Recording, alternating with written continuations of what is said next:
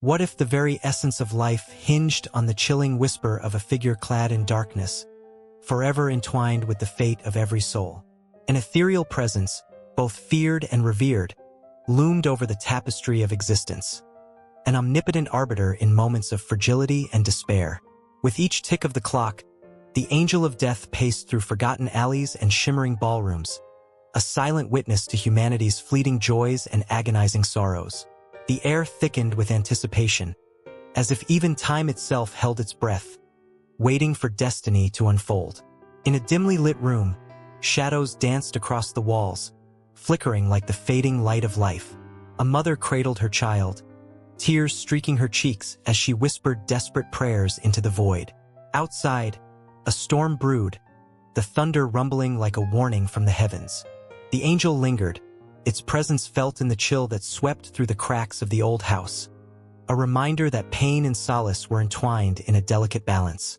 Yet, unbeknownst to her, the angel had already chosen, a specter of inevitability that would emerge when the hourglass ran dry.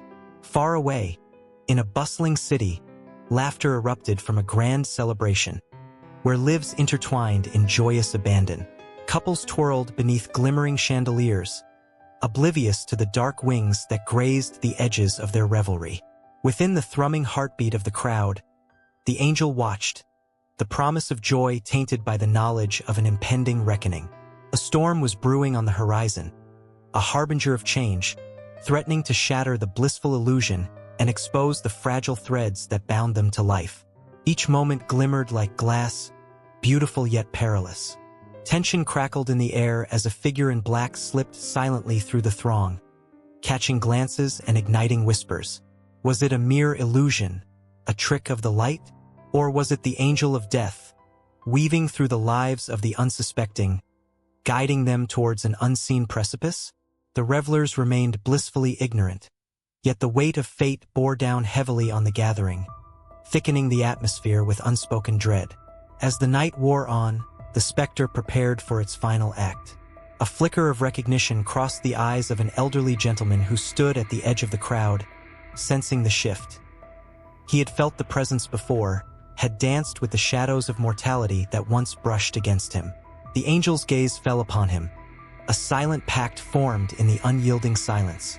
With trembling hands, a clock began to toll, slicing through the laughter like a knife, marking the minutes that would change everything. The partygoers paused, a collective breath held as the dark figure moved closer, pulling the very fabric of their reality taut. In that moment, the angel of death was more than a myth. It was a force of nature, poised to strike. What would unfold next would echo through eternity, a haunting reminder of life's fragility and the inescapable embrace of the unknown. A chill crept through the air as a pale figure roamed the dimly lit streets of a war-torn village. Cloaked in shadows, the angel of death carried an aura of both dread and serenity. With each step, whispers of lost souls echoed, mingling with the sharp scent of smoke and despair. In that moment, time itself seemed to hold its breath, waiting for the inevitable. The tale began centuries earlier, in ancient Egypt, where the concept of death was not merely an end, but a transition. The ancient Egyptians revered Anubis, the jackal-headed god who guided souls through the afterlife. He was the guardian of the dead, ensuring that their journeys were just and their hearts weighed against the feather of Ma'at. The rituals surrounding death were steeped in rich tradition, the air heavy with the scent of myrrh and incense. Hieroglyphs inscribed on tomb walls told stories of a world beyond, a place where the souls danced under the watchful eyes of celestial beings. Yet, as history unfolded, the comforting presence of Anubis faded into myth. Fast forward to the Middle Ages, where the specter of the angel of death evolved. With the Black Death sweeping through Europe, fear seeped into every corner of life. Villages were decimated, and families torn apart. The visage of a hooded figure became synonymous with the plague, striking terror into the hearts of the living. People painted their homes with crosses to keep the angel at bay, believing that faith could shield them from his chilling touch. The angel of death became both a warning and a witness to the fragility of life, standing silently as a grim reminder that no one was immune to his embrace. In a small town in medieval England, a mother clutched her dying child, her heart heavy with sorrow. She whispered prayers, pleading for mercy. Yet deep down, she knew the angel of death loomed nearby, his presence palpable. The air thickened with grief, the candles flickering as if echoing her anguish. The moment he arrived, there was no judgment, only acceptance. The angel didn't come to punish but to guide the innocent soul to a place free from suffering. In that brief instant, love and loss fused into one, a bittersweet reality that would haunt her forever. As the centuries rolled on, the angel took on new forms. In the aftermath of wars, he donned the uniform of fallen soldiers. With each breath, the weight of their stories clung to him. The trenches of World War I became a harrowing stage for the angel as he appeared amidst the chaos, collecting the souls of the brave and the broken. In the mud and blood, their eyes met his, a silent understanding passing between them, a recognition of shared mortality. The soldiers, once full of dreams, became shadows, and the angel of death became a reluctant companion, leading them home. In the vibrant streets of 19th century Paris, the angel found a new facade. Artists and writers, intoxicated by life and death, sought to capture the essence of existence. The city buzzed with creativity, yet a somber undercurrent ran through it. The angel watched as they painted their masterpieces, their hearts brimming with passion, unaware that their time was limited. It was during a grand exhibition that he took notice of a young woman, her eyes reflecting the brilliance of the world around her. Yet, beneath her vibrant exterior lay a darkness, a fragility that hinted at her impending fate. The night she performed at the Opera Garnier, the audience erupted in applause, but the angel stood silently among them, knowing her brilliance would soon fade.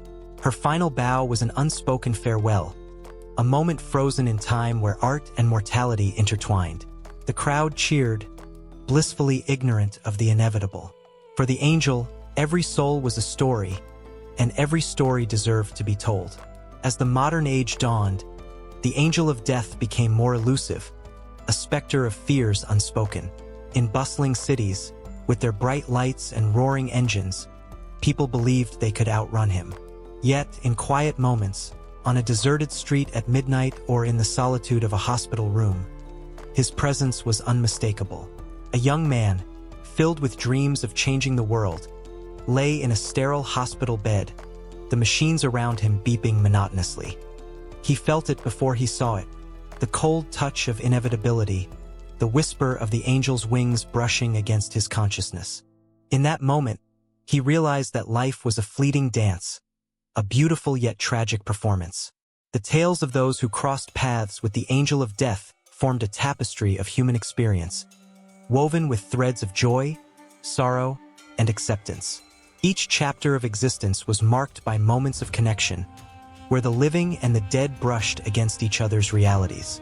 A small child, wide-eyed and innocent, looked up to the sky, unaware of the shadow lurking nearby.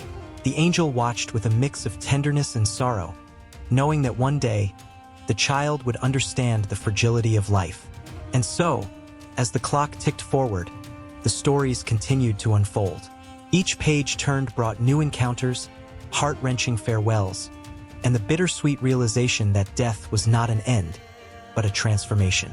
The angel of death stood as a silent sentinel, the keeper of secrets, the weaver of destinies. In the echo of his footsteps, lives were forever altered, and the dance between life and death continued, a never-ending cycle that bound all of humanity in its grasp. In the flickering shadows of a dying fire, an ancient shaman, wrapped in the skins of beasts, lifted his gaze to the night sky. Stars twinkled like scattered diamonds, each one pulsing with untold stories. The air held a chill, but within it dwelled a warmth, a deep connection to the unseen forces that surrounded him. It was here, under this vast celestial tapestry, that humanity's most profound concepts began to take shape, weaving myths and beliefs that would echo through the ages. Long before the rise of great empires, long before the written word captured the thoughts of men, tribes gathered around fires, sharing tales that reached into the very essence of existence. They spoke of gods who walked among them, of spirits that danced in the wind, and of a universe alive with unseen energies.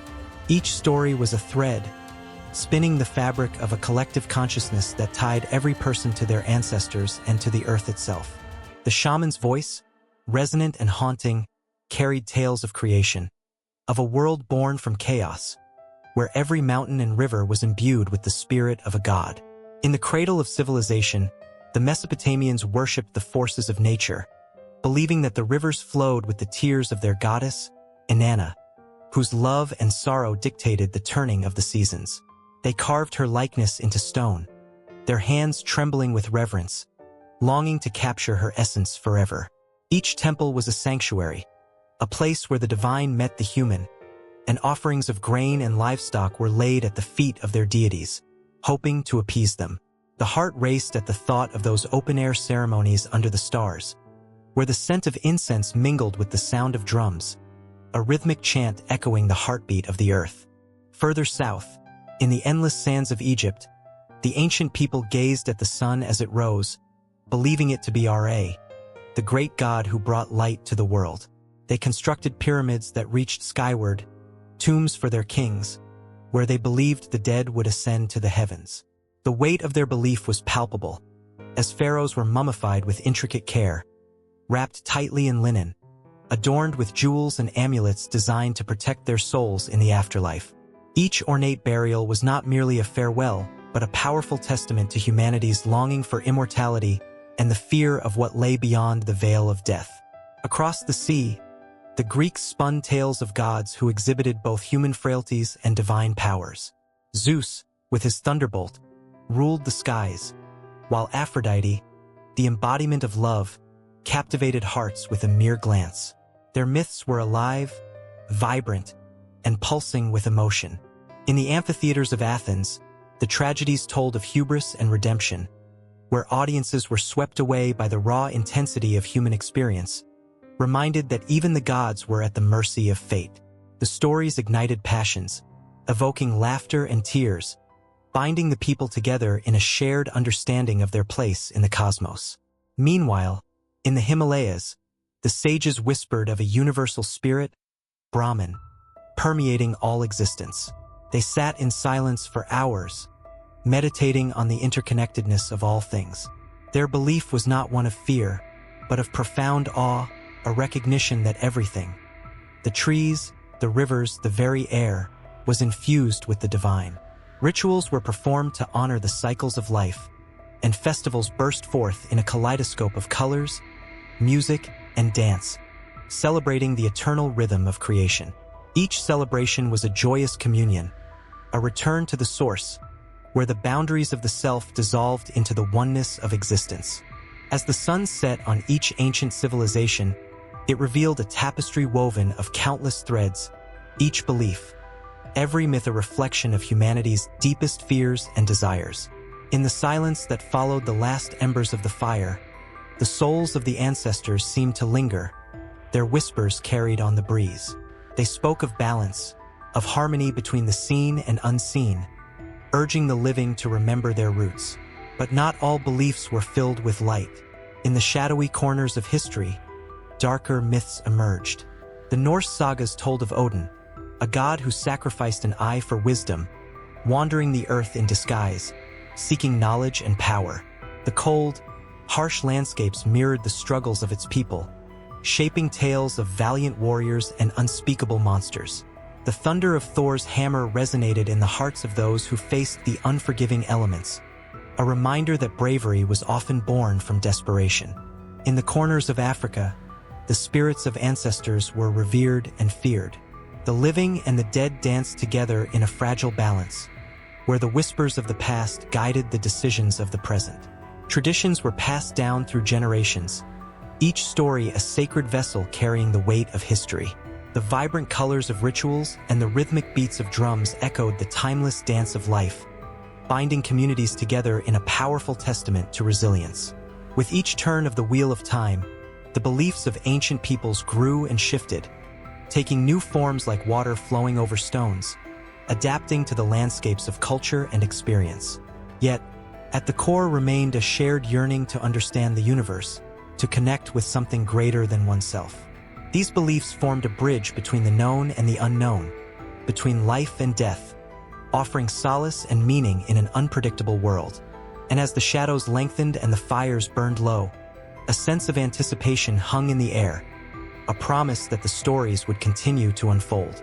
The weight of humanity's past echoed in the hearts of those who stood beneath the stars, a reminder that the ancient beliefs and mythologies would ripple through time, shaping the very fabric of society.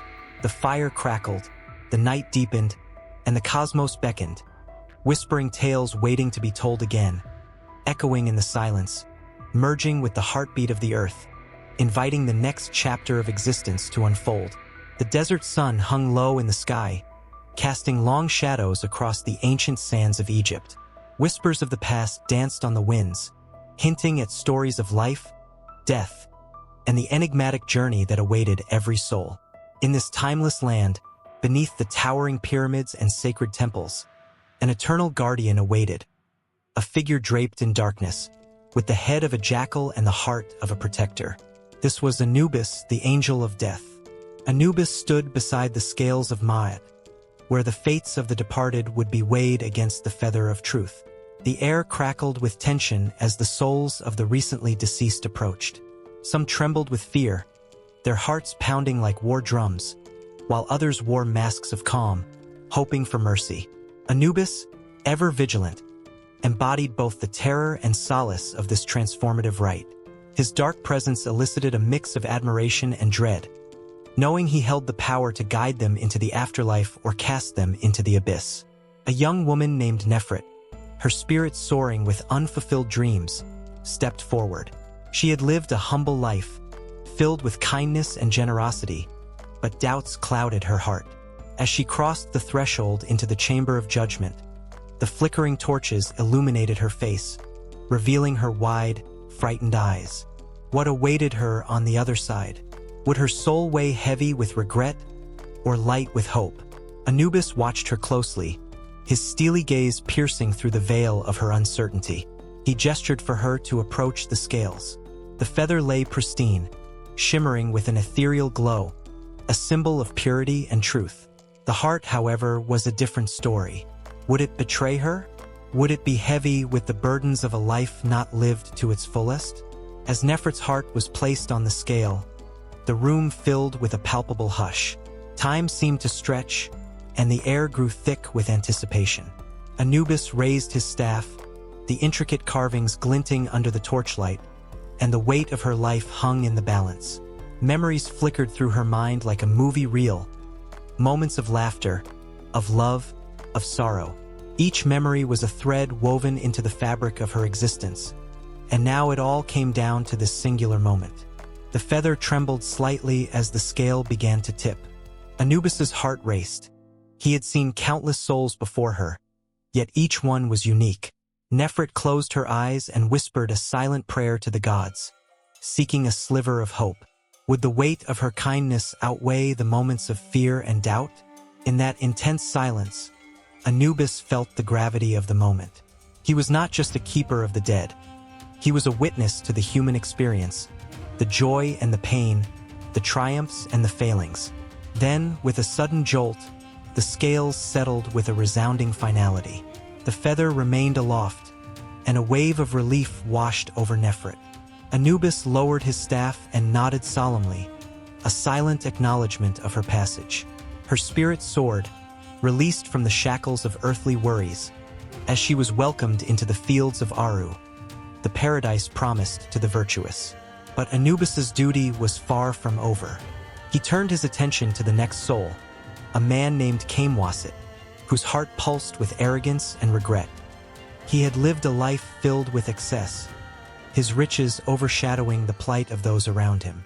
As he approached the scales, a palpable chill filled the room. Anubis's presence became even more commanding, shrouded in shadows, as he prepared for the inevitable. Kamwasit's heart was placed on the scale, heavy and burdened. The feather trembled, quivering under the weight of his misdeeds. A low murmur rippled through the gathered souls, witnessing the confrontation between truth and guilt. Anubis raised his staff, signaling the gravity of the moment, and the atmosphere crackled with tension. Would this man face the consequences of a life lived in selfishness, or would fate smile upon him? In that instant, Kamwasit's bravado cracked. He sank to his knees, pausing in his pleas for mercy, his voice trembling as he grasped the gravity of his choices. He was just a man, vulnerable and frightened, confronting the reality of his own mortality. Anubis watched him, the ancient weight of his responsibility pressing down. This was the moment that defined not just Kamwasit's afterlife, but the eternal dance of judgment and redemption that Anubis orchestrated with every soul that crossed his path. The scales tipped again, a slow, agonizing motion. The feather, light as a whisper, remained aloft, and the heart sank beneath its weight. Kamwasit's spirit quaked with despair, knowing there was no escape. Anubis's heart hardened. He was the sentinel of balance. He could not falter, even for a moment. The darkness of the underworld beckoned, and he had a duty to fulfill. As Kamwasit's spirit was whisked away, Anubis felt a familiar ache deep within his own being, a reminder of the fragility of life and the choices that shaped it. He turned back to the scales, ready for the next soul, the next story, the next chance to guide or condemn. And in that moment, beneath the vast Egyptian sky, the cycle of life and death continued, a dance as old as time itself. The air hummed with anticipation, charged with the stories of countless souls awaiting their fate. The desert winds howled softly, carrying with them the echoes of the past, melding with the cries of the present. Anubis stood resolute, a silent guardian between the worlds, preparing himself for the next soul to cross the threshold, knowing that every heart he weighed was a reminder of the fragility and beauty of existence. The tale was far from over. It was merely a new beginning, a continuation of the cosmic cycle that would forever bind the living and the dead in an intricate tapestry of fate. A fog hung low over the dark waters of the Styx, where shadows mingled with the whispers of the lost. In this eerie setting, a solitary figure stood at the riverbank, his gaunt face half hidden beneath a tattered hood.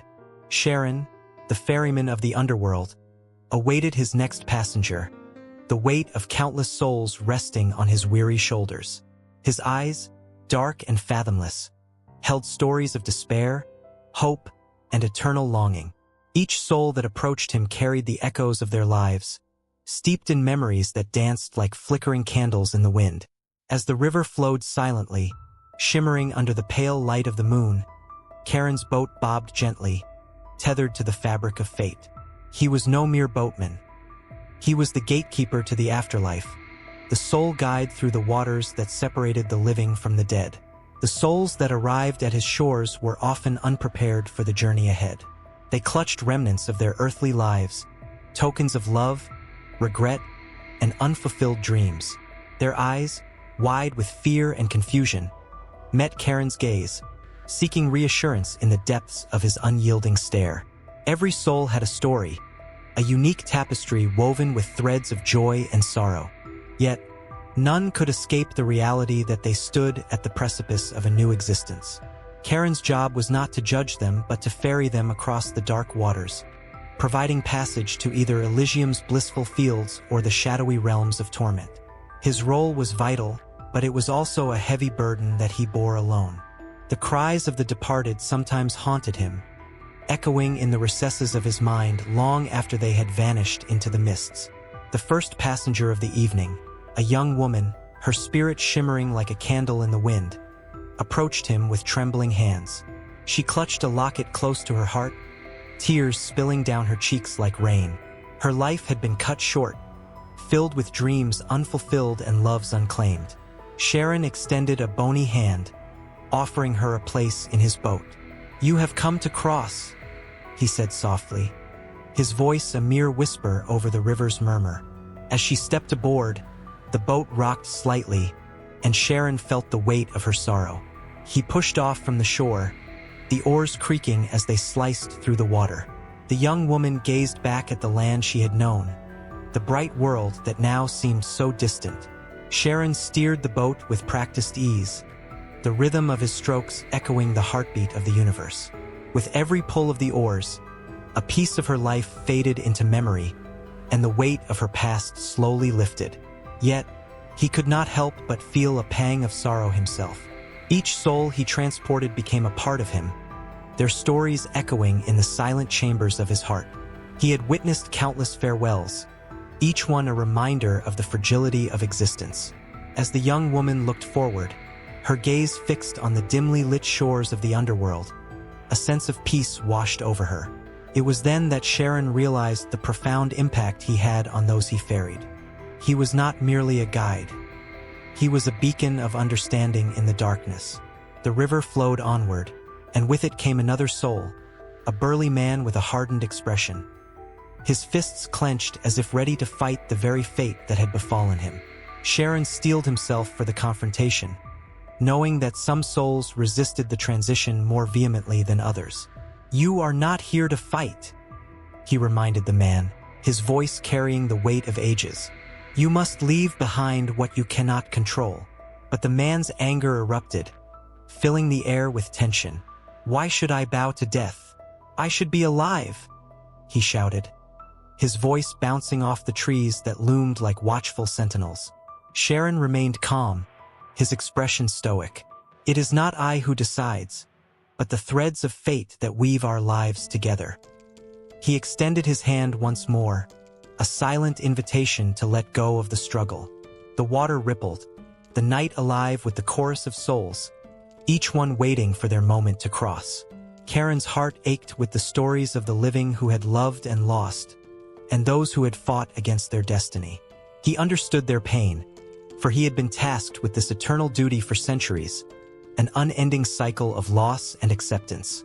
Yet, amid the sorrow, there was a profound beauty, a shared humanity that transcended life and death. As the man stepped into the boat, the storm within him began to quell. Karen's steady presence seemed to soothe the fury raging in the depths of his soul. The journey across the Styx was transformative. It was in these moments that the ferryman witnessed true change, the reluctant acceptance of fate, and the fragile beauty of surrender. Each soul that graced his boat was a reminder that life, in all its pain, was a precious gift.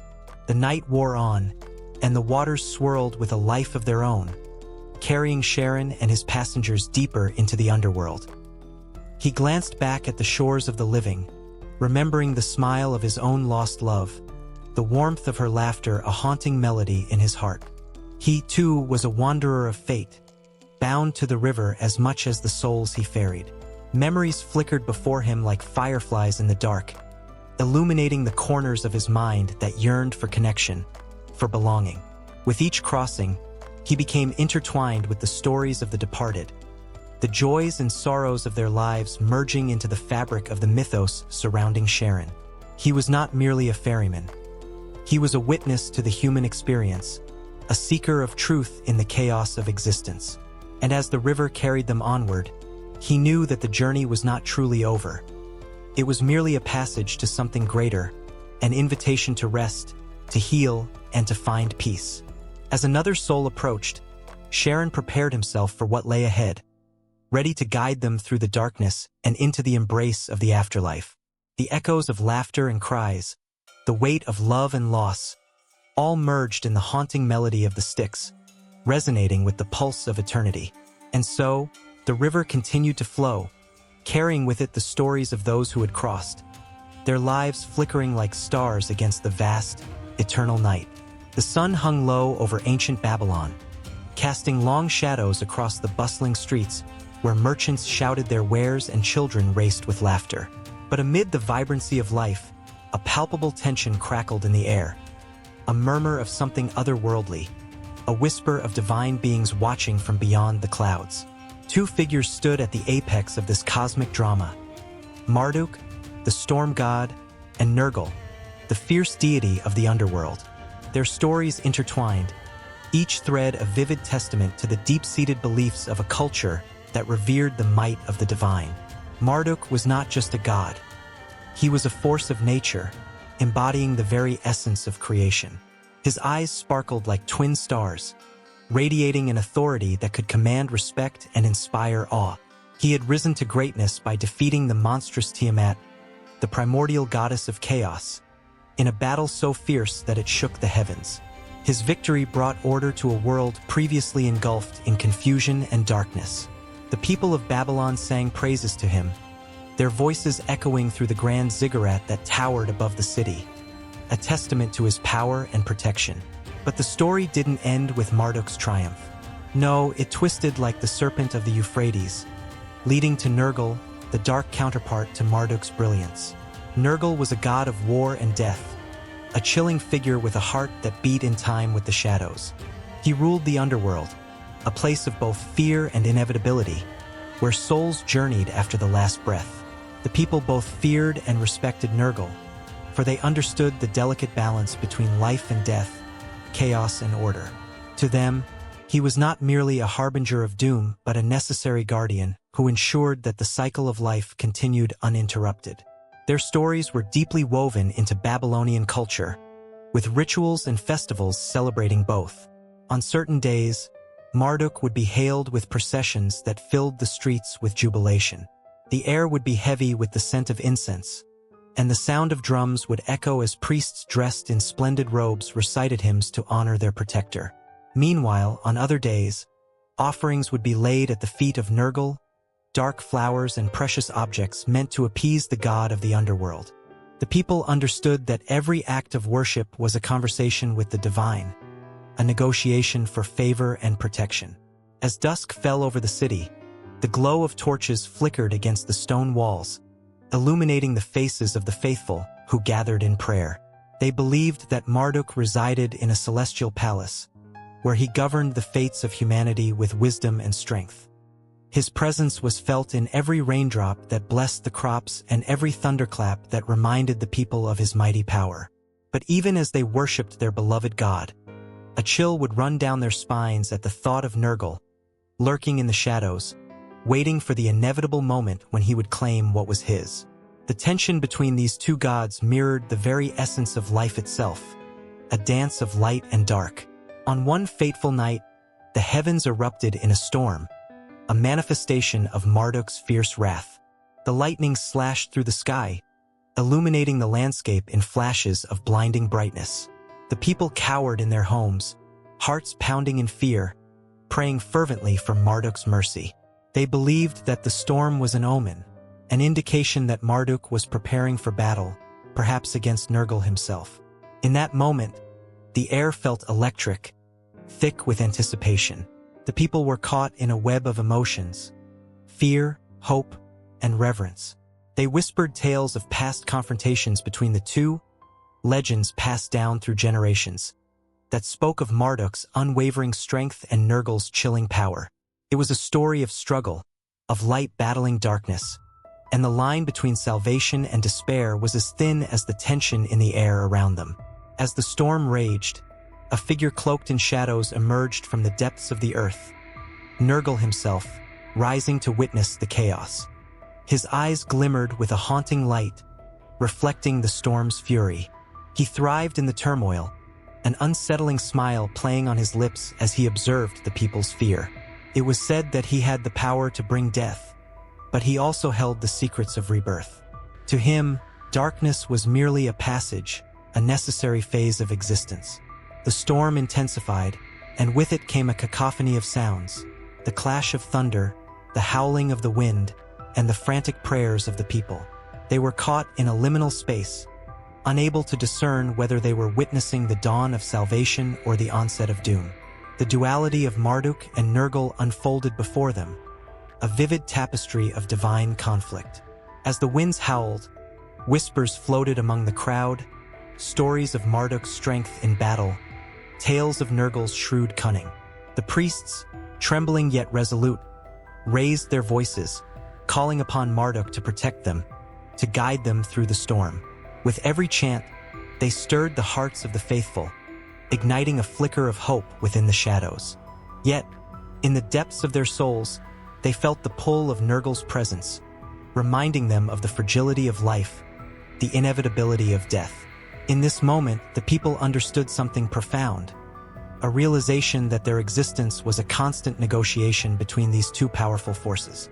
Marduk, the guardian of life and order, and Nergal, the sovereign of death and chaos. They were two sides of the same coin, eternally entwined in a struggle that echoed through the ages, binding humanity to the divine. As the storm slowly receded, the flickering torches began to illuminate the faces of the gathered crowd, showing expressions of relief mixed with an unmistakable fear. The night was still far from over, and with each heartbeat, the tension between Marduk and Nergal simmered, a reminder that the cycle of life and death was unending. The people prayed for balance, for protection, for a continuation of their sacred stories, unaware that the divine drama was far from finished. The air hung heavy with anticipation, as the possibility of what lay ahead shimmered like the stars that began to peek through the dissipating clouds. Would Marduk assert his dominance once more, or would Nergal remind them of the power that lies in darkness? The answer lingered, elusive and tantalizing, drawing them deeper into a tale that would stretch beyond the boundaries of time, where the struggle of gods reflected their own lives in ways they had yet to fully understand. In the dim light of ancient Jerusalem, the air was thick with the scent of incense and the murmurs of prayer. A flickering candle illuminated the parchment scrolls, each word a whisper of ages past. Among those words lay the chilling tales of Malak Hamavet, the angel of death, whose shadow loomed over every soul that walked the earth. His presence was felt in every heartbeat, a constant reminder that life is but a fragile flame, flickering against the winds of fate.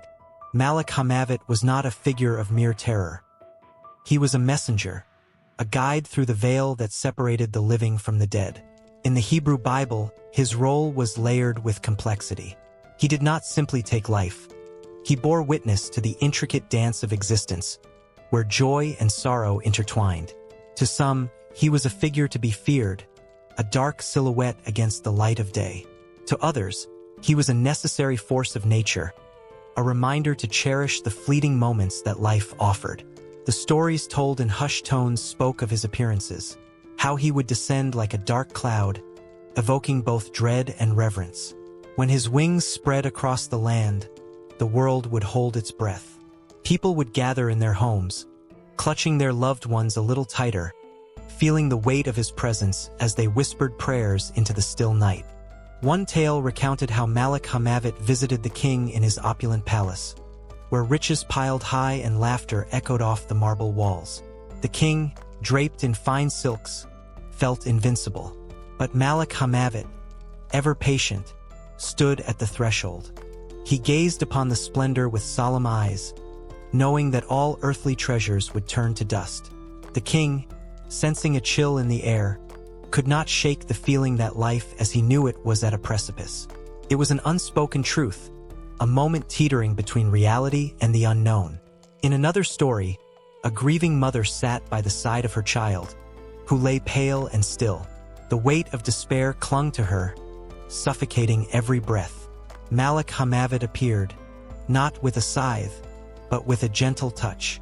He knelt beside her, whispering secrets of the afterlife, promising that love transcends even death. His presence was both haunting and comforting, like the first drops of rain after a long drought. She felt his presence wrap around her like a warm embrace, urging her to find solace amid the pain. There were moments when Malak Hamavet's role was not clear at all. In the bustling streets, laughter mingled with cries, celebrations blended with mourning. He watched as lives unfolded, joy, heartache, hope, despair, all woven into the tapestry of humanity. Like a silent observer, he stood witness, understanding that every ending is but the beginning of something new. In the sacred texts, the language used to describe him was filled with awe and trepidation. When the appointed time comes, the scriptures would say, "He walks among us with the unyielding certainty of the tide." This inevitability brought shivers down the spines of those who dared to believe. There were whispered rumors of encounters, of paths crossing with the angel who carried not just death, but the wisdom of ages. As the sun dipped below the horizon, casting long shadows over the land, an air of stillness enveloped the community. Families gathered, sharing the warmth of their presence, unknowingly preparing themselves for the inevitable moment when the messenger would arrive. Children played, laughter echoing, while elders told tales of their forebears, each story a thread in the fabric of their existence, binding generations together. Yet, in the quiet corners, there were those who feared his name. They would speak it in hushed voices, cautious not to invoke his presence. The fear of death was a primal instinct, etched in the very marrow of their bones. But Malik Hamavat was more than a harbinger of doom. He was also a guide, a protector who ushered souls to the next chapter. In the darkest moments, he became a beacon, shedding light upon the unknown, revealing that the end was merely a passage. In the shadows of the temple, a priest sat alone, poring over the ancient texts. He felt the stirrings of fear and curiosity intertwining, wondering about the nature of Malik Hamavat. Was he an enemy to be feared or a friend to be embraced? As he contemplated, the flickering shadows around him seemed to pulse with life. Suddenly, he felt a cold breath against his neck, a shiver racing down his spine. The air thickened, and he knew Malik Hamavat was near. The priest's heart raced, caught between dread and a yearning for understanding. He closed his eyes, summoning courage as he called out into the silence, seeking answers.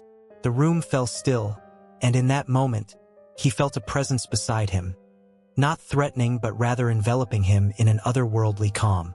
Words formed in his mind. Life and death are intertwined. Do not fear me, for I am but a passage. As the weight of those words settled in his heart, the walls around him seemed to pulse with energy. The stories of Malik Hamavat began to unravel, connecting with the very essence of his being. With every beat of his heart, the realization dawned. Death was not the end, but a transformation, a shift into a realm beyond what the eye could see. Outside, the moon cast a silver glow over the city, and the stars twinkled like distant memories waiting to be recalled. Amid the quiet turmoil of humanity, the truth of Malik Hamavat lingered, intertwining with their hopes, fears, and dreams. He was there, not just to take, but to remind each soul of the preciousness of the life they held. And so, the night carried on, the stories ever weaving, the presence of Malik Hamavat at the edge of every thought, every breath, a haunting whisper that life is temporary, yet love knows no bounds. In the hearts of the people, the dance of life and death continued, an eternal cycle that would echo through the ages, reminding them that in every ending, there lies the promise of a new beginning, waiting just beyond the veil. The sun hung low in the sky, casting a golden hue over the ancient ruins of Persepolis. Dust swirled like ghosts in the twilight, whispering age-old tales of a world where good and evil danced an eternal waltz. It was here, in this cradle of civilization, that the echoes of Zoroastrianism resonated, shaping not only the lives of its followers but also the very fabric of human understanding about death and duality. As the shadows lengthened, stories from centuries past began to awaken. Zoroaster, the prophet who ignited the flame of this profound belief system, spoke of Ahura Mazda, the supreme god of light and truth, who stood in stark contrast to Ungar Mainyu, the spirit of chaos and deceit. This duality was not merely philosophical. It was woven into the lives of people, dictating their choices and shaping their destinies. Every moment was a battle, a decision that carried the weight of eternity. The heart raced with the understanding that every thought could tilt the balance between light and dark.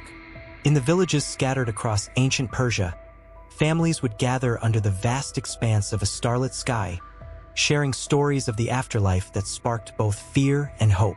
They envisioned a bridge called Chinvat, where the souls of the departed faced judgment.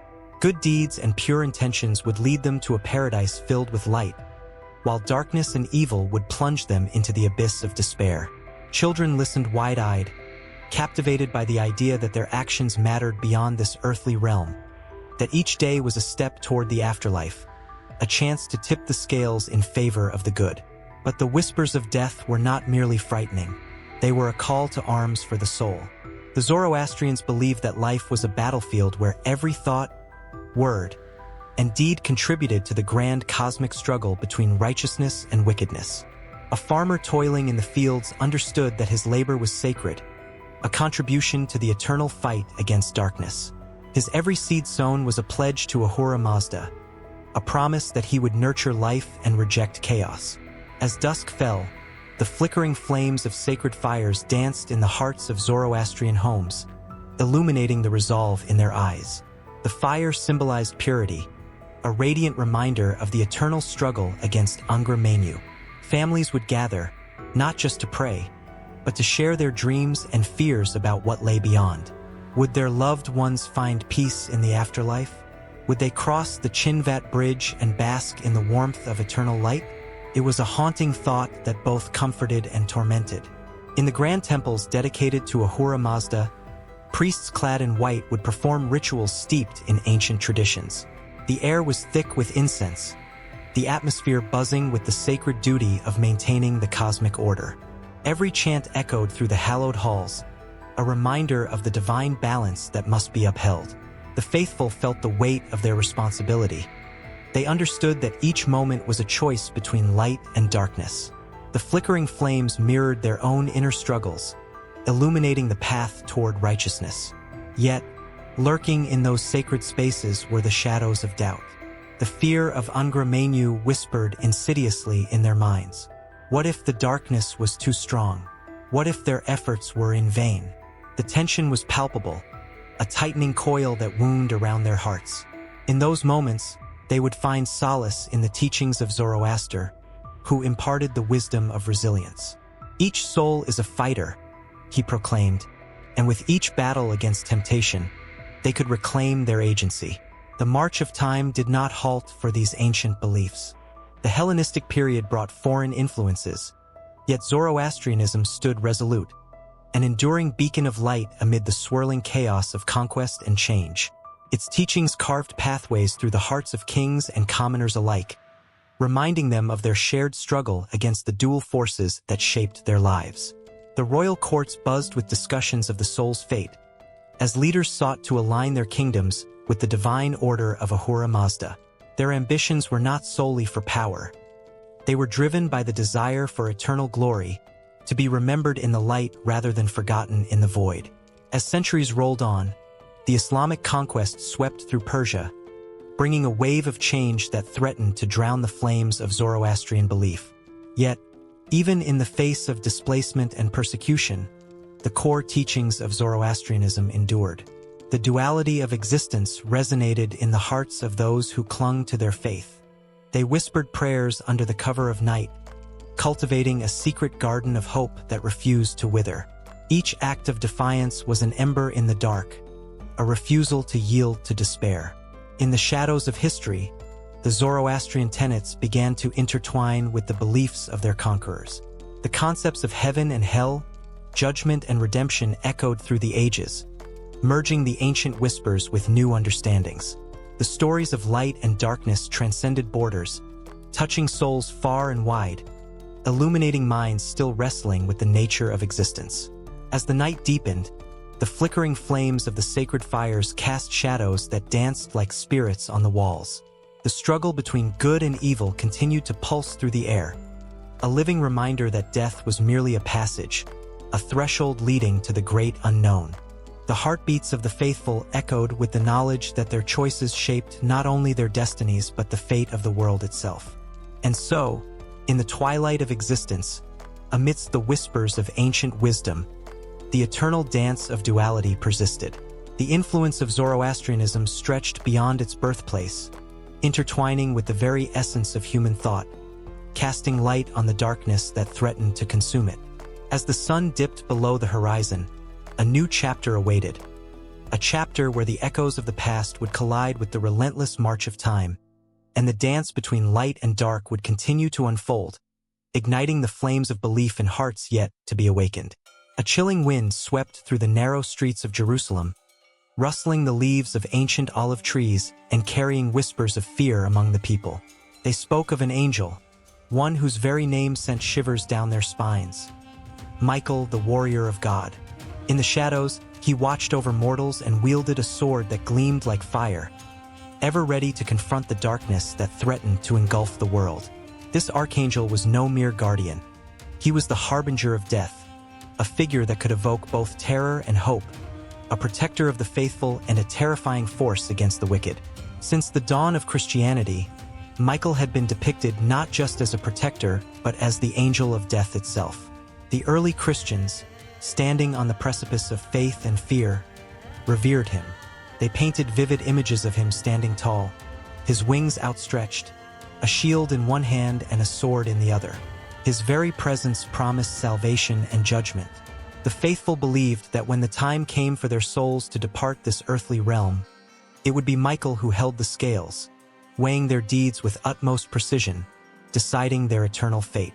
In catacombs and hidden temples, followers spoke of Michael's conquests. They shared tales of how he had led the heavenly army against the malevolent forces, a celestial battle that echoed throughout the ages. His name was invoked in prayers and hymns, a powerful invocation that could stir the heart of the most hardened sinner. The stories were more than fables. They were lifelines, binding the community in shared fears and hopes, uniting them against the uncertainty of death. One could almost hear the prayers drifting upwards, mingling with the scent of incense as it curled through the air. Archangel Michael, they would whisper, defend us in battle. In their minds, he was not merely an angel. He was their shield, their sword against the darkness that threatened to consume them. But lurking within those prayers was a profound truth. Every life must meet its end, and in that inevitable moment, they hoped to feel the touch of Michael's wings, to have him guide them safely to the afterlife. As time passed, the image of Michael evolved. He became an integral part of the Christian liturgy, woven into the fabric of worship. Churches dedicated to him rose from the ground, their spires soaring high, reaching for the heavens as if to touch the divine. His statues adorned altars, his likeness depicted in stained glass, casting colorful shadows that danced across the stone walls. But the deeper they looked into the eyes of these crafted images, the more they felt the weight of his mission, a mission that was both beautiful and terrifying. In the cold, stone chambers of the early Christian communities, stories were shared around flickering candles. One man spoke of a friend who had passed, a gentle soul who had been taken too soon. In his grief, he recounted how, in his dreams, Michael appeared, clad in armor, with a fierce light surrounding him. He was not there to instill fear, but to offer comfort. "Fear not," the archangel had said, "for your loved one is safe." Those words echoed in the hearts of all who heard them, igniting a flicker of hope in the face of despair. But there were darker tales as well. Some warned of the archangel's fierceness, recounting how he cast down the rebellious angels, a tempest of wrath against those who dared defy the divine order.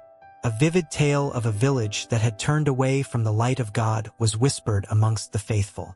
The earth trembled as Michael descended, his presence a storm that spoke of impending judgment. The villagers fell to their knees, crying out for mercy, knowing that in his hands lay both salvation and doom. It was a potent reminder that the archangel's duty was not merely to protect, but to set the scales of justice right, balancing mercy with the weight of sin. As the sun began to set over the horizon, casting a golden hue across the land, a sense of anticipation filled the air.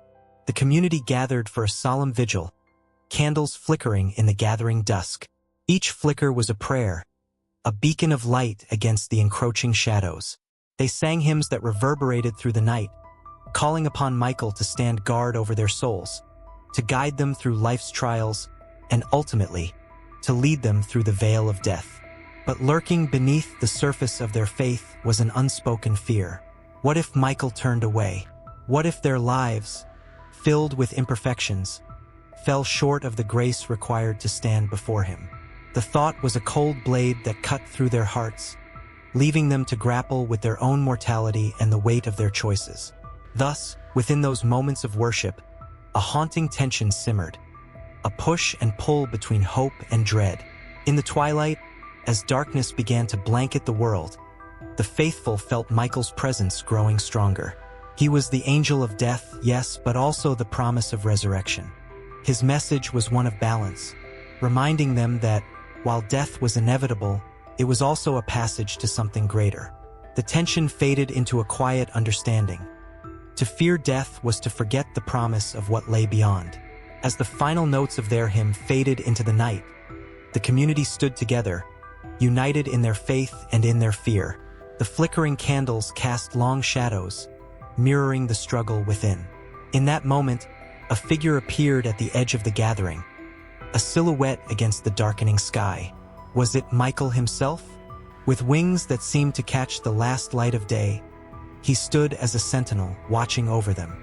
In the hearts of the faithful, a pulse quickened. Here was the embodiment of everything they had hoped for, everything they had feared. Here was the archangel, the angel of death, who promised to guide them through the storm. And as the wind picked up, swirling around them like a chorus of whispers, the boundaries between life and death began to blur, drawing them deeper into the mystery of faith, the struggle of existence, and the eternal promise that awaited them beyond the grave. In the quiet of a moonlit night, a gentle breeze rustled the leaves of ancient trees, whispering tales of both life and death. Beneath the vast sky, a lone figure stood at the edge of a graveyard, shrouded in shadows. The air thickened, heavy with anticipation and a sense of the inevitable. This was a place where stories ended, where souls were said to depart to realms unseen, and where one name loomed large: Azrael. Azrael, the angel of death, is a figure that resonates deeply within Islamic belief. He is not merely a harbinger of doom, but a compassionate being, an angel charged with a sacred duty, carrying the weight of souls as they transition from the earthly realm to the afterlife. In the tapestry of Islamic tradition, he weaves a narrative filled with profound emotion and purpose, a reminder of the fragility of life. Legends tell of Azrael's form, how he towers above mortal beings, draped in a cloak of shimmering light, eyes reflecting the depth of eternity. His visage is both terrifying and beautiful, embodying the paradox of death itself. For while some quake at the thought of their final moments, others find solace knowing that Azrael is there to guide them. He approaches each soul with reverence, acknowledging their journey, their struggles, and their triumphs. Throughout history, countless tales have emerged of those who encountered Azrael. One such story speaks of a devout man, a scholar revered for his wisdom. As the hour of his departure drew near, he found himself surrounded by loved ones, their sobs echoing through the room. In that moment, Azrael appeared, not as a grim reaper, but as a figure of comfort. The man, filled with fear, looked into the angel's eyes and saw not the end, but a passage, a promise of reunion with those who had gone before him. The air shimmered with a sense of peace, and the sorrow turned into an understanding that life is merely a chapter in an endless story. In the quiet corners of Islamic texts, Azrael's presence is underscored by his role as a protector. The Quran speaks of angels as guardians, and Azrael, in his divine duty, ensures that no soul departs without honor. He is often depicted as the one who collects souls with utmost care, ensuring that each journey is dignified. His actions are imbued with grace. He does not rush, instead taking time to listen to the whispered fears and wishes of the departed. It is said that his touch is gentle, a soft caress guiding souls through the veil of existence. As the night deepens, another story unfolds, a tale of a warrior who faced death on the battlefield. He fought valiantly, his heart full of courage, yet when the moment arrived, fear gripped him. Just as he closed his eyes, Azrael appeared, a beacon in the chaos. The warrior felt strength surge within him. Instead of despair, he found peace, an understanding that his sacrifice was part of a greater design. As Azrael extended his hand, the warrior grasped it, feeling an overwhelming love that transcended the horror of battle. The moment became a testament to the intertwining of fate and faith, illustrating that death, although daunting, can also be a release, a reunion with lost comrades. In the world of dreams, Azrael often makes his presence known, sending messages that linger in the hearts of believers. Some recount dreams where Azrael appeared in serene visions, gently reminding them of their mortality and the beauty of life. It is in these moments that the angel teaches lessons of compassion, urging humanity to cherish every breath, every heartbeat. His ethereal whispers serve as a reminder that life is fleeting and that every moment should be filled with love, kindness, and gratitude. The tradition of invoking Azrael's name during prayers reflects the deep respect held for him in the Islamic faith. As people gather in mosques, They remember the transient nature of existence, sharing stories of loved ones who have passed and reflecting on their legacies. The communities find strength in unity, recognizing that while Azrael brings the end, he also heralds new beginnings. The cycle of life continues, each ending paving the way for new stories to emerge. In the depths of grief, believers often find solace in the tales of Azrael. When a loved one departs, the heart aches with loss, and the world feels dimmer. Yet, the stories of Azrael remind them that death is not a full stop but a pause, an interlude before the next act. This belief transforms sorrow into appreciation, allowing memories to blossom like flowers in spring, each petal a cherished moment spent together. As dawn breaks, casting a golden hue across the horizon, Azrael's stories ripple through the air like a gentle breeze. His essence is woven into the fabric of Islamic belief, a constant reminder of the delicate balance between life and death. As people rise to greet the new day, they carry with them the whispers of Azrael, echoes of hope, love, and the promise of reunion. The tales of Azrael, the angel of death, do not merely end. They lead seamlessly into the profound truths of existence, inviting exploration into the realms beyond. As the sun rises, illuminating the world in warm light, the journey continues. An eternal dance between the seen and the unseen, life and the afterlife, where Azrael ever watches, ever guides, and ever protects. A chill hung in the air, a heaviness that pressed against the skin like a long-ago promise whispered in the dark.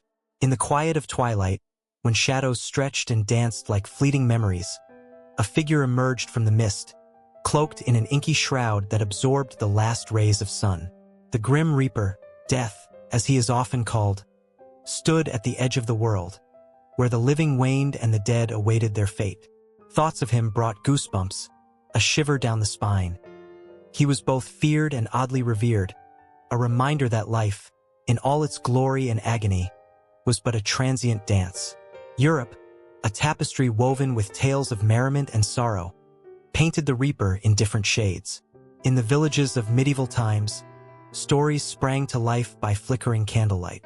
The old wives would gather, their voices trembling not just from age but from the weight of the tales they spun. They spoke of a time when the Reaper was not merely a dark silhouette but a gentle guide, ushering souls from the clutches of this world to whatever lay beyond. "He's not here to harm us," they would say, "but to help us find our way." The villagers nodded, holding their children close, yet deep inside, an unsettling fear coiled like a snake. In the jagged mountains of the Alps, where the winds howled like a banshee, stories of the Reaper took on a fierce urgency. A local legend told of a night when the moon was full and the sky roared with thunder. In the heart of a storm, a farmer named Klaus had spotted him, standing tall against the raging tempest, his scythe gleaming in the lightning flashes. Klaus, heart pounding, had rushed home to warn his family, but the Reaper wasn't there to claim him. Instead, he watched over the fields, protecting the harvest from the fury of nature. He is both protector and taker, Klaus would recall, his voice trembling, a haunting reminder of the duality of existence. In the shadows of grand castles, the tales grew darker. Kings and queens, wrapped in their silks and jewels, could not escape the harbinger of death.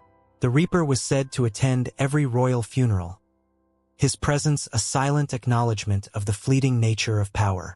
In the court of a ruthless king, a treacherous advisor once whispered, "There is no power without consequence." As the Grim Reaper approached, cloaked in darkness, the king trembled, realizing that gold and glory could not purchase his escape. The advisor's laughter echoed off the stone walls, mingling with the sound of fate sealing the king's doom. Whispers of the Black Death cast a pall over Europe, a time when the Reaper became synonymous with fear. Streets once bustling with laughter fell silent, and the scent of decay lingered in the air. The Reaper paused at doorways, his cold presence a reminder of the fragility of life. Families huddled together, praying for deliverance, while the clang of the church bells rang out, a chilling summons to remember the dead. In the face of such despair, art flourished, depicting the Reaper not just as an end but as a part of life's cycle. Memento Mori, artists would inscribe, reminding the living to cherish each breath, each heartbeat.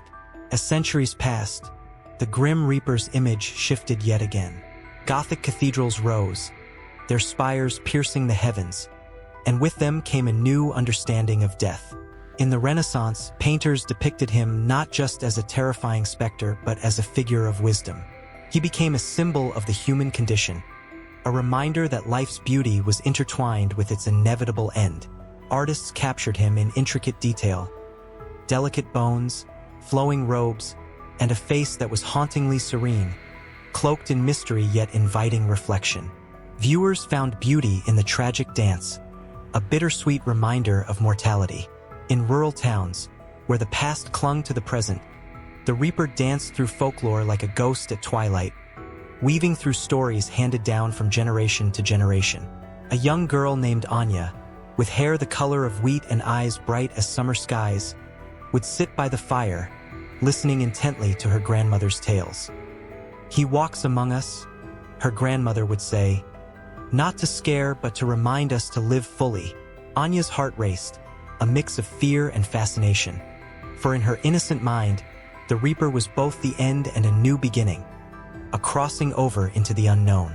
As the tales of the Grim Reaper spread, they became intertwined with the very fabric of European culture.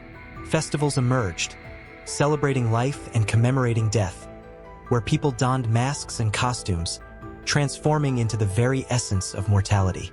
Laughter and music filled the air, a joyous rebellion against the sorrow that loomed. In these moments, the Reaper was no longer a figure to dread, but a companion in the dance of life, reminding everyone that to embrace joy is to acknowledge the fleeting nature of existence. Yet, lurking beneath the surface of merriment lay an undercurrent of dread. The Reaper, ever watchful, never strayed too far from the festivities. He lingered just beyond the flickering light, a reminder that for every laugh shared, every dance enjoyed, there awaited a moment when the music would stop. Children, with wide eyes filled with wonder and trepidation, would peer into the night, half expecting him to reach out from the shadows. "Is he here?" they would ask, clutching their mothers, and their mothers would smile softly, knowing that the Reaper was always there, not as a monster but as a testament to life itself. In the quiet corners of Europe, where the echoes of the past lingered like a spell, the Grim Reaper remained a figure of both fear and fascination. He was woven into the very heart of tales, a testament to the shared human experience, the struggle against time, the beauty of love, and the inevitability of loss. The flickering candlelight cast shadows that danced on the walls, and in those shadows, the Reaper awaited, a silent observer of life's most profound moments. The stories would never truly end. They spiraled into one another, creating a web that linked generations, each thread rich with emotion, tension, and the pulse of life. Outside, the night deepened, and the air grew colder, but the fire burned bright, illuminating the faces of those who gathered to share the tales. The Grim Reaper, a constant presence, became a part of the very fabric of their existence, a reminder that even in the darkest nights, the light of stories would guide them through. The brush strokes danced across the canvas, capturing a moment frozen in time. A figure cloaked in shadows, wings unfurled like a dark curtain, standing at the threshold between life and the unknown. Even the bravest souls cannot look away from the haunting gaze of the Angel of Death. In the vast expanse of art from the medieval to the Renaissance, this mysterious being beckons, both alluring and terrifying, whispering of life's fleeting nature and the eternal mystery that follows. In the medieval period, the Angel of Death often emerged as a skeletal figure, a grim reminder of mortality. The colors were dark, the lines stark, evoking a sense of fear and reverence. An artist might paint a scene where the angel stands over the dying, a chilling protector of souls, ready to usher them into the abyss. The open jaws of hell yawned behind, promising a fate that many would dread. The people of this time lived with a constant awareness of their own mortality, and the art reflected their fears and beliefs. Each painting served as a warning, a poignant reminder of the fate that awaited them all. The Grim Reaper was no mere figure. He was a necessary truth, his presence a catalyst for introspection and fervent prayer. As one moves into the Renaissance, the angel of death shifts in form and function. The once ominous figure becomes more nuanced, depicted with a softer touch. Here, the angel begins to embody not just destruction but also transition, a guide leading souls to a new beginning. Artists like Hans Memling crafted intricate altarpieces where the angel of death appeared alongside angels of mercy. They played a delicate dance, revealing a balanced interplay between fear and hope. Viewers found themselves caught in the tension of these masterpieces, confronted with the duality of life and death. Imagine standing before a painting where the angel of death extends a hand towards a dying knight, eyes filled with understanding rather than malice. The knight's expression is one of resignation, acceptance of his fate. This interplay creates a pang in the heart, reminding everyone that death is not merely an ending but a transformation. It's a theme that resonates through time, as artists captured the essence of human emotion: fear, acceptance, love, and loss, all intertwined within the presence of the angel. The visceral imagery of the angel of death reached its peak in the works of masters like Michelangelo. In the Grand Sistine Chapel, the angel appears as part of the larger tapestry of life and death, woven into the very fabric of the human experience. His figure is breathtakingly beautiful, exuding power and grace, yet still bearing the weight of his grim responsibility. Observers are drawn into a world where the sacred meets the profane, where the laughter of children can be heard alongside the cries of the dying. The contrast is stark. It makes one's heart race, compelled to confront their own beliefs about mortality. In the art of this era, the angel of death is painted not just as an executioner, but as a harbinger of change. The Renaissance was a time of rebirth, where artists grappled with the tension of the old and the new. While the angel still bore the echoes of fear, he also became a figure of enlightenment. He was no longer just a specter of doom. He carried the promise of a journey towards something greater. The angels became less about the end and more about the transition into the unknown. As one wanders through galleries filled with these works, it becomes impossible to ignore the emotional pull. The paintings seem to breathe, the angel's wings almost rustling as if caught in a gentle breeze. In some pieces, the angel stands alongside the Virgin Mary, arms open wide, ready to embrace the souls of the departed. The viewer feels the warmth of this embrace, a stark contrast to the cold fingers of death. It evokes a shiver of goosebumps up the spine, a reminder of the thin veil separating life from what lies beyond. In the art of this era, one cannot overlook the poignant symbolism that surrounds the angel of death. Flowers often adorn his presence, symbols of beauty and renewal. They remind everyone that while death may bring sorrow, it also leads to new life. What is lost will one day return. The delicate petals represent the fragility of existence, each one a heartbeat, each bloom a life lived. The juxtaposition of death and life creates a rich emotional tapestry that resonates deeply with all who gaze upon it. Amidst this exploration of the angel's duality, there are moments when the tension thickens, as in Caravaggio's works. His use of chiaroscuro, the stark contrast of light and dark, captures the very essence of the human condition. The angel of death stands in the shadows, a haunting figure lurking just out of sight, yet always felt. It's in these moments that the viewer feels the sharp pang of vulnerability, an icy reminder of life's unpredictability. The angel may be a protector, but he also embodies the weight of inevitability, looming just beyond the edge of consciousness. The emotional impact of the angel of death persists long after one leaves the gallery. It lingers in the mind, a whisper that nudges at the corners of thought. Each painting tells a story, a fragment of humanity's eternal struggle with mortality. As artists moved from the medieval to the Renaissance, they captured the evolution of belief, the transformation of the angel from a mere specter of doom to a harbinger of hope. The art does not just depict death. It invites a reflection on life itself, compelling viewers to confront their own mortality with every brushstroke. The shadows of the past intertwine with the light of the present, creating a dialogue that transcends time. The angel of death, in all his forms, remains a powerful symbol, reminding everyone that while death may linger close, it is not the end.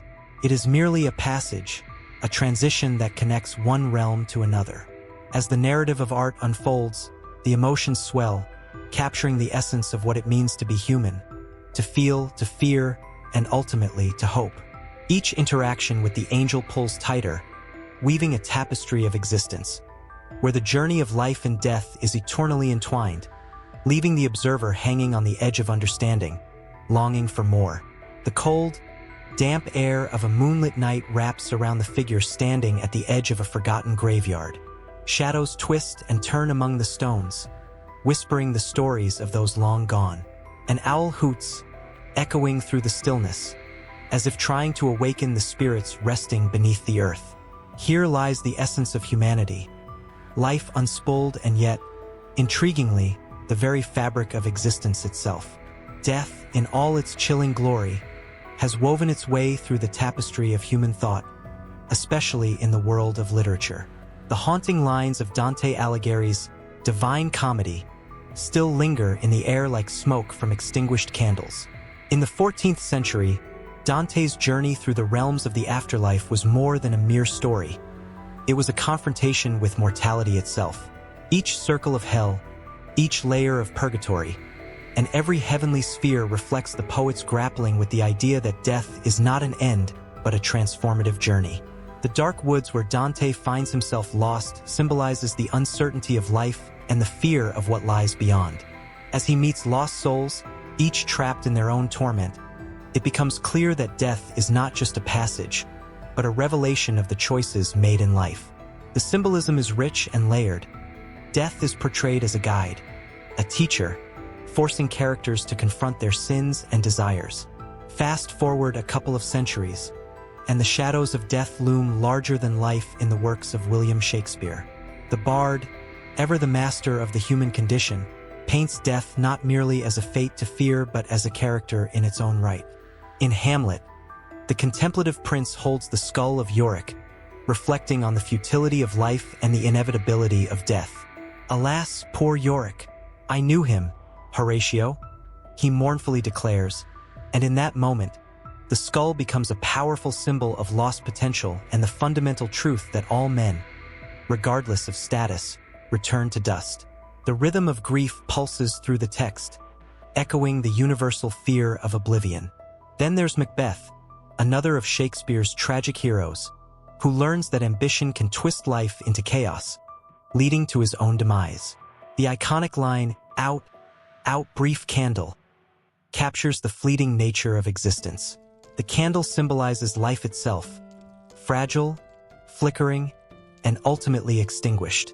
The imagery of darkness enveloping the light reflects the overwhelming presence of death, a specter that looms as a constant reminder of what awaits. The witches, with their prophecies, serve as harbingers of doom, weaving a fabric of fate that suggests death isn't just an end, but a consequence of choices made on the stage of life. In both Dante and Shakespeare, death transcends physical demise. It transforms into a reflection of moral and spiritual decay. Take, for instance, the somber tones of both authors' treatment of suicide, particularly in the case of Ophelia and her tragic descent into madness. Shakespeare paints her death with strokes of melancholy, a symbol of lost innocence drowned by the weight of sorrow. While Dante encounters souls who chose despair over hope, both writers explore the fragility of the human psyche when faced with the inevitability of death. As the story of death unfolds, it stirs the imagination, conjuring images of those left behind, the mourners who face the aching emptiness. The symbolism of the raven, often associated with death, appears in various literary forms, from the dark wings of despair in ancient folklore to its embodiment in Edgar Allan Poe's works. It becomes the messenger, the harbinger, whispering secrets of mortality that linger long after the pages have turned. The raven's presence resonates, echoing the fateful lines of nevermore, driving home the haunting permanence of loss. Yet, even in the darkest corners of literature, death serves as a paradox. The finality it brings is countered by the legacy left behind. In both Dante and Shakespeare's works, characters often attain a form of redemption through their understanding of mortality. The moment of realization, be it in the fires of hell the madness of a crown, or the quiet of a graveyard, becomes a turning point, a transformation. The audience is left to grapple with the stark reality that death, while bitter and fearsome, also ignites a spark of awareness about living fully, of cherishing each fleeting moment. In the tales that drift through time, death becomes an agent of change. It compels characters to confront their past, to reflect on their lives and choices, the agony, the longing, the heartbreak, all encapsulated in a single moment. The moment when the characters realize they are not just facing the end, but standing at the brink of something greater. In the echoing silence that follows, a sense of peace can emerge, as if death, in all its horror, is merely a transformation into the next phase of existence. This rich stream of symbolism continues to flow, intertwining with the narratives that follow. It beckons from the pages of future works, waiting to be touched by other hands, to be examined in new light, always returning to that haunting graveyard where shadows dance and stories whisper. Death, as the ultimate muse, remains entwined with the human experience, prompting new generations of writers to contemplate its significance, to weave it into their tales of love, loss, and the enduring struggle to find meaning in a world steeped in mystery and uncertainty. The cycle continues, flowing seamlessly into the stories yet to be told, and the pages yet to be written. In the quiet moments before dawn, when the world holds its breath, there exists a figure cloaked in shadows, a being whose presence can turn the air heavy with dread and reverence. Yama, often depicted as a formidable man with a striking dark complexion and a crown of golden ornaments, stands at the threshold of life and death. His piercing gaze carries the weight of countless souls, guiding them to their final destination. He is not merely an angel of death. He is the Lord of the underworld, a complex figure woven deeply into the rich tapestry of Hinduism and Buddhism. As the sun spills its golden light, illuminating the path of the living, Yama waits patiently for the inevitable. The ancient texts whisper tales of him, recounting how he watches over the souls who tread the earth, marking the moments when their time slips away like grains of sand. In Hindu belief, Yama is both feared and revered, a necessary force that ensures the balance of existence. He is often accompanied by his two loyal dogs, who serve as the eyes of the world, sniffing out the truth of each life lived. The air crackles with tension as one contemplates the life of a soul hastening toward its end. With each day that passes, lives flicker like candle flames, and in the silence of their final moments, Yama leans closer, ready to embrace those who have journeyed through joys and sorrows. His arrival is marked by a chill, a shiver that dances across the skin of the living, as if the very fabric of reality acknowledges his presence. In the vast universe of Hindu mythology, Yama's story intertwines with the intricate cycles of karma and rebirth.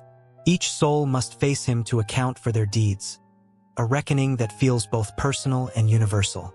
It's said that when a person dies, Yama appears in a chariot drawn by fierce buffaloes, escorting them to the land of the dead. The journey is not one of despair.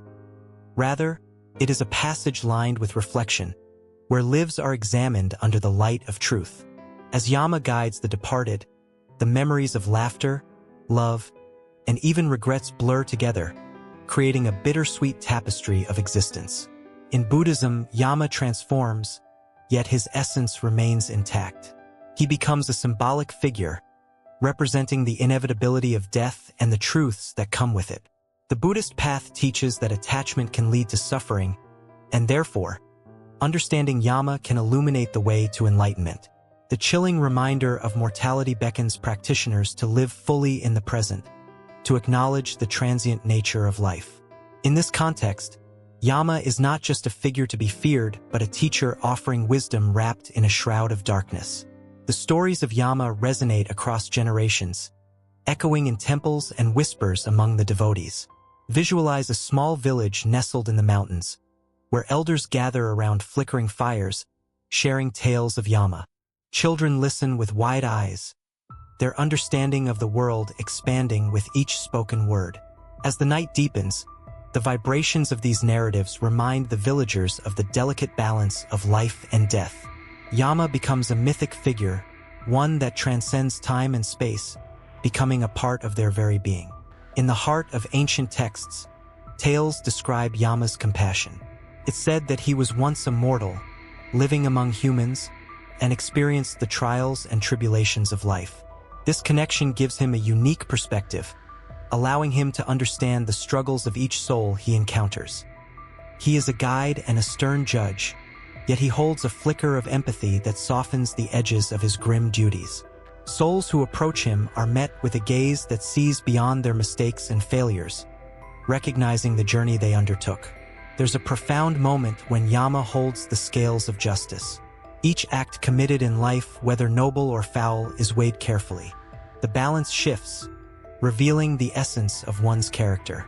Shadows of deeds long buried rise to the surface, and with them, the undeniable truth of one's existence.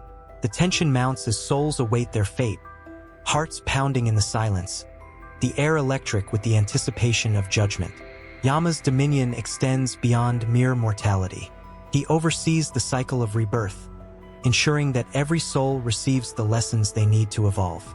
Each reincarnation is a chance to rectify past errors, to seek a higher understanding.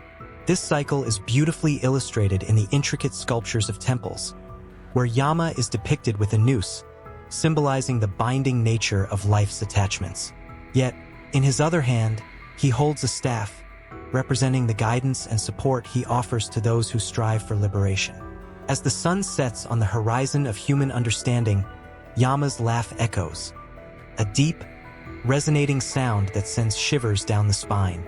It's a reminder that life is fleeting, beautiful, and bound by time. Those who have crossed Yama's path often recount encounters that linger like an aftertaste, a haunting melody of reflection.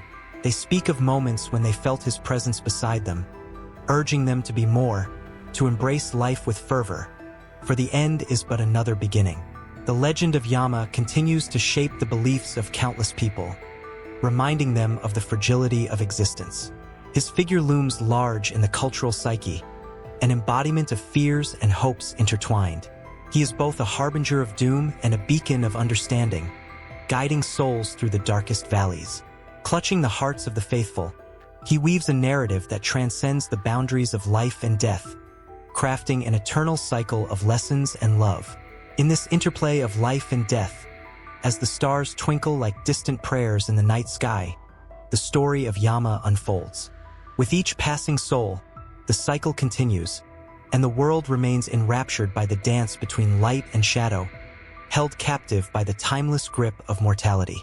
The weight of existence hangs heavily in the air, and as the stories of Yama drift like whispers through the winds of change, life stirs, ready to embrace the dawn anew, an echo of hope laced with the inevitability of endings that circle back to beginnings, forever entwined.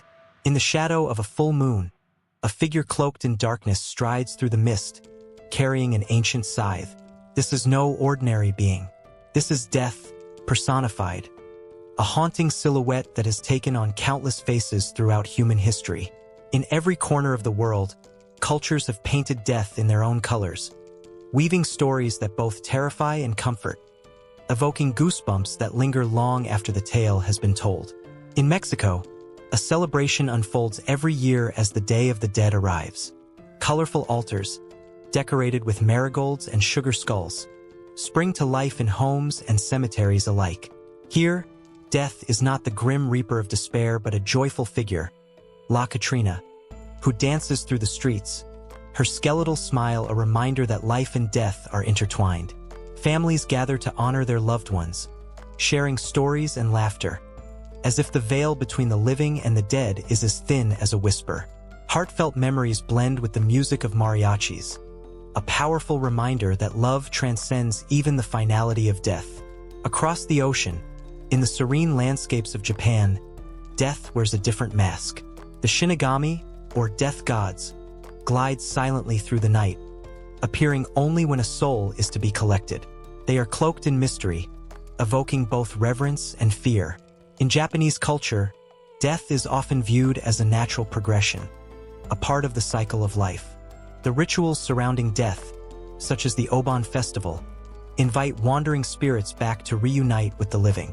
Incense fills the air, and lanterns flicker with the hopes of bringing peace to restless souls. Each flicker dances in harmony with the heartbeat of tradition, creating a profound connection that transcends time. Meanwhile, in the heart of ancient Greece, death took on yet another form, a figure known as Thanatos. He personified a peaceful end, in stark contrast to the chaos of war and strife. The Greeks believed that when a soul departed, it was merely transitioning to another realm, guided by this gentle spirit. Art and poetry celebrated that journey, capturing the quiet beauty of life's final chapter. In the shadows of the Parthenon, whispers of the ancients echo, a reminder that even in their darkest moments, they found solace in the promise of a life beyond. Traveling even further back in time, the ancient Egyptians revered death with a sense of profound respect. They believed that the soul embarked on an epic journey after death, one that required protection from the gods. Osiris, the god of the afterlife, stood as a beacon of hope, offering resurrection to those who lived virtuously. Elaborate tombs filled with treasures were built to accompany the deceased into the next life.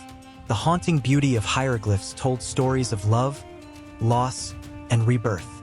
The past whispers from their resting places, reminding us that death is not an end, but a continuation. In contrast, the Vikings embraced a fierce understanding of death. Valhalla, the grand hall of slain warriors, awaited those who perished bravely in battle. Here, death was a warrior in its own right, symbolizing strength and honor. The Valkyries, fierce horsewomen, descended from the heavens to escort these warriors to their final resting place. The clash of swords and the cries of the fallen echoed through the fog of history, embodying the belief that a glorious death led to eternal fame and boundless feasting in the afterlife. Meanwhile, in Africa, the personification of death varies across its many diverse cultures. In some traditions, ancestors are revered and believed to walk among the living. The spirits of the departed speak through the dreams and visions of the living, shaping their destinies. Death is not to be feared but honored, a sacred thread that connects generations. The rhythms of drums and dances celebrate life and loss, creating an intricate tapestry of remembrance that pulses with emotion. In the quiet corners of Hinduism, death is perceived as a transformative experience. Yama, the god of death, guides souls on their journey through the cycle of samsara, birth, death, and rebirth. Rituals like cremation mark the end of one life and the beginning of another, surrounded by the chanting of mantras that echo through the air. The flames dance, consuming the physical form, while the spirit embarks on a new adventure. Each flicker signifies not an end, but the promise of renewal, leaving behind a legacy of love and memory. Back in the Western world, the figure of the Grim Reaper emerged as a chilling specter. With a skeletal face and a tattered cloak, he symbolizes the inevitability of death, a reminder that no one escapes his grasp. Yet even this figure has been softened in modern interpretations. Movies and literature depict him not just as a harbinger of doom, but as a complex character with his own burdens. Here lies a paradox. The very thing humanity fears the most also evokes curiosity and compassion, turning him into a reluctant guide through the unknown.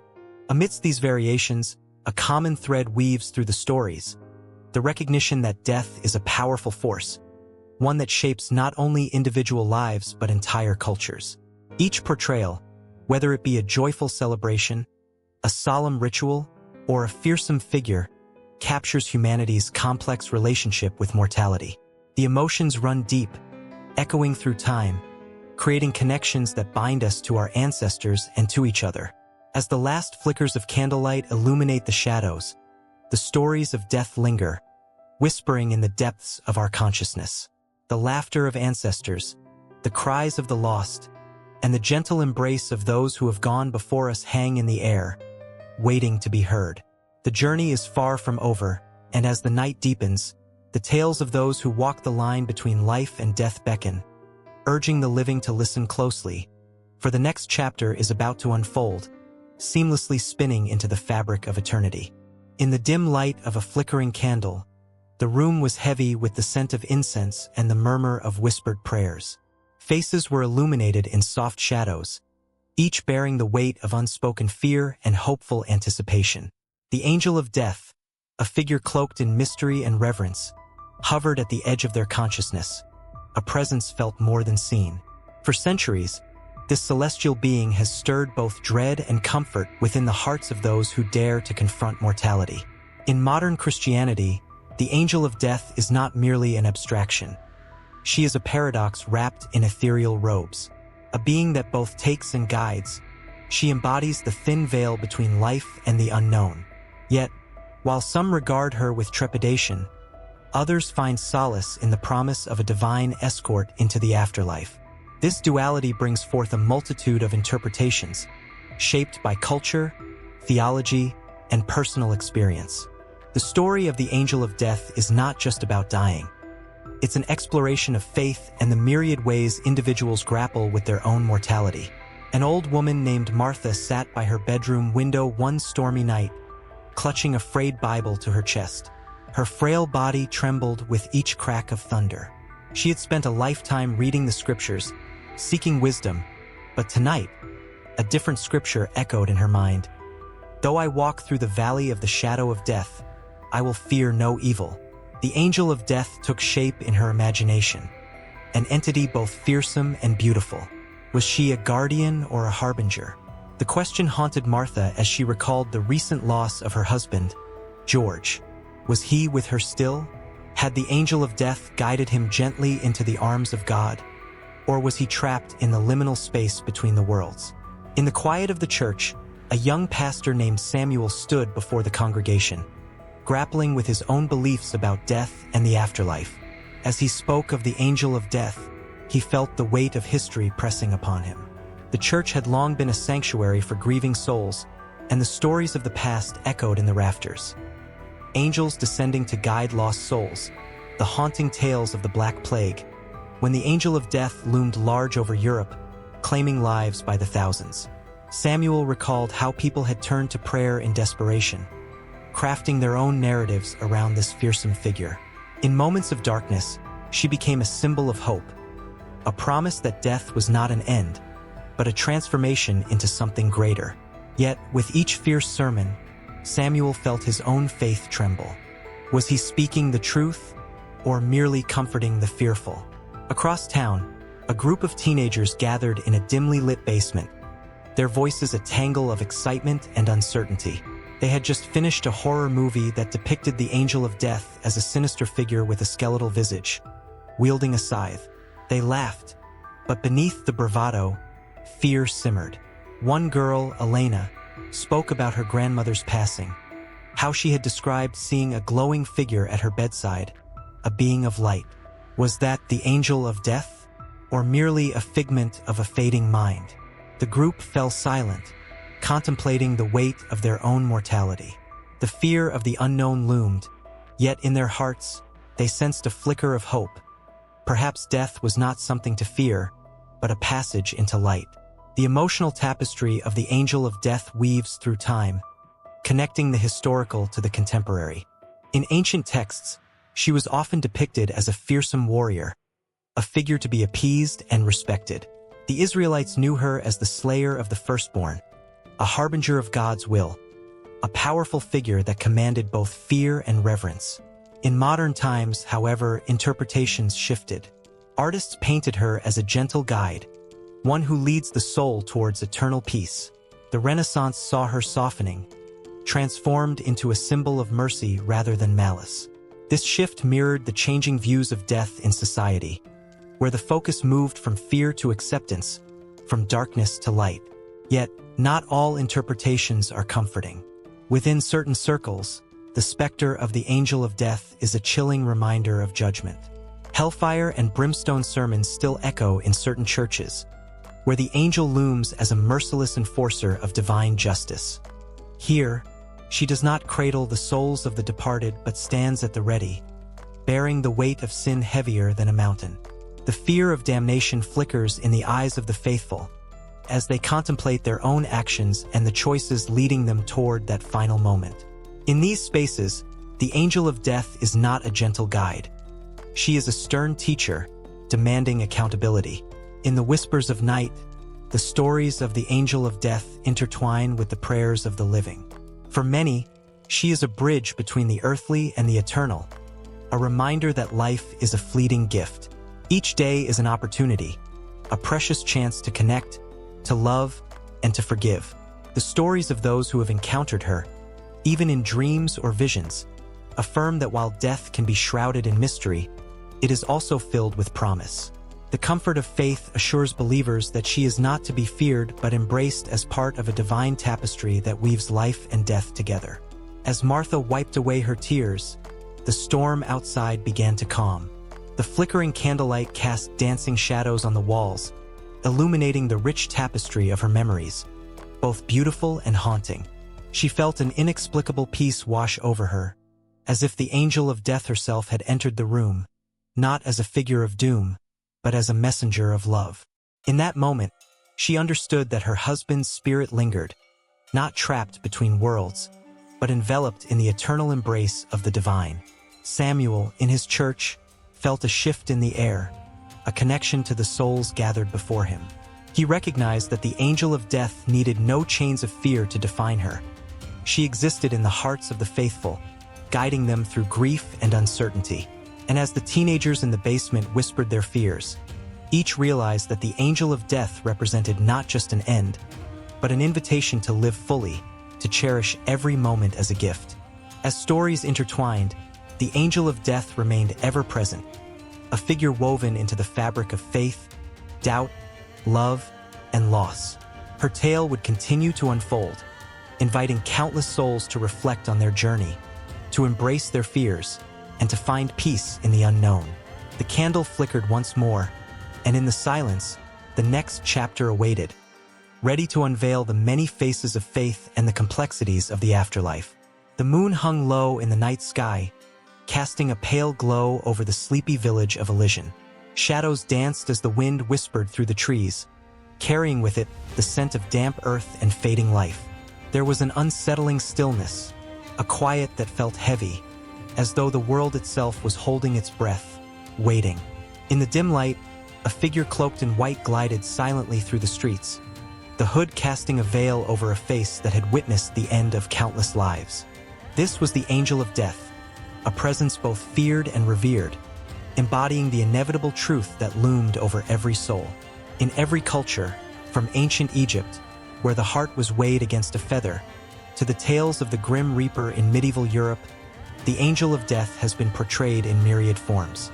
Each representation carries a weighty significance, a reminder that life is ephemeral, and death is the final chapter that none can escape.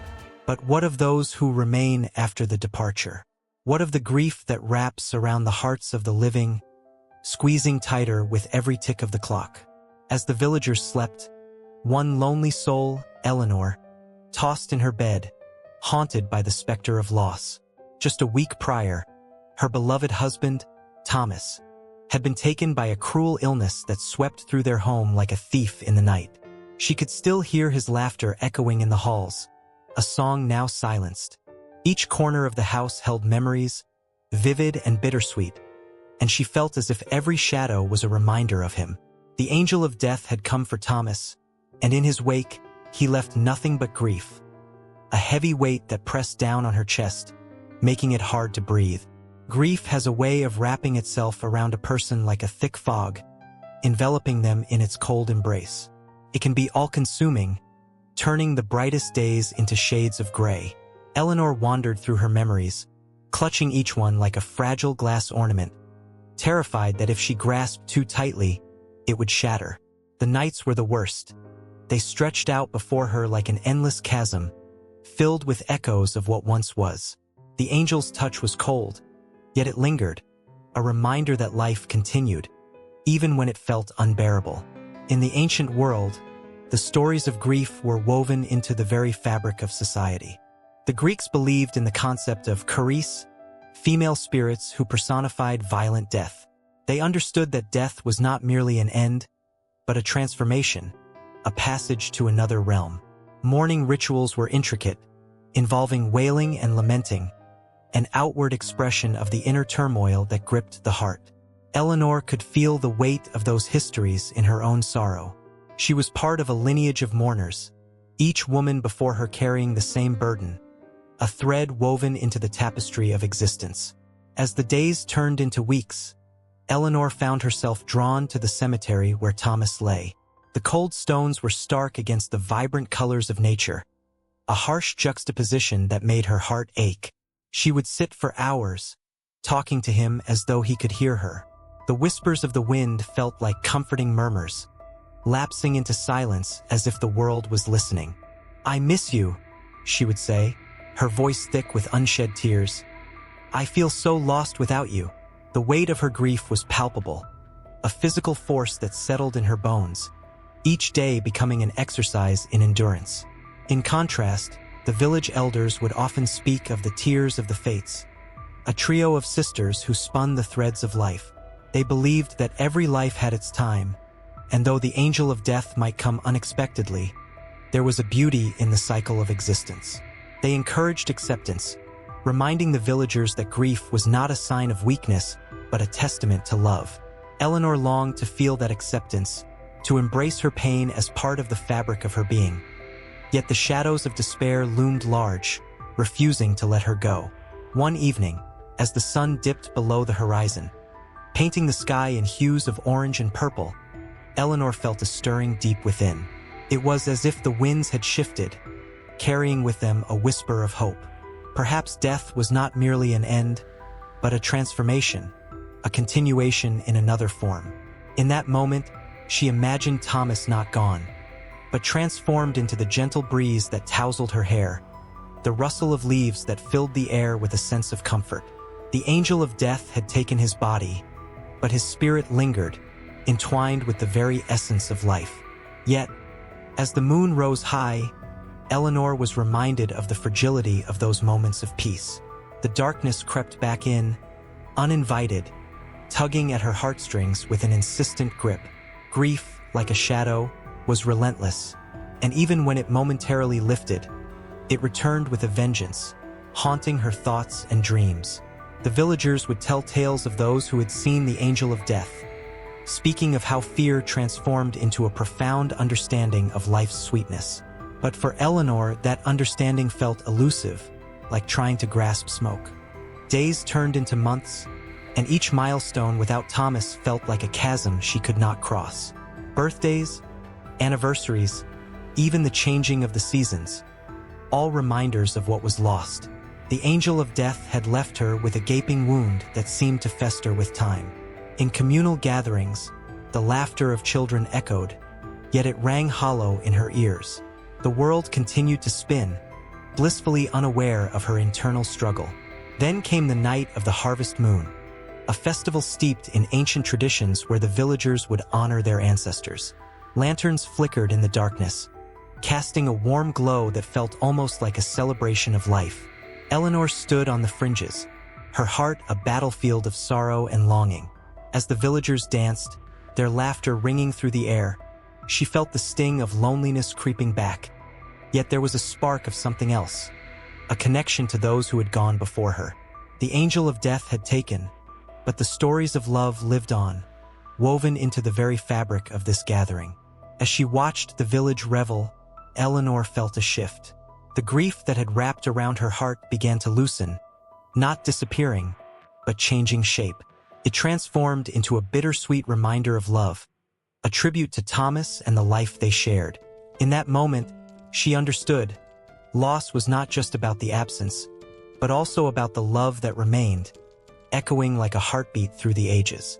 The angel of death, in all its fearsome glory, had taught her the deepest lesson of all. But the night was still young, and the shadows were restless, eager to pull her back into their fold. As the laughter of the villagers mingled with the cool night air, Eleanor felt the weight of grief shifting yet again, hinting at the complexities that lay ahead, the intertwining of love, loss, and the unyielding grip of the angel of death. In the dim light of an old hospital room, a frail old man lay in bed, the rhythmic beeping of machines echoing like a haunting symphony. Outside the window, night had fallen, casting eerie shadows across the floor. The man's eyes fluttered open, and there she was, a figure cloaked in soft, flowing white, her presence both calming and unsettling. The angel of death stood at the foot of his bed, her gaze piercing yet gentle, a paradox that sent shivers down his spine. The air thickened with the weight of unspoken words, promises, and farewells, while the man's heart raced with fear and resignation. This scene, rich with emotion, has become a staple in modern film and television, capturing humanity's eternal dance with mortality. The angel of death, often depicted with a compassionate touch, embodies both the end and the beginning. She is not merely a harbinger of doom but a protector of souls, guiding them to the next chapter of existence. In shows like Supernatural, her character is layered with complexity, oscillating between fearsome and nurturing, revealing the nuanced relationship between life and death. Historically, the figure of death has worn many masks. In ancient cultures, she was often depicted as a goddess, a nurturing spirit who ushered souls across the threshold into the afterlife. The Egyptians venerated Anubis, the jackal-headed god who guided souls through the underworld, ensuring they found peace. The Greeks had Thanatos, a personification of a peaceful death. These deities laid the groundwork for the modern interpretation of the angel of death, transforming her from a figure of terror into one of solace. In The Seventh Seal, directed by Ingmar Bergman, the angel of death appears as a haunting presence during a game of chess against a weary knight. The tension builds as the knight grapples with existential questions, weighed down by the inevitability of his fate. This film encapsulates humanity's struggle against the void, depicting death as a constant companion, always lurking just out of sight. Each move of the chess pieces symbolizes a heartbeat, a moment of life slipping away, while the audience is left breathless, caught between despair and hope. Television has embraced this archetype, weaving her into narratives that reflect our deepest fears and desires. In Buffy the Vampire Slayer, the character of death takes on a playful yet sinister form. Here, the angel of death is not merely a bringer of doom but something more, a being who revels in the chaos of life.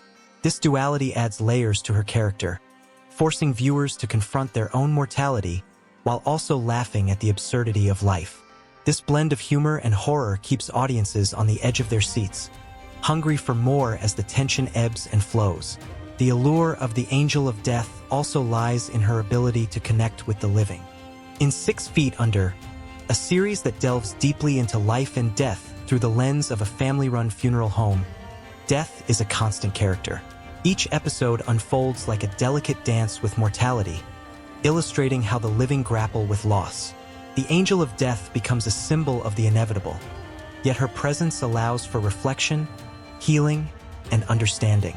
Viewers find themselves enveloped in an emotional whirlwind, each story a thread in the intricate tapestry of life, loss, and the search for meaning. Animation has not shied away from exploring this theme either. Hayao Miyazaki's Spirited Away features Yubaba, a witch who represents a different facet of death. She is a keeper of souls, controlling the passage between the worlds of the living and the dead. Her character is terrifying yet fascinating, compelling viewers to ponder the weight of choices and the consequences they bear. Miyazaki's artistry captures the delicate balance between fear and wonder, wrapping the audience in a cloak of nostalgia and intrigue. The portrayals of the angel of death often mirror societal attitudes toward mortality. As cultures evolve, so do their interpretations of death. In the aftermath of global crises, films and series have become increasingly poignant, shedding light on the fragility of life. Shows like The Good Place tackle the theme of the afterlife with a mix of humor and heart, presenting a version of the angel of death that is less about judgment and more about transformation. As characters confront their pasts, the audience is left reflecting on their own choices, creating a deep emotional connection that lingers long after the credits roll. The tension between fear and acceptance finds its way into the fabric of storytelling. In the OA, the angel of death serves as a guide between dimensions, blurring the line between life and the afterlife. The series unfolds with a surreal quality, drawing viewers into an immersive experience that keeps them guessing. Each twist and turn reveals new layers of meaning, urging the audience to confront their own beliefs about existence. This connection to the ethereal creates a sense of urgency, a desire to unravel the mysteries of life and death that resonate on a deeply personal level. As the angel of death continues to evolve in modern cinema and television, she remains a captivating figure, ever present, ever complex. In her presence, the air grows thick with emotions, and the heart races with the understanding that life is a fleeting gift. Every portrayal adds depth to her character, reminding us of our shared humanity and the universal truth that we all must one day face the end. The viewer is left in a state of suspended breath, heart pounding, as the narrative dances between life and death, lingering in that delicate space where fear meets acceptance and love meets loss. The story continues, flowing seamlessly into the next chapter, leaving an indelible mark on the hearts and minds of all who dare to watch. A soft breeze brushed through the autumn trees, their leaves fluttering down like whispers of the past. In that beautiful, fleeting moment, a thought struck, the inevitability of time slipping through fingers like grains of sand. The golden glow of the setting sun cast long shadows, inviting an ancient question. What happens when life ceases to exist? This question had haunted humanity for centuries, sparking curiosity and fear alike. Beneath this profound mystery lay a world of biology that sought to explain the unexplainable, a world where life and death danced in a delicate balance. In ancient Egypt, the afterlife was a vibrant continuation of earthly existence. The Egyptians believed in a journey that began with the heart being weighed against the feather of Ma'at, the goddess of truth. If the heart was light with virtue, the soul would live on forever in paradise. But if it was heavy with sin, it would be devoured by the fearsome Ammit, a creature that blended the most terrifying aspects of lion, crocodile, and hippopotamus. The stakes were high, yet this notion of judgment sparked a deep reverence for life, prompting the Egyptians to perfect the art of mummification, preserving the body for eternity. It was a race against decay, a beautiful dance with biology that spoke to the soul's desire to transcend mortality. Fast forward thousands of years to the 19th century, where the pulse of science quickened. Charles Darwin's seminal work laid bare the mechanics of life through natural selection. Yet, for all the wonder it inspired, it also raised unsettling implications about death. The realization that life is a cycle interwoven with decay gave birth to a profound, underlying fear, the inevitability of extinction. This was not just the end of an individual. It was a reminder of species fading into oblivion. Such thoughts fueled the imagination of scientists and philosophers alike, as they grappled with the biological reality that every living being carries within it the seeds of its own mortality. In laboratories, chemists began uncovering the mysteries of life's building blocks, DNA. The double helix unveiled a story woven through generations, yet it also revealed a bitter truth. Our genetic material holds the scars of evolution, including the inevitability of death. Each cell in our body is a clock ticking down, deeply aware that it is programmed to age and ultimately perish. This realization left many staring into the abyss with a mix of awe and dread. The very essence of life seemed to carry within it a zealous determination to end, a paradox that left the mind reeling in confusion. And then, the world of medicine began to transform. The discovery of penicillin in 1928 by Alexander Fleming was like a beacon of hope, shedding light on the dark realities of death that had long loomed over humanity. It was a powerful reminder that while biology dictates mortality, human ingenuity can cheat it, if only for a while. The ability to combat bacterial infections and prolong life ignited a flame of optimism. Yet it also led to a new kind of anxiety. The more we fought against death, the more we were confronted with its specter lurking just behind every hospital door. As the years rolled on, the intricate ballet of life and death became clearer through the lens of biology. The study of apoptosis, programmed cell death, revealed how nature builds and dismantles. Cells, like actors in a grand play, know when their time is up, gracefully exiting the stage. In a way, this knowledge was both comforting and unsettling. There is elegance in the way life orchestrates its end, yet it also leaves one pondering. What does it mean to live knowing that death is a part of the plan? In the midst of this scientific revolution, a chilling reality emerged, the phenomenon of necrosis. Unlike apoptosis, where cells exit with dignity, necrosis is a violent end, a chaos born from injury or infection. It is the reminder that not all endings are peaceful. This stark contrast between the serene surrender of apoptosis and the brutal force of necrosis heightened the tension surrounding mortality.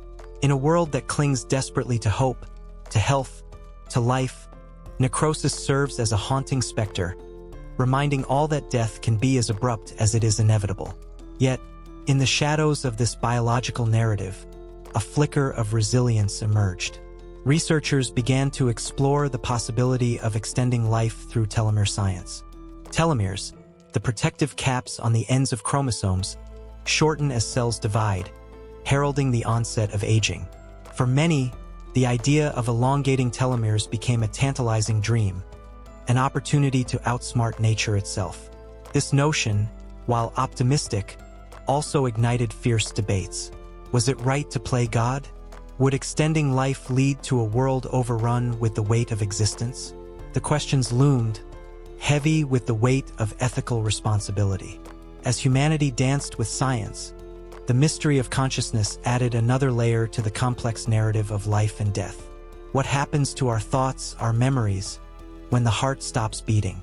This question echoed through the corridors of neuroscience, where researchers probed the depths of the mind. The brain, with its intricate networks of neurons, is a powerful entity. Studies of near-death experiences began to surface, revealing eerie reports of light, love, and life beyond.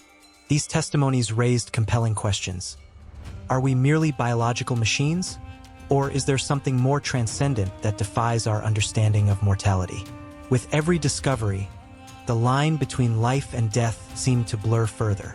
The biological perspectives on mortality painted a portrait rich with emotion and tension, a tapestry woven from fear, hope, and the undeniable truth that every living being is simply a moment in the grand timeline of existence. The struggle with death is as old as time itself, and as humanity continues to push against the boundaries of life, the dance with mortality remains unending, an eternal spiral of questions without answers, leading seamlessly into the next exploration of what it truly means to live. The air hung thick with the scent of incense and the soft murmurs of grieving voices. In a candlelit room, a circle of mourners gathered around a simple wooden box, their faces etched with sorrow. The flickering flames danced like the spirits they believed lingered in the shadows, each person lost in their thoughts, recalling memories of a life now extinguished. This was a common scene throughout history, a profound testament to the universal human experience of loss. From the ancient Egyptians, who meticulously prepared their dead for the afterlife, to the indigenous tribes of the Americas, who honored their departed with vibrant ceremonies, death has been seen not as an end, but as a transition. The ancient Egyptians believed in a journey beyond the grave, and so they filled their tombs with treasures, ensuring that the deceased would have everything they needed in the afterlife. Mummification, with its intricate rituals, was a sacred duty, preserving the body for eternity. Priests, adorned in sacred linen, chanted prayers as they performed the rites, whispering sacred words that were believed to guide the souls through the perilous journey. Across the oceans, the Celts laid their loved ones to rest in burial mounds, accompanied by offerings of food and tools. They believed in the connection between this world and the next, celebrating life even in death. The fierce, ghostly wails of the banshee were said to foretell death, yet they were not merely harbingers of doom. They were a reminder that the souls of the departed still lingered, watching over the living.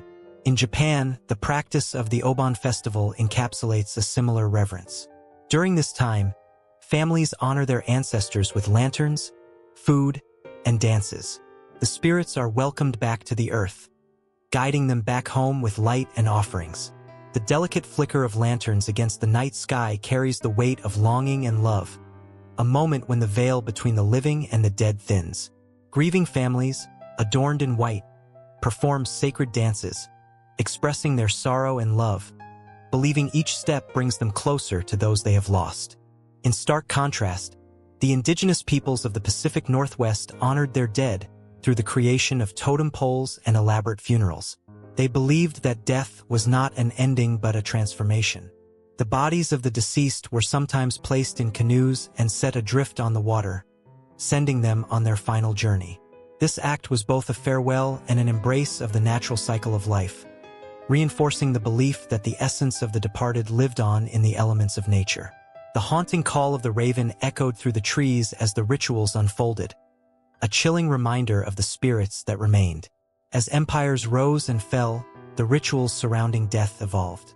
In ancient Rome, the practice of funeral games became a grand spectacle, celebrating the lives of the deceased with feasting and contests. The notion of legacy took center stage, as families sought to immortalize their loved ones. The lavishness of these ceremonies often reflected the wealth and status of the dead, leaving a mark on history that still resonates today. Yet, not all cultures turned to extravagant displays. In the quiet corners of the world, simple rituals carried profound meaning. The people of Madagascar practiced the famadihana, or turning of the bones. Every few years, families dig up their ancestors' remains, wrap them in fresh shrouds, and dance with them in celebration of life. This joyful reunion with the dead, draped in laughter, tears, and stories, transforms grief into a celebration. It's a dance of love and remembrance, where the living and the dead share an unbreakable bond, a connection that transcends the boundaries of time. Meanwhile, in the arid landscapes of the Tibetan Plateau, sky burials present a deeply spiritual approach. The bodies of the deceased are placed on mountaintops, where they are devoured by vultures, a final act of charity, nurturing the life of another creature. It is a ritual steeped in the belief of impermanence, showcasing the beauty and necessity of life's cycles. The chilling sight of the vultures circling above is both unsettling and awe-inspiring, a reminder that life is a gift that must ultimately be returned to the earth. The evolution of death rituals across cultures is a tapestry woven with threads of belief, love, and respect. From the ornate tombs of emperors to the unadorned graves of the humble, each practice tells a story of how humanity grapples with loss. As history marches on, the ways we honor our dead continue to shift, yet the feelings remain constant. Grief transforms into memory, and memory transforms into legacy, creating an unbroken chain that binds generations. As the sun set on the horizon, casting a golden hue over the land, the rituals of the past whispered to the present. Each practice, each tear shed, and each laugh shared in remembrance molded the fabric of cultures worldwide. The cadence of life and death pulses through time, echoing in the hearts of those left behind. The stories of the departed, immortalized in the rituals of their people, forge connections that stretch beyond the veil. The world holds its breath, straddling the thin line between what is seen and what is felt, as the legacy of death continues to evolve, forever shaping the way humanity understands itself. A heavy silence blankets the small village, broken only by the rhythmic tapping of a wooden staff against the cobblestone streets. The moon hangs low, casting an ethereal glow over the ancient trees that whisper secrets of old. It is in this stillness that the villagers speak in hushed tones about the figure who walks among them, unseen yet profoundly felt, the angel of death. To them, he is not a harbinger of fear but a guardian, a healer cloaked in shadows, guiding the souls from the physical realm to eternity. In many cultures, the angel of death does not simply take lives. He has a storied role in the healing traditions passed down through generations. Through tales woven into the very fabric of existence, he teaches that death is not an end but a transition, a transformation essential for healing. The villagers remember the stories their grandparents told of the angel who would appear at the sickbed of a loved one, his presence enveloping the room in a strange sense of peace. In those moments, the veil between life and death thinned, allowing the boundaries of fear to dissolve. The healer, an old woman with a silver braid that danced down her back, often shared her own experience when she had been close to death's embrace. "It was as if time stood still," she would say, her eyes sparkling with a memory that felt closer than yesterday. "The angel came to me, not with a scythe, but with gentle hands.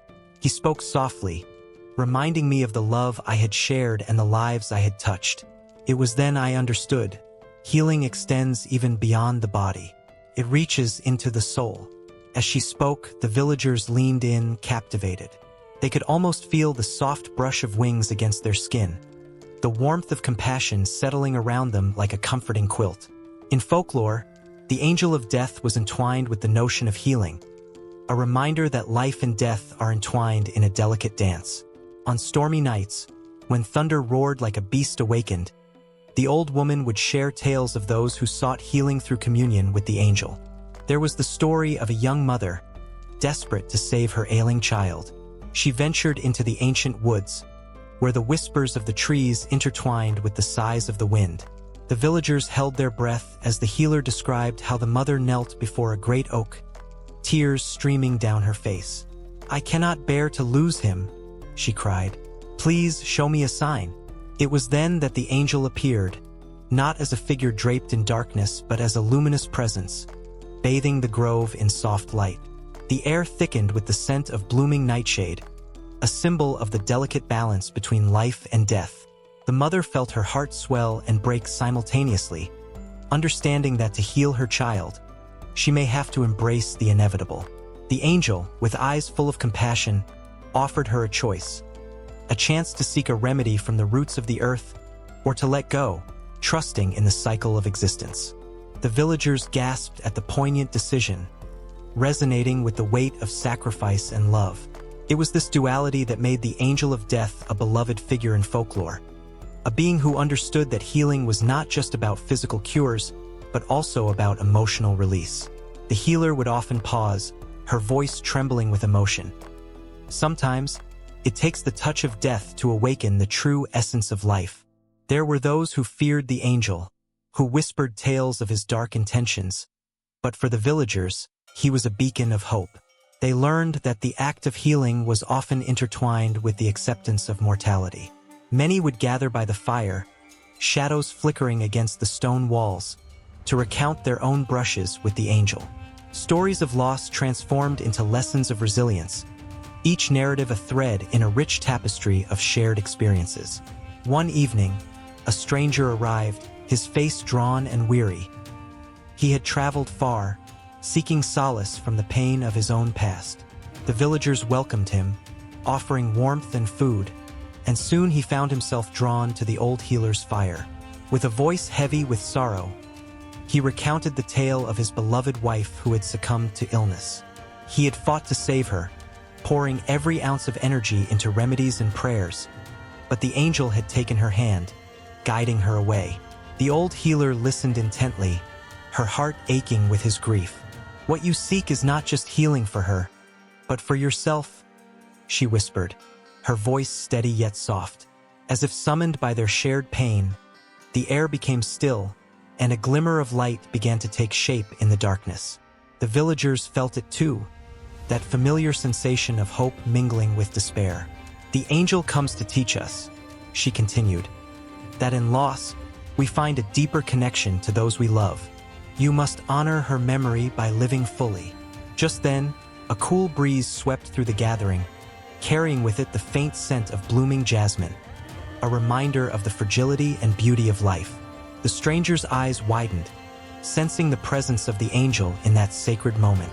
The villagers felt a collective shiver run through their bones, the sensation both exhilarating and terrifying, as if they stood on the edge of something profound. In that stillness, they understood that the angel of death was not just a figure of fear, but a guide through the labyrinth of emotions that accompanied healing. The stories of loss and love intertwined, creating a rich narrative that spanned generations, binding the community together in a shared understanding of life's inherent fragility. As night enveloped the village, the glow of the fire flickered like spirits dancing, each flame a testament to the lives touched by the angel's gentle influence. And just as the villagers began to see a glimpse of dawn's light creeping over the horizon, they were reminded of life's unending cycle, a loop that holds both life and death within its tender embrace. The room was dimly lit, the beeping machines echoing the steady rhythm of life. Yet for one soul, the boundaries of existence were about to blur. Sarah lay motionless, her body a fragile vessel suspended between this world and what lay beyond. Just moments ago, she had been caught in the throes of a tragic accident, her heart faltering as it danced on the edge of mortality. In that fleeting moment, when darkness embraced her, something extraordinary was about to unfold. As Sarah slipped into unconsciousness, a soft light enveloped her. It wasn't harsh or blinding. Rather, it was warm and inviting, a gentle embrace that whispered promises of serenity. This was not just a trick of the mind. Countless others had reported similar experiences, those who had danced too close to the flame of death and returned to tell the tale. They described moments of stunning clarity, of floating above their bodies, watching as frantic doctors and worried family members fought to revive them. Their words echoed through history, from ancient texts to modern accounts, connecting the dots between science and spirituality. In the early 20th century, a physician named Dr. George Ritchie found himself in a similar predicament. After a near-fatal bout with pneumonia, he reported a vivid experience that changed the course of his life. He described being pulled from his body, witnessing his own lifeless form, and traversing realms filled with light and love. His revelations became a cornerstone for understanding these profound experiences, merging the tangible evidence of science with the ethereal quality of spirituality. As Sarah floated, she felt a profound sense of peace, far removed from the chaos of her earthly life. Memories danced in her mind, her mother's laughter, the warmth of her best friend's embrace, the way the sun sparkled on the lake on a perfect summer day. Each moment shimmered like stars in a night sky, reminding her of the beauty that exists even amidst darkness. This was not merely a biological process. It was something deeper, an awakening that echoed across centuries. Historical accounts of near-death experiences can be traced back to the ancient Egyptians, who believed that the soul journeyed through various realms after death. The Book of the Dead detailed these voyages, emphasizing the importance of introspection and spiritual growth. Similarly, in many Eastern philosophies, the idea of reincarnation reflects a belief in life beyond the physical, where the soul is not bound by the limitations of the body. As Sarah lingered in that luminous realm, she could feel echoes of those ancient beliefs, a tapestry woven from the threads of countless souls who had walked this path before her. But just as quickly as the tranquility enveloped her, a sudden jolt of fear pierced through Sarah's serene cocoon. What if she was not meant to return? What if this light was a final farewell? Anxiety tightened around her heart like a vice, and suddenly, she was plunged into a swirling vortex of darkness. It was not the absence of light, but a reminder of what she would leave behind. The unfinished stories, the laughter that had yet to be shared, the love that had not been fully expressed. In the midst of this turmoil, a figure emerged from the shadows. It was a familiar silhouette, her grandmother, whose gentle spirit had always been a guiding light in her life. "It's not your time yet, my dear," she said, her voice a soothing balm against Sarah's rising panic. This meeting was not just a figment of Sarah's imagination. It was a bridge connecting her heart to the ages, a validation of the countless testimonials of those who had ventured into the unknown and returned transformed. In the 1970s, Dr. Raymond Moody published his groundbreaking book, Life After Life, compiling stories like Sarah's and presenting a compelling case for the reality of near-death experiences. He found that many described similar sensations: peace, detachment from their bodies, encounters with deceased loved ones. These tales formed a chorus of shared human experience, where science began to awaken to the mysteries of human consciousness. Sarah's heart raced as she recognized the threads binding her experience to those who had come before her. She was part of something greater. As Sarah's vision cleared, she knew she had a choice. She could continue to exist in this realm of love and light, or she could return to her body, to her unfinished life. The decision weighed heavily on her, her heart a pendulum swinging between two worlds. Just then, a brilliant flash of light pierced through the darkness, illuminating her path with a radiant glow. It was not a destination, but a reminder of the love that awaited her back home, the warmth of her family, the laughter of her friends. These were the treasures of existence, the very essence of what made life worth living. History echoed in her heart, every near-death experience a note in a grand symphony that transcended time and space. From the ancient Romans who believed in the afterlife to modern scientists striving to understand consciousness, the quest for answers bound humanity together. As Sarah wrestled with her decision, she felt the weight of centuries pressing upon her. Each soul that had ventured into the unknown and returned had added their voice to this age-old dialogue, and now it was her turn to add hers. In that moment of clarity, she realized that life was not merely about existence but about connection. Connection to others, to the universe, to the pulse of humanity itself. The light beckoned her, whispering that her journey was far from over. The heartbeat of life resonated within her, a call that could not be ignored. As the veil of darkness began to lift, Sarah felt herself being drawn back, the light swirling around her with urgency. She had stories to tell, love to share, and a life to live. With one final glance at the figure of her grandmother, a knowing smile passed between them, a promise that she would carry the light within her, a flame ignited by both science and spirituality. As Sarah surged back toward her body, she felt the pull of gravity, the familiar weight of existence grounding her once again. The beeping machines resumed their relentless rhythm, but now, it felt like the heartbeat of the universe welcoming her home.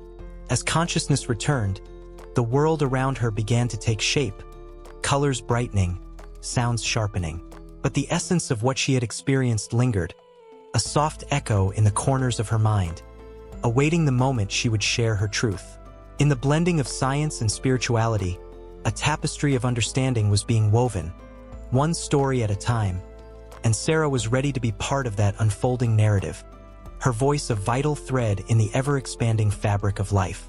A cold wind swept through the empty streets, rustling the leaves that clung desperately to the dying branches of autumn trees. As night descended, the world transformed, shadows lengthening, whispering secrets that had long been buried. In this hushed hour, the angel of death quietly took his place in the shadows, a figure both feared and misunderstood. He stood at the edge of humanity's consciousness, an ever-present reminder of life's fleeting nature. Throughout history, the angel of death has haunted humanity's myths and stories, often depicted as a cloaked specter, wielding a scythe. In contemporary literature, however, this figure has morphed into something far more complex. A character wrestling with the weight of existence, grappling with the very essence of what it means to be alive and what it means to pass on. No longer merely an end, the angel of death is portrayed as a companion, a guide, and sometimes even a tragic hero in the lives of those he touches. In the works of authors like Marcus Zusak, the angel becomes a narrator, a voice that resonates with sorrow and humanity. Zusak's The Book Thief presents death not as a menacing figure, but as a solemn observer of human struggles and resilience. He recounts the stories of Liesel and her family against the backdrop of World War II, where every life is a fragile thread, easily severed. The tension builds as death reflects on the beauty of life even in its darkest corners, revealing a deep empathy that tugs at the reader's heart. The whispers of the fallen echo in his words, reminding us that every moment is precious, every heartbeat a fleeting gift. The angel of death appears in various forms, sometimes as a comforting presence. In Neil Gaiman's The Graveyard Book, the character known as the Jacketed Man serves as an embodiment of the inevitable. Here, he is both guide and guardian. The protagonist, Nobody Owens, grows up in a graveyard, raised by ghosts who teach him the ways of the afterlife. The juxtaposition of the living and the dead creates an atmosphere thick with emotion, as the reader feels the weight of loss alongside the warmth of belonging. The Jacketed Man's interactions with Bod are layered with tension. He serves as a reminder of what awaits us all, yet in his presence, there is an unexplainable comfort. As these narratives unfold, the themes of loss, acceptance, and the celebration of life intertwine, creating a tapestry rich with emotion. Each character's journey is marked by encounters with the angel, a figure who often embodies the grief and heartbreak that come with love and loss. In works like Tuesdays with Morrie, Mitch Albom masterfully explores this connection, presenting death not just as an ending, but as a profound teacher. Maury Schwartz, facing terminal illness, shares his insights on life with Mitch. The conversations, steeped in wisdom and vulnerability, highlight the beauty of human connection against the backdrop of mortality. The angel of death, in this context, is not a terrifying specter, but a catalyst for understanding what truly matters, the love we give and receive. The emotional weight of the angel of death in contemporary literature also reflects our cultural anxieties surrounding mortality. Characters often struggle against the inevitability of death, wrestling with their fears and regrets. In The Lovely Bones by Alice Sebold, the story is told from the perspective of Susie Salmon, a young girl who watches over her family after her tragic death. The tension is palpable as Susie navigates the afterlife, yearning for her family to heal while grappling with her own unfinished dreams. The portrayal of the angel of death here is haunting and poignant, urging readers to confront their own fears and losses. The emotional depth of Susie's journey resonates, leaving a lingering ache that echoes long after the last page is turned. Amidst these powerful narratives, there are moments of levity, too. In Terry Pratchett's Mort, death is personified as a character who struggles to fit into the human world. Mort, a young apprentice, is tasked with helping death in his duties, leading to a series of comedic yet thought-provoking scenarios. Through humor, Pratchett explores profound themes of choice, responsibility, and the nature of existence. The juxtaposition of laughter and sorrow creates a rhythm that invites readers to reflect on life's absurdities, showcasing how even the angel of death can find moments of joy amidst the heaviness of his role. The portrayal of the angel of death reveals the emotional spectrum inherent in the human experience. In literature, he serves not just as a figure of fear, but as a mirror reflecting our deepest fears, desires, and the universal truth of our mortality. Characters encounter him at their most vulnerable, drawing readers into their struggles, their moments of clarity, and their hard-won wisdom. Each story weaves a thread into the larger narrative of humanity, reminding us that death is not something to be shunned, but rather a part of the intricate dance of life. As the pages turn, the tension builds, immersing readers in the characters' journeys. Death's presence lingers like a haunting melody, a reminder that every heartbeat matters, that every life is a story waiting to unfold. The narratives pulse with emotion, drawing the reader deeper into the lives of those who encounter the angel.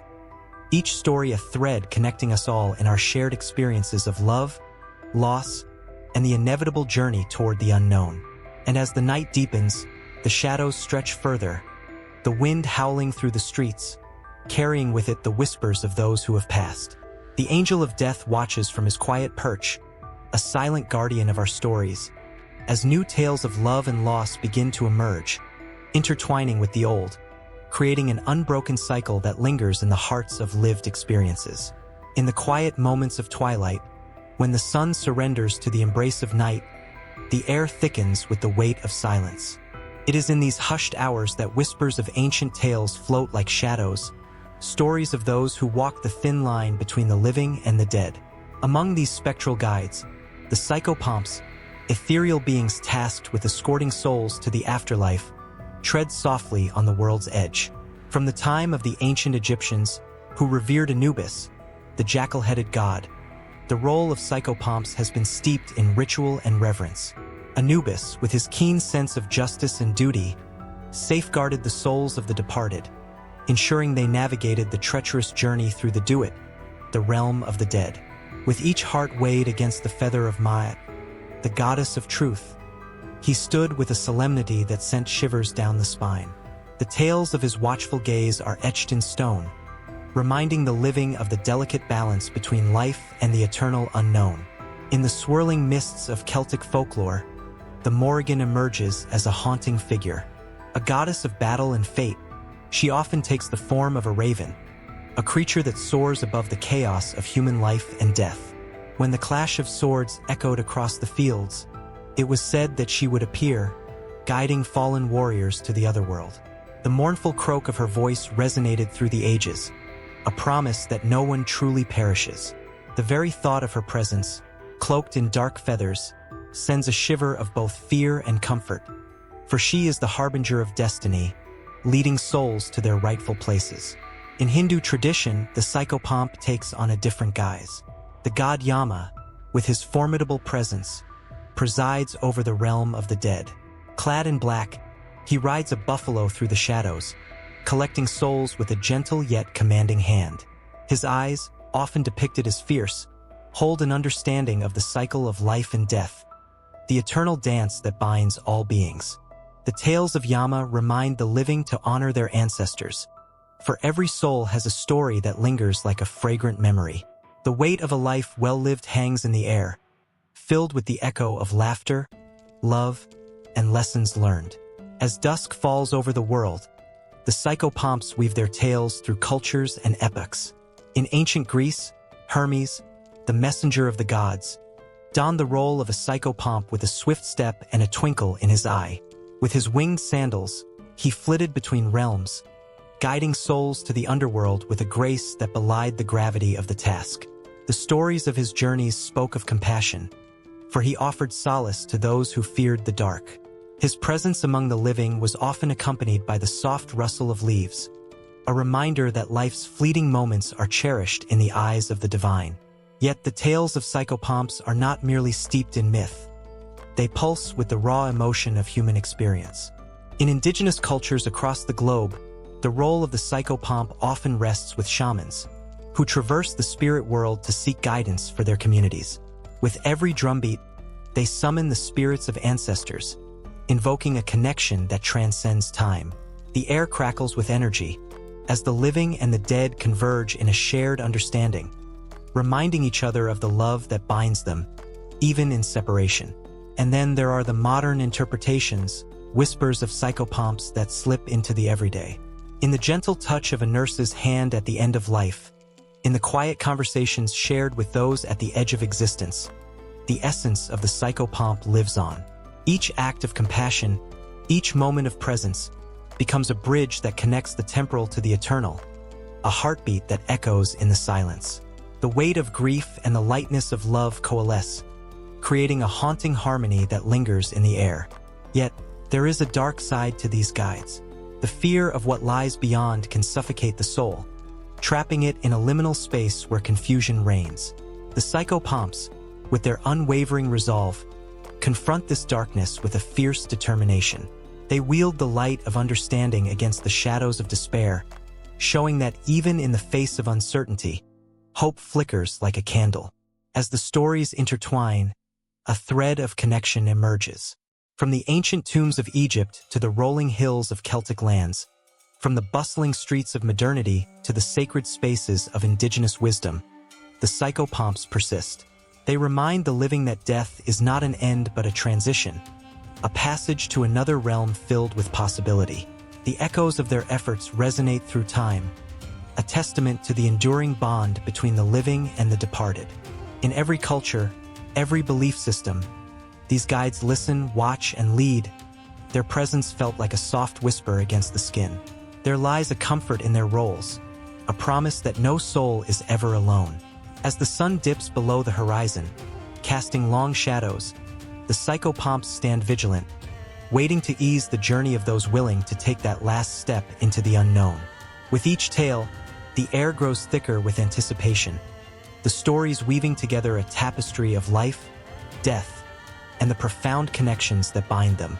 Hearts race, breaths quicken, and the line between fear and comfort blurs, creating a haunting rhythm that draws the reader deeper into the realm of the psychopomps, where the light of understanding flickers softly against the vastness of the night. In a quiet, dimly lit room, the flickering candlelight casts long shadows on the walls, each shimmer illuminating the face of a musician lost in thought. Outside, the world moves on, oblivious to the heavy weight of the unseen that looms over all. The angel of death, a figure both feared and revered, watches silently, cloaked in mystery and shrouded in the whispers of ages past. This presence has inspired countless artists, pulling at the strings of their hearts and minds, shaping the music and poetry that echo through time. Throughout history, the angel of death has been portrayed in countless ways, sometimes as a gentle guide, other times as a relentless harbinger of doom. In ancient texts, this figure is often depicted with wings stretched wide, a spectral silhouette against the horizon, appearing at the most unexpected moments. In the tales of the ancient Greeks, Thanatos, the personification of death, was not a cruel monster but a necessary force, bringing peace to the souls weary from life's trials. This duality paints a complex picture, one where death is both an end and a new beginning, a theme that resonates deeply in the hearts of poets and musicians alike. Take, for instance, the haunting melodies of Franz Schubert's Death and the Maiden. The music grips the listener, sending shivers down the spine as it unravels a conversation between life and death. Schubert, inspired by an old poem, captures that moment of confrontation, where the young maiden defies the angel of death, pleading for more time. It's a struggle filled with raw emotion, a dance that speaks to the universal fear of the unknown, yet also offers a glimmer of hope. Each note intertwines with the next, creating a tapestry of sound that wraps around the listener like a warm embrace, even as it stirs the deepest anxieties. Meanwhile, in the realm of poetry, Emily Dickinson's words pierce through the veil with an almost eerie clarity. She writes of death not as an adversary, but as an inevitable companion. In Because I Could Not Stop for Death, she personifies the angel of death as a charming suitor, inviting her on a ride through life toward eternity. Each stanza carries a weight, a reminder that death is not to be feared but acknowledged. The rhythm of her lines flows gently, almost like the ebb and flow of life itself, creating a poignant sense of resignation. The reader is drawn into this quiet acceptance, feeling the bittersweet pull of inevitability. The ages roll forward, and the representation of the angel of death morphs, yet the emotional core remains unchanged. In the chilling notes of Gustav Mahler's Symphony No. 2, often referred to as the Resurrection Symphony, the struggle between life and death reaches a crescendo. Mahler's powerful orchestral swells evoke a tumult of emotions, capturing the essence of the human experience. The joy, the sorrow, the longing. The music builds, layers upon layers, until it bursts forth in a glorious proclamation of life beyond death. It speaks to the heart, igniting a flame of hope even in the darkest moments of despair. Across cultures, the angel of death takes on diverse forms, each laden with historical significance. In Mexican folklore, La Catrina embodies this figure, a skeletal lady adorned in elegant attire, reminding us that death is part of life's journey. Celebrations like Dia de los Muertos reflect a profound respect for those who have passed, highlighting the belief that death is not an end but a continuation. Musicians and poets weave this cultural tapestry into their works, creating songs and verses that resonate with the echoes of laughter and remembrance, bridging the gap between the living and the departed. In the modern era, the haunting melodies of artists like Nick Cave and the Bad Seeds echo the timeless themes of love and loss. In songs like Death is Not the End, the lyrics speak to the enduring spirit of those we have lost, intertwining grief with a sense of continuity. The music swells with emotional depth, resonating with anyone who has faced the specter of loss. The angel of death becomes not just a figure of sorrow, but a reminder of the connections we hold dear, even when loved ones are no longer physically present. As the stage is set and the audience settles into their seats, the lights dim, and a hush falls over the crowd. A single spotlight illuminates the lone figure at the center, a poet clutching a tattered notebook filled with verses. The air is thick with anticipation, and as they begin to recite, it feels as if the angel of death has taken a seat among the onlookers, listening. Each word spoken reverberates with a mix of fear and fascination, evoking memories of loved ones lost and the inevitability of time. There's a collective breath held, a shared understanding of mortality woven into the fabric of humanity. The representation of the angel of death in music and poetry serves as a mirror reflecting the complexities of the human experience. Our fears, our loves, our longing for connection. It's not merely about the end. It's about the stories that linger, the echoes of laughter, and the warmth of memories that refuse to fade. Each note, each line, pulls the audience deeper into the emotional labyrinth, weaving a narrative that transcends time and space. As the final notes of the performance linger in the air, a sense of bittersweet closure hangs heavily. The audience is left in a profound silence, grappling with their thoughts, their emotions swirling like leaves caught in a gentle breeze. The angel of death watches from the shadows, a reminder that while endings are inevitable, so too are the beginnings that follow. The cycle continues, effortlessly blending the past with the present, leaving a haunting resonance that will ripple through the ages. In a dimly lit room, a flickering computer screen illuminated a young man's face, shadows dancing across his features as he typed furiously. His heart raced as he crafted a message for his beloved, who had departed from this world far too soon. The weight of loss hung in the air, thick and suffocating, yet he felt a strange sense of hope. "If only I could speak to you one more time," he whispered, fingers trembling over the keyboard. This was a new age, one where technology could bridge the gap between the living and the dead, where memories could be preserved in the digital ether, echoing softly like a haunting lullaby. Centuries ago, when the Great Pyramids were constructed, ancient Egyptians believed in an afterlife that would be filled with eternal joy, provided they were prepared with the right artifacts and spells. They buried their dead with treasures, believing these items would aid in the journey to the afterlife. Fast forward to today, and the treasures have transformed. Instead of gold and jewels, people now offer their digital footprints, fragments of their lives scattered across social media, emails, and online interactions. The line between life and death has blurred, and the digital afterlife has emerged, promising a peculiar kind of immortality. In 2013, a bereaved husband named Chris experimented with an artificial intelligence program designed to mimic conversation. After the tragic loss of his wife, he fed the program messages and memories, hoping to recreate her essence. When he finally chatted with her through the AI, laughter bubbled up from old memories, and he felt as if she was right there, sitting beside him. But as the warmth of the moment faded, a chilling thought crept in. Was this truly her, or merely a shadow of what once was? Had he traded genuine connection for a digital facsimile? Throughout history, humanity has grappled with the inevitability of death. From the melancholic poems of the Romantics to the solemn art of a funeral, people have sought ways to cope with the finality of life. Yet, with the rise of technology, new questions emerged. Should we allow preservation of our voices, our laughter, our very essence, to echo endlessly in cyberspace? Or is that a burden too great for the living to bear? As the sun dipped below the horizon, casting long shadows, an elderly woman sat in her favorite chair, her frail hands wrapped around a tablet. She scrolled through photographs, memories captured in digital pixels, her daughter's wedding day, the first steps of her grandchild, laughter ringing out in a sunlit garden. Each swipe brought a bittersweet smile, yet her heart trembled at the thought of what would become of these memories when she was gone. Would her family cherish them, or would they fade into oblivion, lost like whispers in the wind? In Japan, the practice of Shinto rituals and funerals has become intertwined with technology.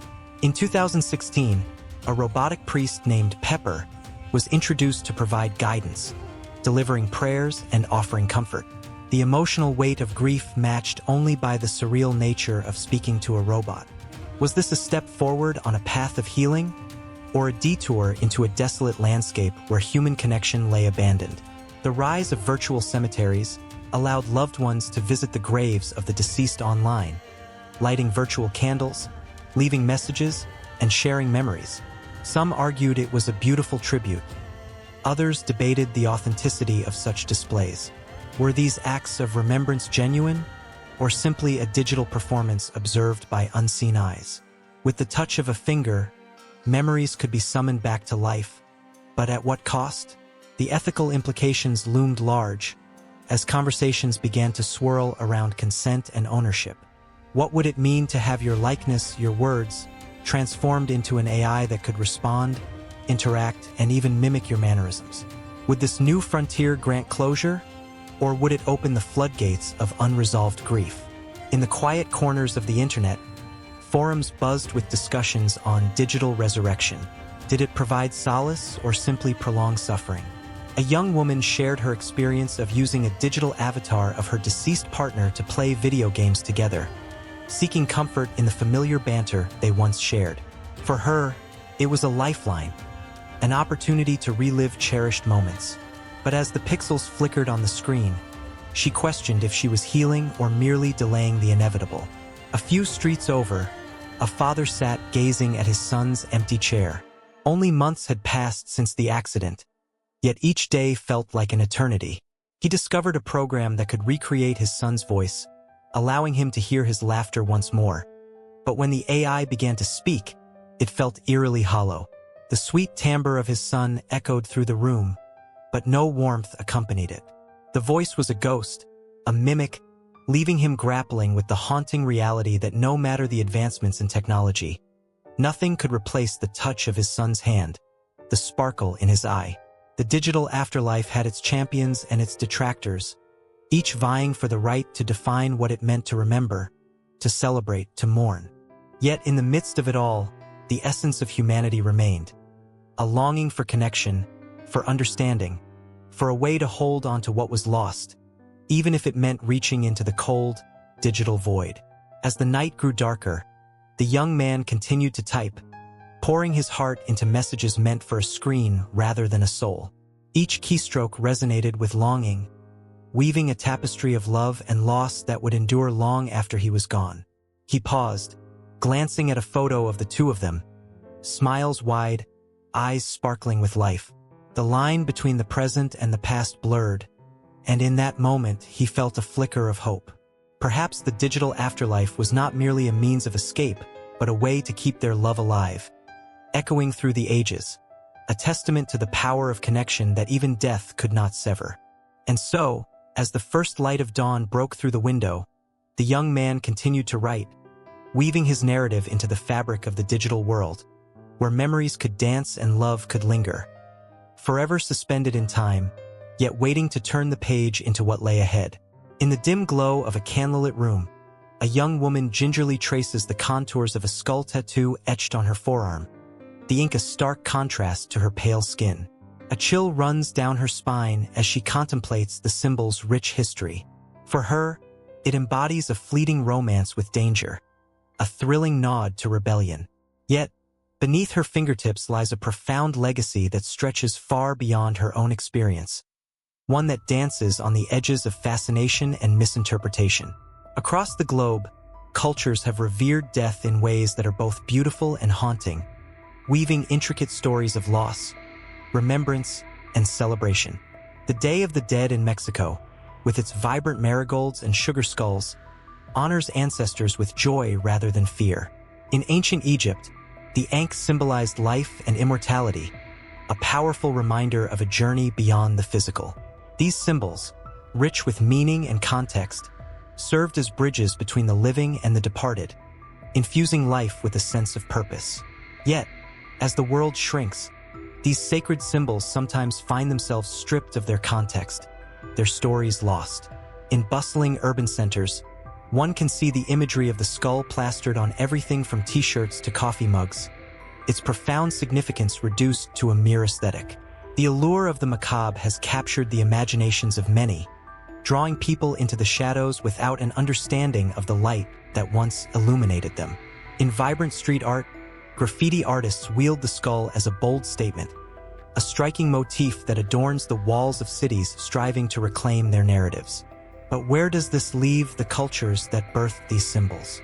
What happens to the echoes of tradition when they clash with modernity, when their meanings are diluted to fit a trend? The answer is tangled in a web of emotions, loss, anger, and a haunting sense of betrayal. In one corner of an art gallery, a haunting installation showcases indigenous artifacts alongside contemporary pieces. The curator, a woman of mixed heritage, feels a tightening in her chest as she watches visitors admire the skulls, oblivious to the rituals they once represented. Each piece, she knows, carries the weight of a history that deserves reverence. Yet here, it is merely a backdrop for selfies, a fleeting moment captured on social media. Her heart aches at the thought. Is this what it means to be modern, to celebrate the ephemeral while neglecting the eternal? Further afield, a group of fashion designers sits in a conference room, brainstorming their next collection. They sip artisanal coffee, tossing around ideas that draw inspiration from cultures as if they were mere palettes of color. One designer excitedly suggests using a motif inspired by the Celtic skull, while another dreams of incorporating African tribal masks. None pause to consider the stories behind these symbols, the lives interwoven with their meanings. Instead, They are consumed by the thrill of creation, oblivious to the tensions simmering just beneath the surface. Late at night, in a small apartment, a teenager scrolls through social media, entranced by influencers sporting headdresses and skull-themed accessories. They are unaware of the sacredness behind these cultures, blissfully ignorant of the pain that can arise from misappropriation. As they seek to carve out their identity, they unwittingly strip away the essence of those who came before them, guided only by the allure of what seems cool or edgy. The screen illuminates their face, yet casts a shadow over the past. In a local community center, a group of elders gathers to share stories of their ancestors, their faces creased with wisdom and sorrow.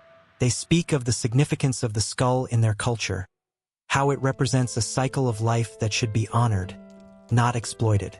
Laughter mingles with tears as they reminisce about rituals that connected them to their roots. But as they gaze at the younger generation, adorned in trendy clothing adorned with symbols they scarcely understand, a sense of unease settles in. Will their stories be lost forever, drowned out by the noise of a world that craves novelty over authenticity? With each passing day, the line between appreciation and appropriation blurs, leaving a chilling reminder that symbols do not exist in a vacuum. They resonate with deep emotions, representing histories and experiences that deserve respect. Yet, in the rush for trend, the narratives often become eclipsed, shedding light on a complex relationship between cultures. The cycle of history is not simply a tale of survival. It is a tapestry woven with threads of pain, joy, and resilience. As the night deepens, a gathering of young artists convenes in a dimly lit studio, their canvases splattered with vibrant colors. They talk passionately, driven by a desire to create art that speaks to the human experience. Yet, lurking beneath their enthusiasm is an unsettling truth. Many of them were symbols borrowed from cultures they have never encountered, the weight of their appropriation heavy in the air. They are unaware of the voices that whisper from the past, cautioning them about the fine line they tread, the unintentional hurt they may cause in their quest for expression. Amidst this swirl of emotions, a middle-aged woman stands on a street corner, clutching a protest sign that reads, "Respect our symbols." She feels the heat of passion rise within her as she witnesses the juxtaposition of cultural celebration against a backdrop of ignorance. Her heart races, caught between the fight for recognition and the fear that her culture may become just another trend, a fleeting moment destined to fade away. Each chant from the crowd reverberates in her chest, a rallying cry for acknowledgement and understanding. As the night wears on, the stories continue to intertwine, each narrative a fragile thread in the ever-expanding tapestry of life, death, and the symbols that bind them. With every heartbeat, the emotions pulse through the air, each breath a reminder of the complexity that surrounds cultural symbols. The light flickers, revealing shadows that dance between appreciation and appropriation, blurring the lines and igniting the tension. The air was thick with tension, a palpable energy crackling like a live wire. It was a moment suspended in time, where the weight of history pressed down heavily on the shoulders of those who dared to change the world. The angel of death hovered silently, cloaked in shadows, whispering to the leaders and soldiers who walked the precarious line between glory and annihilation. In the streets of Paris, blood dripped from the guillotine's blade, a grim reminder of the revolutionary fervor that consumed the city. The echoes of the past mingled with the fervid cries for liberty, equality, and fraternity. Maximilien Robespierre, fervent and passionate, believed he was the harbinger of a new dawn. Yet, with every rallying speech, every decree, he tightened the noose around his own neck. The revolution was a beast with an insatiable appetite, and it would not stop until it had devoured its own children. The very principles Robespierre cherished turned to ash in his mouth as he became entangled in the web of terror he had spun. He would soon realize that the angel of death does not discriminate. It comes for all, even those who wield its power. Across the ocean, in the throes of the American Revolution, George Washington stood as a giant, his silhouette etched against the fiery sky. The weight of his decisions pressed heavily on him as he led men into battle. The scent of gunpowder filled the air, mingling with the cries of the wounded. The Battle of Valley Forge, a grim chapter where suffering met resolve, tested the very fabric of human spirit. Washington, though hailed as a hero, lost friends and brothers in arms, watching the angel of death sweep them away, one by one. Each life lost was a reminder that freedom came at a brutal cost, and the line between victory and defeat was as thin as a whisper. Yet the angel of death took many forms. In the trenches of the First World War, the landscape became a graveyard, where mud, blood, and despair merged into a single entity. Soldiers huddled together, their faces gaunt, haunted by the specter of their fallen comrades. The military leaders, sitting safely in command tents, drew strategies on maps, unaware, or perhaps uncaring, of the horrors that unfolded just beyond the horizon. For every victory celebrated in the halls of power, countless lives were snuffed out in the blink of an eye. They called this the war to end all wars, but the angel of death knows no such boundaries. Each moment was a testament to the fragility of human life against the relentless march of time and conflict. And then there was the specter of Joseph Stalin, a revolutionary who transformed a nation through iron-fisted control and terror. His gaze, cold and calculating, inspired both fear and devotion. The Great Purge became his weapon, a campaign that swept across the Soviet Union, claiming millions. The angel of death, wearing the mask of ideology, walked hand in hand with Stalin, shaping the future of a country with fear as its foundation. As he sat in his office, the cries of his people echoed in his mind. Yet he remained unmoved, believing in the strength of a ruthless regime over the sanctity of individual lives. Power and death danced a macabre waltz, each step choreographed with chilling precision. In the shadows of political upheaval, the angel of death found its way into the hearts of men like Mao Zedong. The Cultural Revolution swept through China like a wildfire, consuming lives and erasing history. Students turned against teachers, neighbors against neighbors, all in the name of ideological purity. As bodies piled up and the screams of the innocent filled the air, Mao remained perched atop his throne, wrapped in the delusion that he was the architect of a new world. The angel of death reveled in this chaos, its laughter echoing through the halls of history, reminding all who dared to wield power that the crown of leadership often comes with a heavy price. In every revolution, every military campaign, the angel of death loomed large, a silent observer, a powerful force. The blood of the fallen stained the ideals of freedom and progress. And yet, leaders continued to chant the mantra of glory. From the ashes of war, empires rose and fell, but the cost of ambition remained constant. A toll paid in lives, dreams, and hope. As the echoes of gunfire faded and the dust settled, those who survived carried the weight of memory, forever haunted by the faces of those they had lost. The stories of the past intertwined with the present, a tapestry woven from the fibers of courage and despair. The angel of death was not just a figure among men.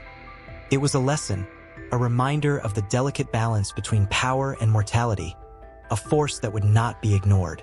In this relentless pursuit of power, the pulse of revolution quickened, and the shadows grew longer. Each political figure, whether a liberator or a tyrant, faced the same truth: at any moment, their time could come. The whispers of the angel of death grew louder, intertwining with the roar of the people demanding change. The stage was set, the players poised. In the end, the only certainty was that the dance between life and death would continue, a cycle without end, leaving the audience breathless and craving for more. In a dimly lit room, a figure sits in silence, the weight of existence pressing down like an anchor. Outside, the world rushes by, oblivious to the internal storm of thoughts swirling within. What happens when the final breath is taken? What lies beyond the threshold of life? These questions are as old as humanity itself, echoing through the corridors of history. They whisper in the ears of philosophers, poets, and dreamers alike, each searching for answers that seem just out of reach. In the West, death has often been viewed as the ultimate tragedy, an ending steeped in despair and loss. From the ancient Greeks, with their solemn funerary rites, to the existential dread grappling with the void in the writings of Nietzsche, the Western narrative paints death as a formidable opponent. The philosopher Socrates, in his final moments, confronted his fate with a calm demeanor, yet his thoughts reveal a deep-seated fear of the unknown. To him, death was a departure, a leap into darkness. His final words, urging his followers to seek the truth, left an indelible mark on Western thought. The haunting reality of mortality stirred the hearts of many, leading to a belief that life, in its fleeting beauty, is to be cherished all the more fiercely because of its inherent fragility. As centuries unfurled, the echoes of despair morphed into a more complex landscape. The Renaissance blossomed, and with it, a renewed appreciation for life. Yet the specter of death lingered. The Baroque period, with its ornate art and literature, confronted mortality head-on. Artists like Caravaggio captured the rawness of life and death, portraying scenes that left viewers gasping, caught between the beauty of existence and the inevitability of its end. In this tumultuous dance of creation and destruction, death became not just an end but a muse, a catalyst for exploring the depths of human emotion. Across the expanse of land, the East offered a contrasting perspective. In the teachings of Buddhism, death is not feared but embraced as an integral part of the cycle of existence. The idea of samsara, the continuous cycle of birth, death, and rebirth, encourages a different kind of understanding. Here, death is merely a transition, a doorway to another existence. The Buddha spoke of impermanence, urging followers to accept the transient nature of life. It is a perspective that brings a sense of peace, a tranquil acceptance that resonates deeply within the souls of those who seek enlightenment. The serene faces of monks, lost in meditation, reflect a profound understanding. Life and death are intertwined, and to fear one is to misunderstand the other. Yet, the philosophical landscapes of the East shift dynamically, too. Confucianism, grounded in the importance of relationships and societal harmony, presents death as a moment steeped in duty. The rituals surrounding death are elaborate, emphasizing respect for ancestors and the legacy one leaves behind. Each funeral rite is a chapter in a continuity that honors not just the departed but the living, fostering a sense of community. The act of mourning becomes a communal experience, a shared burden that connects people across generations. In this view, death is not merely an individual's end but a collective journey through the fabric of family and tradition. As the currents of thought continued to flow, the Western world wrestled with the existential quandaries of modernity. The Industrial Revolution brought a mechanical understanding of life, and with it, a distancing from the spiritual. Death morphed into a clinical experience, removed from the home and confined to sterile hospitals. The poetic contemplations of Keats and Dickinson echoed the beauty of mortality, but the modern age wrestled with a different kind of sorrow, the fear of being forgotten, of leaving no mark upon a relentless march of time. The famous existentialist, Jean-Paul Sartre, confronted this head-on, arguing that life is absurd, and it is up to each individual to create meaning against the backdrop of an indifferent universe. Meanwhile, the East experienced its own transformations. The clash of tradition with modernity led to a reevaluation of death in a rapidly changing society. Contemporary thinkers sought to reconcile ancient wisdom with the challenges of the present. In a world filled with technology and global connections, the teachings of Eastern philosophies found new relevance, challenging individuals to find peace amidst chaos. The chants of monks still resonate, but they now blend with the sounds of a bustling world, urging a balance between the old and the new. Through these shifting landscapes, a haunting thread weaves through the collective human experience. The stark contrast between Eastern and Western philosophies regarding death creates a poignant tension. While the West often clings to the notion of finality, the East invites acceptance and rebirth. This dichotomy encapsulates a universal struggle, a desperate search for meaning in the face of life's impermanence. As the figure in the dim room contemplates this eternal dance of existence, a chill runs down their spine. The realization dawns that death, while a specter of loss, is equally a teacher of profound wisdom. Tears well in their eyes, not out of despair but from a deep-seated gratitude for the beauty of each fleeting moment. Life, in its intricate tapestry, is woven with threads of joy and sorrow alike. With every breath, the question remains, how will one navigate the unknown? As the narrative unfolds, it is clear that the exploration of death is not simply an intellectual endeavor, but an emotional pilgrimage. The stories of philosophers, poets, and everyday souls intertwine, creating a rich tapestry of understanding that transcends cultural boundaries. Each perspective offers whispers of wisdom, urging reflection, acceptance, and, ultimately, a deeper appreciation for the fragile gift of life. A chilling wind swept through the empty streets of a once thriving city, carrying whispers of despair. The silence was palpable, broken only by the distant sounds of mourning. This was a world gripped by the cold grasp of the angel of death. As the sun dipped below the horizon, casting an eerie glow over the desolation, the specter of loss loomed larger than ever, marking its territory with the sharp scent of fear and the bitter taste of helplessness. In this moment of collective anguish, one could not help but wonder how humanity found itself entwined in the merciless dance with fate, a partner known throughout history as the Angel of Death. From the Black Death that swept across Europe in the 14th century, claiming 1/3 of the population, to the more recent shadows cast by the COVID-19 pandemic, the presence of this relentless force echoed through centuries, leaving scars etched deep into the fabric of society. As the Black Death arrived on ships from Asia, its victims were not merely numbers. They were fathers, mothers, brothers, and sisters, each breath a silent prayer for survival. Towns turned into ghostly echoes of what they once were, as families were ripped apart.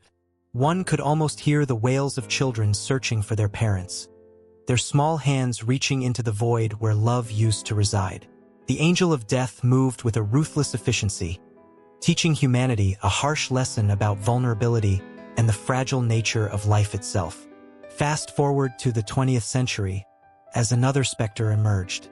The Spanish flu, a pandemic that infected 1/3 of the world's population, danced its wretched waltz through crowded cities, from the bustling streets of New York to the quiet villages of India. Hospitals overflowed, and bodies piled high in makeshift graves. The Angel of Death was relentless, wielding its sickle with a precision that left no corner of the earth untouched. In its wake, entire communities were devastated, the laughter of children replaced by an oppressive silence that clung to the air like a heavy fog. Grief was not a fleeting visitor. It became a permanent resident. And then, famine raised its head, a cruel companion to the Angel of Death. Across continents, from the Ukraine in the 1930s, where millions starved in the Holodomor, to the Ethiopian famine of the 1980s that saw children with sunken cheeks and hollow eyes, the struggle against hunger became a battleground. The Angel of Death feasted on despair, its shadow looming over fields where once there had been plenty. Families watched as their harvests withered away, their dreams of sustenance slipping through their fingers like grains of sand. Each empty plate was a testament to life lost, each haunting gaze a reminder of a heart-wrenching reality. In the depths of these crises, the human spirit fought back. For every life claimed, there were stories of resilience. People sharing what little they had, neighbors banding together to provide for one another, and communities rising from the ashes of despair. Yet, with each act of defiance, the Angel of Death remained, lurking at the edges, waiting for its moment to strike again. It was a game of tug-of-war, where hope and despair played out in stark contrast, each side struggling for dominance. One could not ignore the role of leaders during these times of turmoil.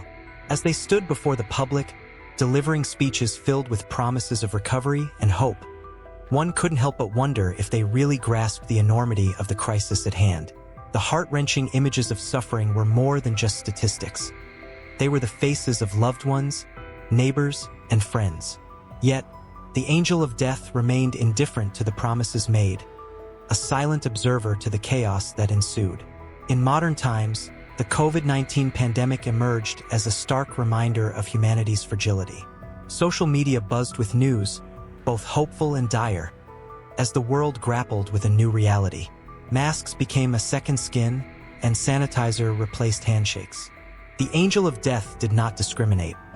It found its way into the most secure homes, teaching a new generation about the unpredictability of life. Families were torn apart by invisible threads, and as hospitals filled to capacity, the sound of sirens became a haunting lullaby, echoing through the night. As the world clamored for solutions, scientists raced against time, their voices echoing like beacons of hope in a sea of despair. Every breakthrough felt like a small victory against the relentless foe. But the angel of death, shrouded in the cloak of inevitability, continued its silent march. Vaccines became symbols of hope, yet the fear lingered, palpable in crowded grocery stores and on public transport.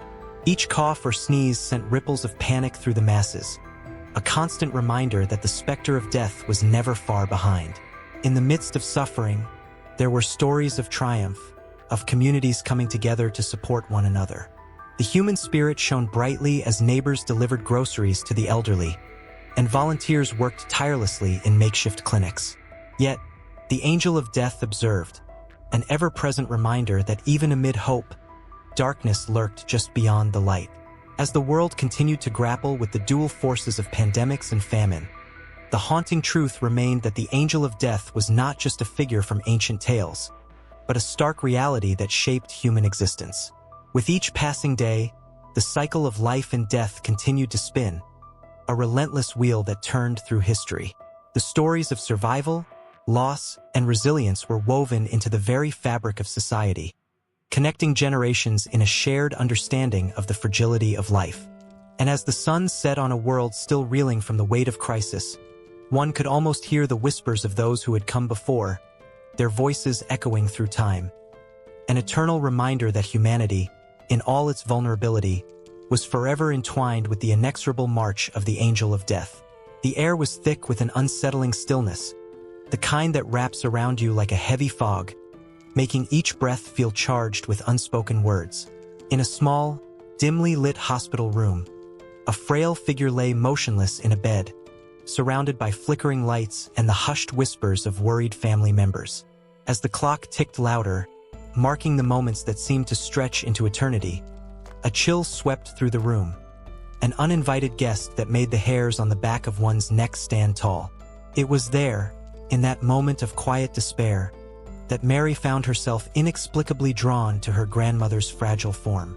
Days had turned into weeks since the doctors had uttered those dreaded words. Terminal. Each visit brought a new wave of sorrow, but this time felt different. The room was pulsing with an energy that left her breathless. Suddenly, her grandmother's eyes fluttered open, revealing an otherworldly gleam. "Mary," she whispered, her voice barely a breath. "He is here." With a touch that felt both warm and cold, the old woman's hand grasped Mary's tightly. The room shifted, shadows danced, and for a fleeting moment, Mary could have sworn she saw a dark figure standing in the corner, watching, waiting. Was it the end, or merely a passage? The boundary between life and death blurred, and Mary felt a pull, an undeniable connection to something greater. Throughout history, countless souls have recounted similar encounters, experiences that shook them to their core. In ancient Egypt, the afterlife was not merely a concept but a bustling realm filled with gods and judgment. Those who passed away were said to meet Anubis, the jackal-headed deity, who led them through the weighing of the heart ceremony. The heart, representing the essence of one's life, was balanced against a feather, symbolizing truth. Many believed that should their heart be heavier than the feather, they would face eternal torment. Weaving through the tapestry of time, tales of the angel of death have emerged in various cultures. The Grim Reaper, cloaked in darkness, became a symbol of mortality, often depicted with a scythe to harvest souls. Yet, the encounters people claimed to have had with this spectral figure often painted a more complex portrait. Take, for instance, the soldier during World War I, trembling in the trenches, who swore that on the eve of battle, he was visited by a cloaked figure who whispered warnings of doom. The next morning, he watched as his comrades fell, one by one, while he remained untouched, as if the angel had marked him for survival. In another corner of the world, an old folklore tale told of a woman known as La Llorona, who wept for her lost children, wandering riverbanks in search of souls to accompany her into the afterlife. Many who crossed paths with her claimed to hear her mournful cries long before they ever saw her silhouette, a chilling reminder that death often walks hand in hand with grief. In their encounters, These individuals were left haunted, grappling with the emotional weight of witnessing the thin veil between life and death, forever altered by the experience. A young boy named Jake, sitting in a dim-lit room in a nursing home, had his own brush with the angel of death. One evening, as he played cards with his ailing grandfather, a strange chill penetrated through the walls, settling in their hearts. Suddenly, the door swung open, revealing a tall, shadowy figure, its face obscured. Jake felt an instinctive fear wash over him, but his grandfather reached out, a smile breaking through his pain. "It's okay, son. He's just here to guide me home." With that simple statement, the fear dissipated. Jake watched as his grandfather's features softened, the lines of worry melting away as if the weight of the world had lifted. In the presence of the angel, his grandfather spoke of adventure and light, his voice growing stronger, echoing in the small room. Moments later, peace enveloped them both, and as the figure beckoned, the old man's hand slipped away, leaving Jake with an unshakable sense of awe and sorrow intertwined. Such stories weave a rich tapestry of human experience, each thread vibrant with emotion and fear. In a small Italian village, a woman named Bianca recounted her encounter with the angel of death during the 1918 influenza pandemic. As the illness swept through her community like wildfire, she found herself nursing her sickly neighbor, who lay gasping for breath. One fateful night, a soft glow filled the room, and there stood the figure, draped in a shroud of mist, its presence both terrifying and comforting. Bianca felt a pull toward the figure, as if it whispered promises of solace to the suffering. In those moments, she witnessed the fine line between despair and peace, as the angel guided the neighbor away from pain. The next morning, she found herself alone, the room empty, yet filled with an inexplicable warmth that lingered. She had not only witnessed death but had felt the gentle caress of acceptance. Years later, as she recounted the tale to her own children, they listened with wide eyes, absorbing the gravity of existence and the ephemeral nature of life. The air thickened around them, an intangible force that connected generations through shared stories, each one more haunting than the last, echoing the same truths that had been whispered throughout history. Back in the hospital room, Mary remembered her grandmother's final words, the way the air shifted, and the fleeting glance of a figure standing just beyond the threshold. As the shadows lengthened and the world outside faded into darkness, she felt an overwhelming sense of the unseen, the ever-present dance of life and death unfolding like a delicate flower. The evening stretched on, each tick of the clock a reminder that time was a fickle friend, and the angel of death was not merely a harbinger of sorrow, but a guide, a protector, and perhaps even a companion in the eternal embrace of the unknown. The atmosphere was electric, buzzing with anticipation as if the very walls were holding their breath, waiting for the next soul to take flight. In the dim light of a flickering candle, a figure kneels on the cold stone floor, whispering to the shadows that dance along the walls. The air is thick with incense, and the scent swells in the chest, invoking feelings of loss and longing. Outside, the world continues to pulse with life, but inside this sacred space, time seems suspended, as though it is holding its breath, waiting for something beyond. Across the globe, cultures have wrestled with the question that haunts every human heart. What lies beyond the veil of death? Ancient Egyptians believed in a world beyond this one, where the soul would be judged by Osiris. The heart of the deceased was weighed against a feather, symbolizing truth and justice. If it tipped, the soul would be devoured by Ammit, the fearsome creature that was part crocodile, lion, and hippopotamus. The chilling thought of being lost to such a fate sent shivers through the faithful, prompting them to prepare their tombs with riches and sacred texts, hoping to secure safe passage.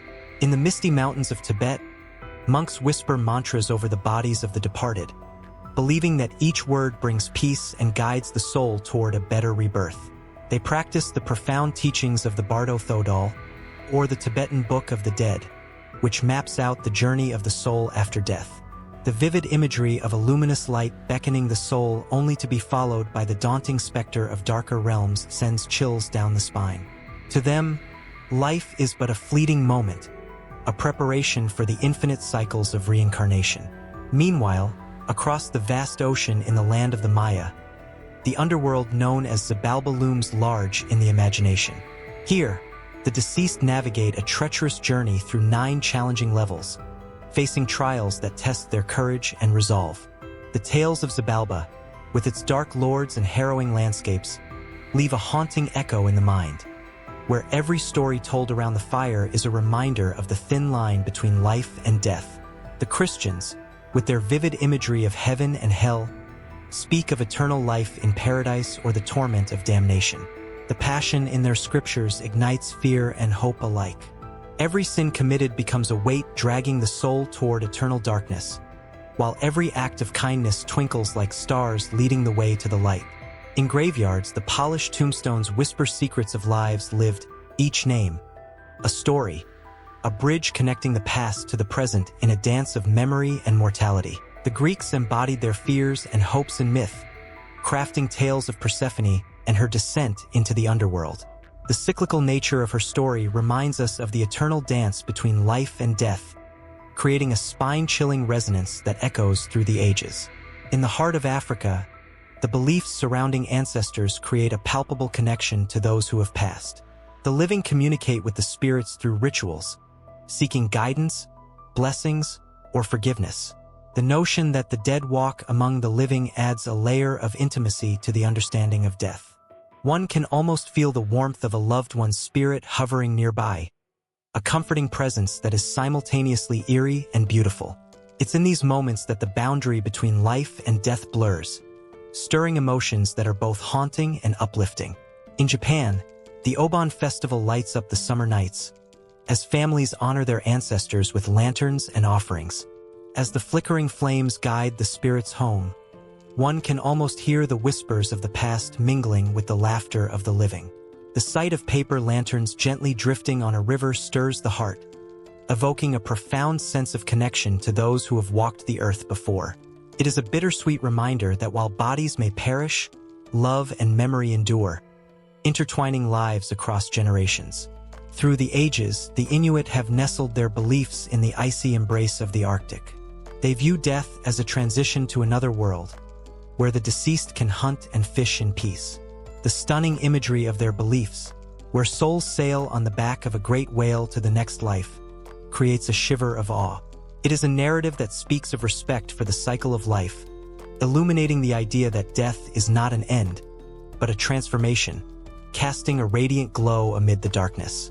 As dusk falls in the depths of the Amazon rainforest, the indigenous tribes perform sacred rites to honor their ancestors, believing that the spirits of the departed guide the living through the labyrinth of life.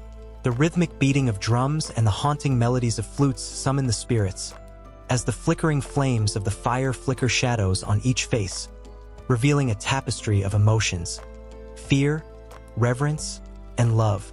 The air thickens with the weight of history, a reminder that every life is a thread woven into the vast fabric of existence. All over the world, the beliefs surrounding death and the afterlife create a kaleidoscope of emotions. In every culture, there is a raw, palpable fear of the unknown, but there is also an enduring hope that the end is merely a new beginning. The stories told, the prayers whispered, and the rituals performed are all expressions of humanity's deepest longing to understand what happens when the heart finally stops beating. In these moments of reflection and reverence, the line between the living and the dead dances ever closer. No matter how varied these beliefs may be, they all share a thread of connection, binding us together in the shared experience of mortality. What unfolds after the final breath remains a mystery, but the collective stories of humanity echo in the wind, drawing us in with their haunting beauty, reminding us that we are all part of an eternal cycle, caught in the rhythm of life and death. The candle flickers once more, illuminating the darkness with a promise that the story does not end here. It merely transitions, weaving us toward the next chapter of this shared human experience. A single candle flickered in the dim light of the old chapel, the shadows dancing against the walls as if they were whispering secrets from ages past. The scent of aged wood and burning wax hung thick in the air, mingling with a sense of reverence that was palpable. Outside, the world carried on, unaware of the quiet turmoil that lay within. Time, relentless and unforgiving, marched on. But here, in this sacred space, the past and the present collided in an intimate embrace. Across continents and centuries, the angel of death has taken on many forms, each shrouded in the weight of human experience.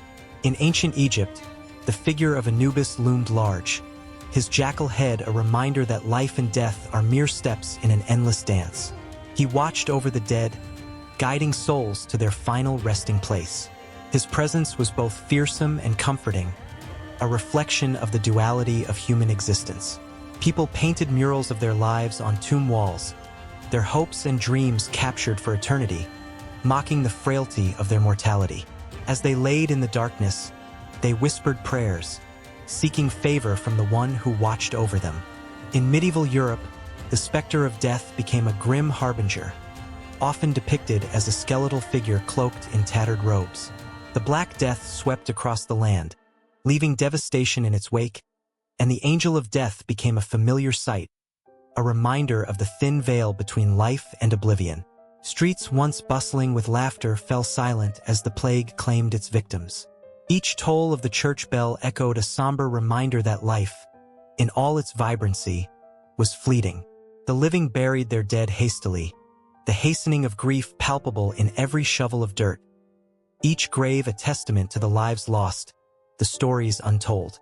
But beyond the darkened corridors of history, the angel of death took on a more personal role.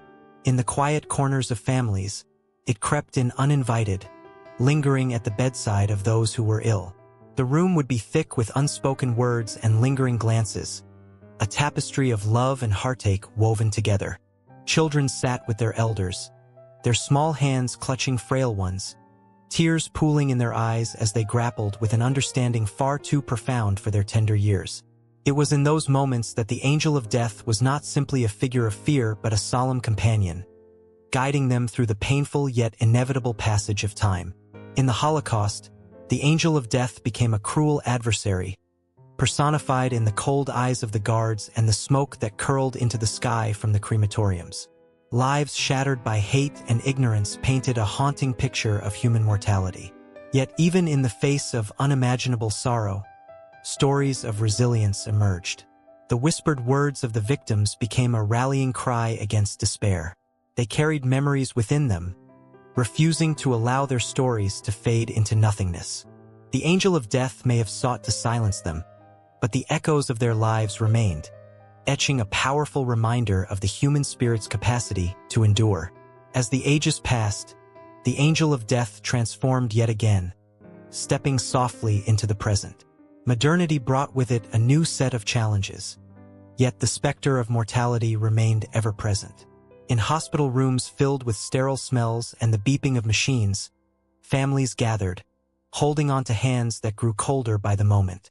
They shared stories, laughter mingling with tears, as they reminisced about the warmth of love that could never truly die.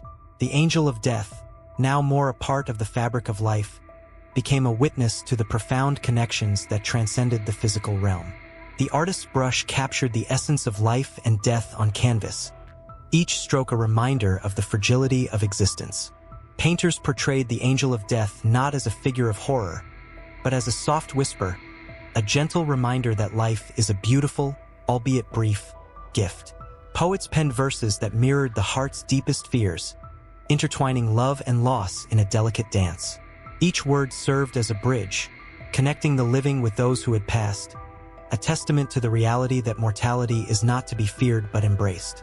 In the stillness of a quiet home, an elderly woman flipped through a photo album, her fingers tracing the faces of loved ones long gone.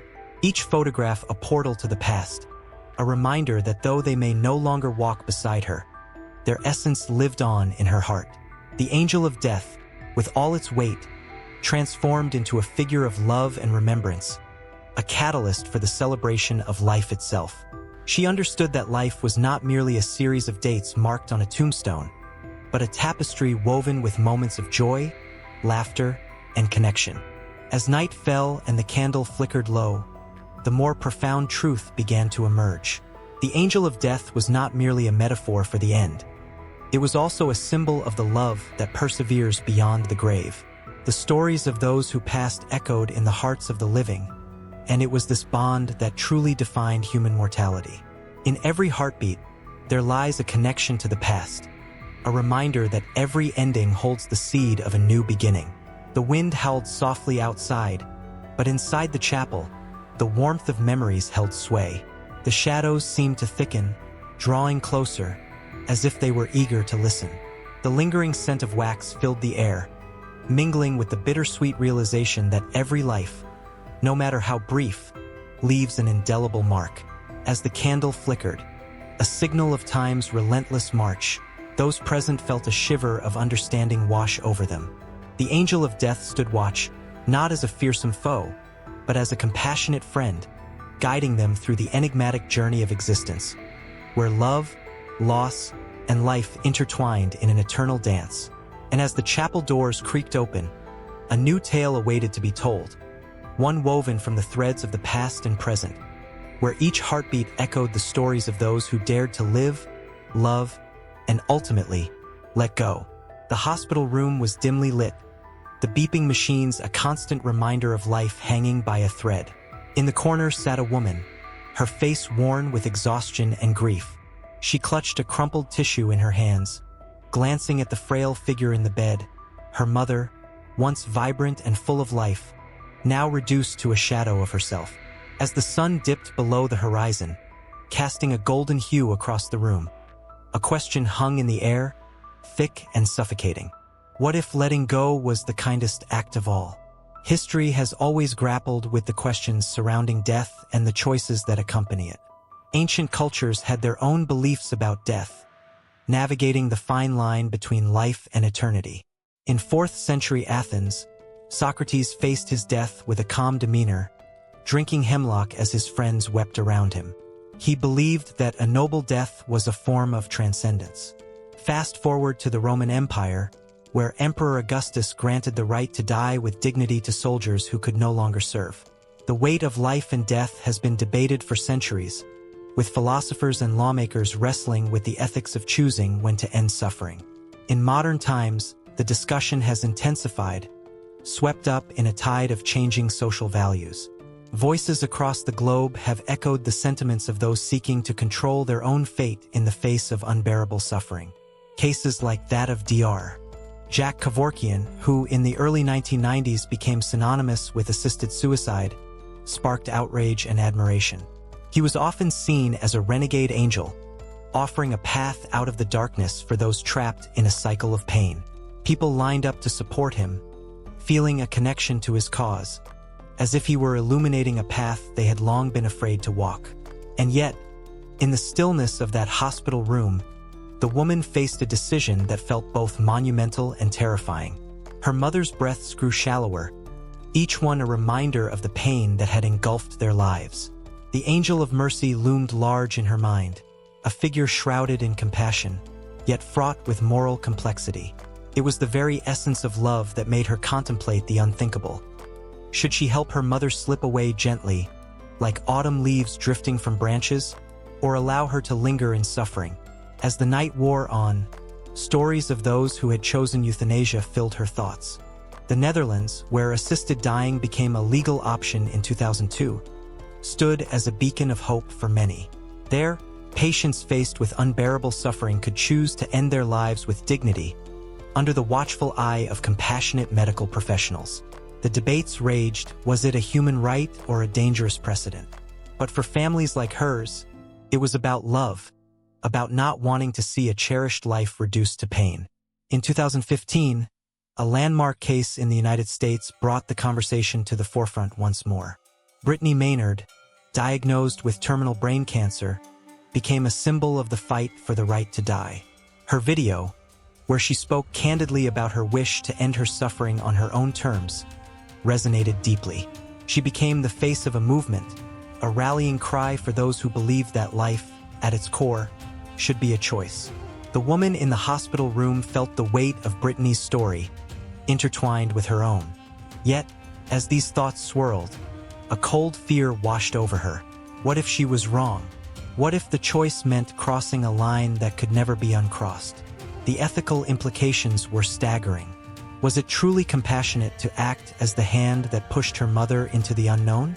Or was it a selfish act stemming from her own desire to ease the burden of pain? The duality of love and fear tangled within her, a relentless dance that tugged at her soul. She recalled the words of dignitaries and ethicists who had stood at podiums, passionately discussing the implications of euthanasia. They spoke of slippery slopes and moral absolutes. Would allowing one kind of death lead to another? The woman felt her heart race at the thought. Would her mother's choice soon be followed by others who were not suffering, but simply weary of life? The angel of mercy transformed into something far more complicated, a figure that now blurred the lines between compassion and coercion. Her mother stirred, barely opening her eyes, and in that fleeting moment, their souls connected in a heart-wrenching silence. The woman felt tears pooling in her eyes, each one a testament to the love she held for her mother. The room was a sacred space, a battleground of emotions, hopes, and fears. In the stillness, she whispered a prayer, a plea for guidance, for clarity in the chaos that surrounded them. As dawn broke, illuminating the room with soft, golden light, the woman made her choice. She cradled her mother's hand, feeling the warmth, the fading strength, and the weight of her decision settled in her heart. The tension reached a boiling point as she contemplated the unthinkable act, wrestling with the angel of mercy who had become both her savior and her tormentor. The ethics of death were not just philosophical musings anymore. They were raw, urgent, and palpable. The stories of those who had walked this path, the shadow of assisted suicide looming over their decisions, reverberated in the air like a haunting melody. Each note echoed the humanity that lay at the core of this debate, the simple desire for dignity and the right to be free from pain. As the sun climbed higher in the sky, breaking through the haze of night, the choices remained suspended in the air. The woman's heart raced with uncertainty, a whirlpool of emotions churning within her, a kaleidoscope of love, fear, hope, and despair. And just as she was about to solidify her decision, a knock echoed from the door, signaling the arrival of the medical team. The moment of truth brushed against her fingertips, a fleeting breath away from a choice that would reshape their lives forever. In a dimly lit room, the air thick with incense, a small group of seekers gathered, their faces illuminated by flickering candlelight. They sat cross-legged on the floor, eyes closed, breathing in unison. The whispers of the beyond seemed to seep through the walls, wrapping around them like an unseen blanket. At the center of this circle was a woman, her voice smooth and soothing, as she began to speak of the angel of death, a figure both shrouded in fear and wrapped in a cloak of mystery. In many cultures, the angel of death has been perceived as a harbinger of doom, a figure to be feared. But in modern spiritual movements, this archetype is often reimagined as a guide, a facilitator of transformation, and even a compassionate presence. It's a paradox wrapped in an enigma, and one that has sparked intense discussions in circles of the spiritually curious. How did this shift occur? The angel of death has walked through the ages, leaving footprints in the sands of time, each imprint a story, each story a testament to humanity's complex relationship with mortality. Ancient Egypt revered the god Anubis, who guided souls through the afterlife, ensuring they were treated with respect and dignity. The Greeks, too, had their Charon, the ferryman of souls, waiting at the shores of the river Styx. These images evoke a certain reverence, a reminder that death is not merely an end, but a transition. Fast forward to the 20th century, where a wave of spiritual movements began to emerge, influenced largely by the counterculture of the 1960s. Concepts of consciousness and spiritual exploration blossomed, and with them a fresh interpretation of death. No longer just an end, death was painted as a necessary part of life's grand tapestry. This is where the modern conception of the angel of death found its voice, a nurturing guardian, clearing the way for rebirth and renewal. In one particular gathering, a man shared his experience of losing a loved one.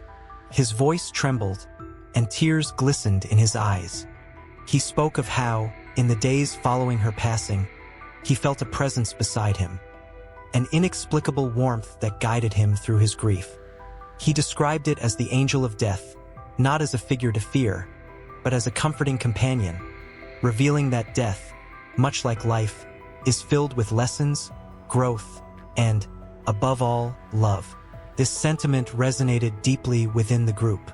Their hearts swelled with empathy, and a palpable energy shifted in the room.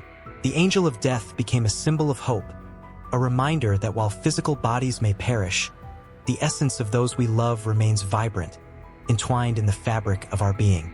Yet, the discussions around this figure are not all soft and warm. The idea of death is still a harrowing one for many, and the angel of death can stir feelings of dread. In the shadows of spirituality, there are those who cling to the old narratives, those who perceive the angel as a grim specter, lurking in the corners of existence, waiting to pounce.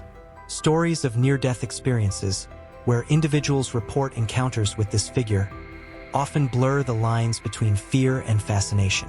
In one such account, a young woman recalled being enveloped in darkness as she slipped away from her physical form during a car accident.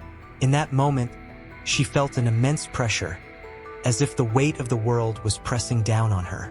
And then, a soft voice broke through the dark, calling her name, assuring her that it was not her time.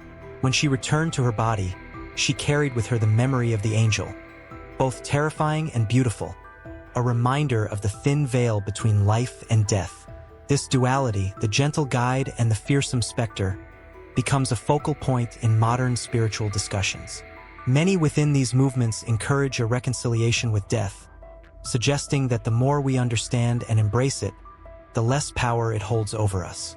Workshops and retreats often include rituals centered around the angel of death, inviting participants to confront their fears and embrace the beauty of impermanence. Breath by breath, they learn to sit with discomfort, to breathe in the pain of loss, to breathe out the fear of their own mortality. They chant, they meditate, they connect with the earth, seeking to honor not only those who have passed but the very essence of life itself. In doing so, they discover a profound truth, that the angel of death is not a distant figure, but a part of the cycle, an integral player in the dance of existence. As time melds into itself, the conversation about the angel of death continues to evolve. Some practitioners, influenced by Eastern philosophies, speak of death as an illusion, a mere transition to another state of being. They embrace the idea of reincarnation, suggesting that the angel guides souls to their next adventure. In this way, the figure shifts from a harbinger of finality to a catalyst for new beginnings, allowing individuals to face their fears with courage. The story of the angel of death weaves through the tapestry of humanity, each thread colored by cultural beliefs, personal experiences, and collective emotions. As the seekers in the dimly lit room began to share their own stories of loss and love, the air grew thick with emotion. They spoke of loved ones who had passed, of the pain that still lingered, and of the moments when they felt the comforting presence of the angel. A reminder that death may be a parting, but it is also a transformation. Each story added another layer to the understanding of this complex figure, igniting a flicker of hope in the darkness. In their shared vulnerability, they realized that the angel of death could be both a companion and a teacher, guiding them through the labyrinth of grief toward a place of acceptance.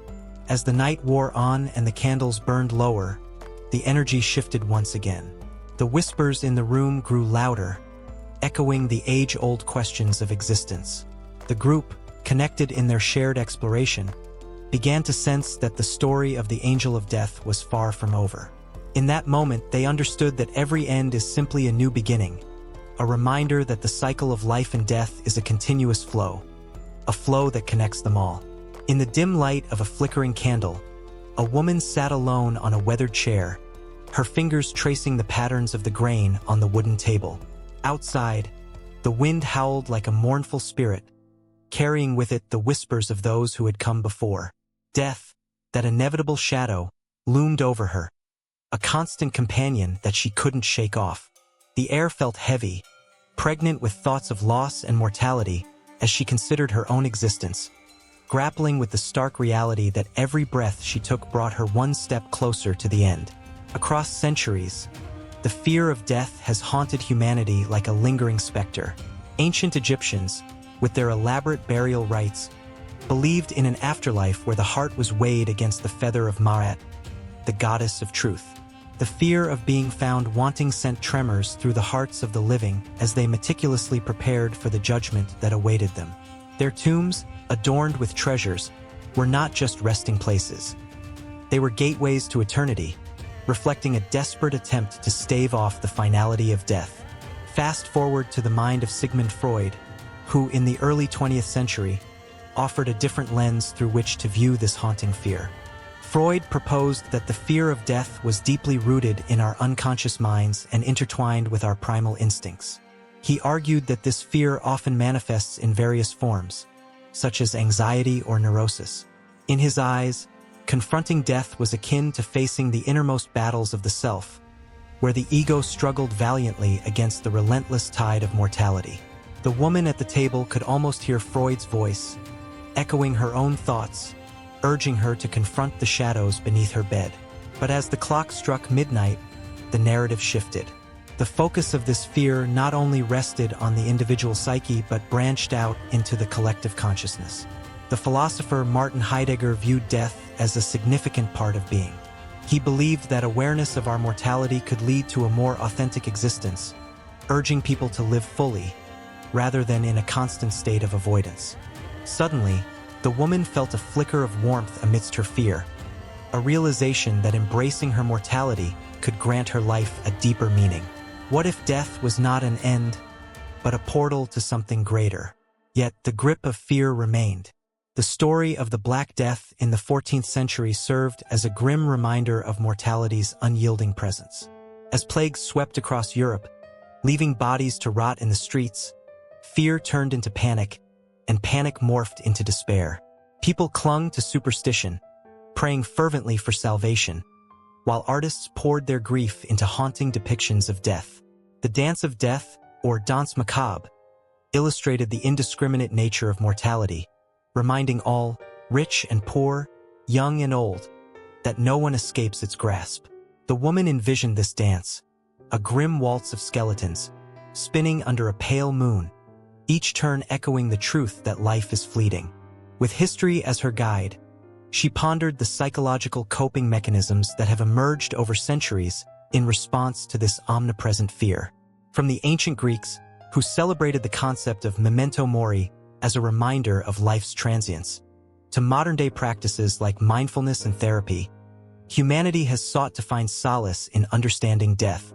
The tranquil breaths of a monk meditating in a serene garden came to her mind, an image of peace derived from acceptance. Could it be that letting go of the struggle against death might just be the key to living more fully? As the night deepened, the candle flickered, casting shadows that danced on the wall, reflecting moments of love, loss, and resilience. The tale of Elizabeth Kubler-Ross swept into her consciousness, a woman who dared to confront the taboo surrounding death. Her 5 stages of grief, denial, anger, bargaining, depression, acceptance, became a powerful framework for understanding not just the dying, but the living as well. The woman imagined those stages as an emotional roller coaster, each loop and twist bringing her closer to a profound truth, that grief was not something to be feared, but rather a testament to love and connection. But the fear of death also birthed the most profound expressions of life. Artistry surged during times of despair, giving rise to masterpieces that captured the essence of human emotion. The haunting notes of Beethoven's Moonlight Sonata echoed in her mind, a melody steeped in longing and loss, yet profoundly beautiful. Wasn't it fascinating how the fear of death could inspire such creativity? Poetry, painting, and music became vessels for emotions that were otherwise too heavy to bear. And as the hours drifted on, she pondered the role of religion and spirituality in alleviating the fears associated with mortality. From the comforting promises of heaven in Christianity to the reincarnation cycle in Buddhism, various beliefs offered frameworks that helped millions cope with the anxiety of death. The idea that death could lead to a new beginning brought a glimmer of hope to her heart. She could almost see the vibrant colors of the afterlife, a realm where souls danced freely, liberated from the constraints of earthly existence. Yet, even with all these insights, the woman felt a familiar tremor of fear. Each ticking second reminded her of life slipping away, like grains of sand through her fingers. Would she have the courage to confront her own mortality? Would she find a way to live authentically, embracing each moment despite the ever-looming shadow of death? Finally, in the silence of the night, as the candle's flame flickered one last time before surrendering to the darkness, she found herself at a crossroads. Would she let her fears consume her, or would she rise, much like the artists and thinkers throughout history who had faced the end with bravery and grace? The decision hung in the air, heavy with anticipation, as the whisper of the past mingled with her present, beckoning her to step forward into the unknown. In that moment, she understood that the fear of death was not merely a burden but a universal thread binding humanity together. A tapestry woven with stories of resilience, grief, love, and the relentless quest for meaning. And as she took a deep breath, the world outside her window faded, replaced by a growing sense of possibility, where each heartbeat echoed a defiance against the darkness. The dance between life and death continued, a rhythm unfurling endlessly, inviting her to join in the eternal waltz. In a small, dimly lit room, an elderly woman sits alone, clutching a weathered photograph of her late husband. Tears stream down her face as she whispers his name, a name filled with memories and echoes of laughter. The clock ticks softly, a reminder of time slipping away. Outside, the world continues its ceaseless march forward, oblivious to the intimate grief unfolding within those four walls. Death has been a constant companion throughout history, shaping cultures, beliefs, and societies. Yet, as the woman mourns, the question looms large. What does the future hold for death itself? Throughout the ages, humanity has faced death with a blend of fear, reverence, and curiosity. Ancient Egyptians believed in an afterlife, meticulously preparing their dead with mummification and burial rituals to ensure safe passage to the next world. In stark contrast, the Victorian era approached death with a morbid fascination, embracing elaborate funerals and mourning attire that transformed grief into a public spectacle. Each period has left its mark on how society understands and copes with mortality. Fast forward to today, where science and technology have begun to challenge our most fundamental beliefs about life and death. Advances in medicine, AI, and even virtual reality are reshaping the landscape of mortality. The idea of living indefinitely, or at least prolonging life significantly, is no longer confined to the pages of science fiction. The prospect of uploading one's consciousness to the cloud, a concept once considered absurd, is gaining traction among futurists and scientists. Can death, that age-old certainty, truly be sidestepped?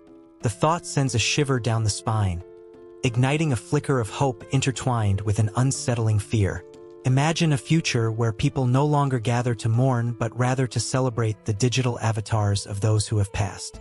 These avatars, crafty simulations of the deceased, powered by artificial intelligence, could engage in conversations, share stories, and even offer comfort to the grieving.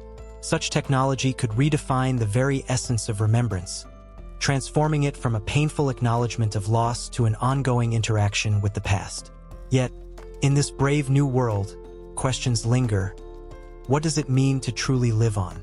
Is a digital echo of a loved one enough to fill the void they left behind, or does it deepen the sense of absence? As the elderly woman continues to sob, her grief reminds us of the very human aspects of death that technology cannot replace. The warmth of human touch, the comfort of shared memories, and the understanding that comes from genuine connection are irreplaceable. Yet, the allure of technological solutions to our emotional pain is undeniable. It beckons the question, will we choose to embrace these innovations, risking the authenticity of our grief in exchange for the comfort of companionship in a digital realm? Throughout history, societies have grappled with the concept of legacy. The ancient Greeks pondered over the idea of achieving immortality through great deeds, while more contemporary cultures seek to leave behind a digital footprint. A social media presence, perhaps, or recorded memories shared with loved ones. In the future, personal legacies could evolve yet again. Imagine if, one day, families could curate an entire archive of their loved one's life, a living scrapbook that doesn't just capture photos and videos but also emotions and thoughts, an interactive testament to a life lived fully. But as we flirt with this notion, the specter of commodifying death looms on the horizon. With the rise of death tech, new businesses are emerging that promise to ease the pain of loss. From subscription services to keep memories alive to virtual reality experiences aimed at processing grief in novel ways. A part of society may embrace these advancements, while another may recoil, yearning for the raw and unfiltered experience of mourning, the starkness that reminds us of the love we have lost. As the clock ticks on, the elderly woman's phone buzzes softly. It's a notification from a memory-sharing app, a reminder of her late husband's birthday. She wipes her tears, hesitating for a moment. Should she open it? Should she dive into the digital archive of their life together? Or is that just another way of evading the pain?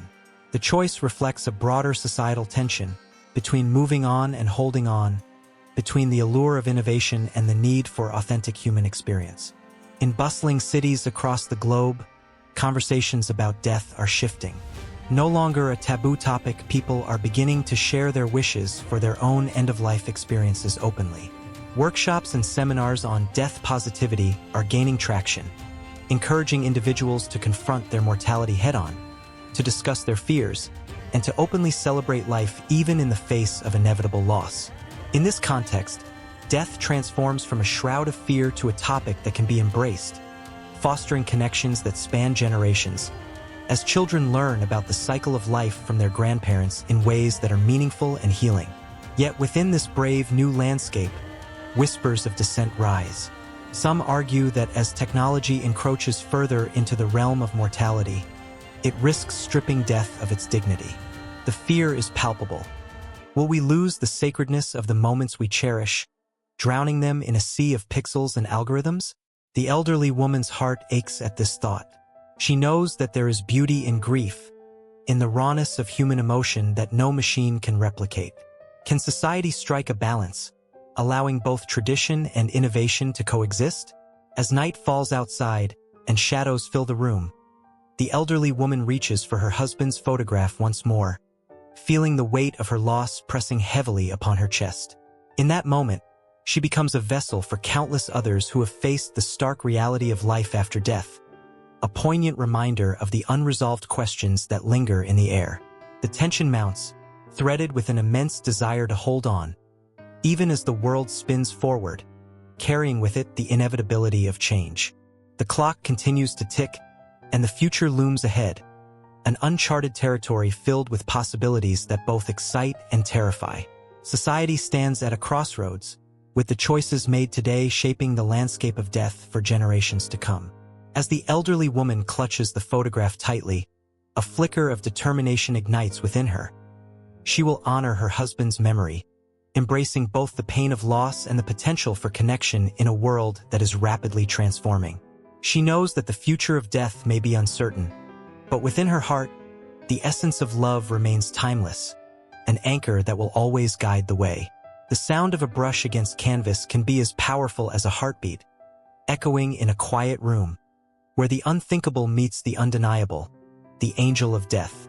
This figure, often feared and misunderstood, dances between shadows and light, embodying life's fragility and its untamed beauty. Here, in this sacred space, creativity becomes a lifeline, a bridge across the chasm of grief, where colors blend and emotions unfurl like wings. In art therapy, the angel of death transforms from a harbinger of sorrow into a gentle guide, leading individuals through their pain and into the realm of healing. Just as ancient cultures painted murals to honor the dead, modern artists wield their brushes and pencils to confront their innermost fears and longings. In this vibrant tapestry of expression, the angel of death emerges, not as the end, but as a profound part of the journey, illuminating the path toward understanding and acceptance. Take Sarah, for instance, a woman whose laughter once filled rooms now sat in silence, a canvas stark and white before her, blank like the void she felt since losing her mother. Her hands trembled as she dipped the brush into dark blues and blacks, swirling them together. With each stroke, the weight of her sorrow poured onto the canvas, creating a storm of emotions that mirrored her inner turmoil. The shades darkened the edges, but slowly, hints of gold began to emerge, breaking through the chaos. A reminder that even in despair, there could be light. As Sarah painted, she imagined the presence of the angel of death, not as a figure draped in black, but as something softer, a guardian who cradled the souls of loved ones. This shift in perception sparked something deep within her. The brush became her voice, her conduit for tears she could no longer shed. What had once been a symbol of fear transformed into a vessel of love, a reminder that loss could coexist with beauty. Throughout history, cultures have depicted the angel of death in myriad forms. The ancient Egyptians revered Anubis, who guided souls through the afterlife, while in European art, the Grim Reaper loomed ominously, scythe in hand, a stark reminder of mortality. Yet, in art therapy, this figure takes on an unexpected role, evolving from a specter to an ally. The canvases filled with swirling colors and dynamic shapes become a visual language, a narrative of life and loss intertwined. In group sessions, artists gather to share their stories, and the atmosphere crackles with energy. Each person brings their unique relationship with death, some faces marked by grief, others by acceptance, and some by curiosity. Together, they paint their experiences, layering their emotions onto the canvas, creating a collective mural that pulsates with life. The angel of death hovers in the background of their minds, urging them to confront their truths, to embrace vulnerability. With each brushstroke, they honor the memories of those they've lost, while also celebrating the resilience of the human spirit. Matthew, a veteran haunted by memories of war, finds solace in the act of creation. His canvas bursts with reds and oranges, chaotic yet mesmerizing, reflecting the battles he fought not only on the battlefield but also within himself. The angel of death becomes a symbol of his struggles, not as an enemy, but as a reminder of the friends he lost, each stroke a tribute, each color a fragment of his grief. Through art, he learns to give voice to the silence that once enveloped him, an act of defiance against the darkness that threatened to consume him. As these sessions unfold, the line between pain and healing blurs. The angel of death morphs into a figure of empowerment, an invitation to face the inevitable with courage. The artists learn to channel their fears, transforming them into something beautiful and meaningful. Where once there was only sorrow, now there exists a vibrant exploration of existence, a dialogue with mortality that brings forth catharsis and clarity. A poignant moment arises when the artists decide to create a piece together, an homage to the lives lost and the lessons learned. They gather in a circle, paint splatters and brushes at the ready, each person contributing their unique touch to a collective canvas. In this act of unity, they embody the spirit of the angel of death, not as an end, but as a beginning, a reminder that every life touches another, that love transcends the boundaries of life and death. With each layer added to the canvas, the air thickens with emotion. They share stories, laughter mingling with tears, the tension of grief transformed into a celebration of what it means to be alive. The colors blend, creating a shimmering representation of hope. The mural becomes a testament to their shared journey, a living embodiment of their struggles, victories, and the enduring nature of love. As the final strokes are laid down, a hush falls over the room.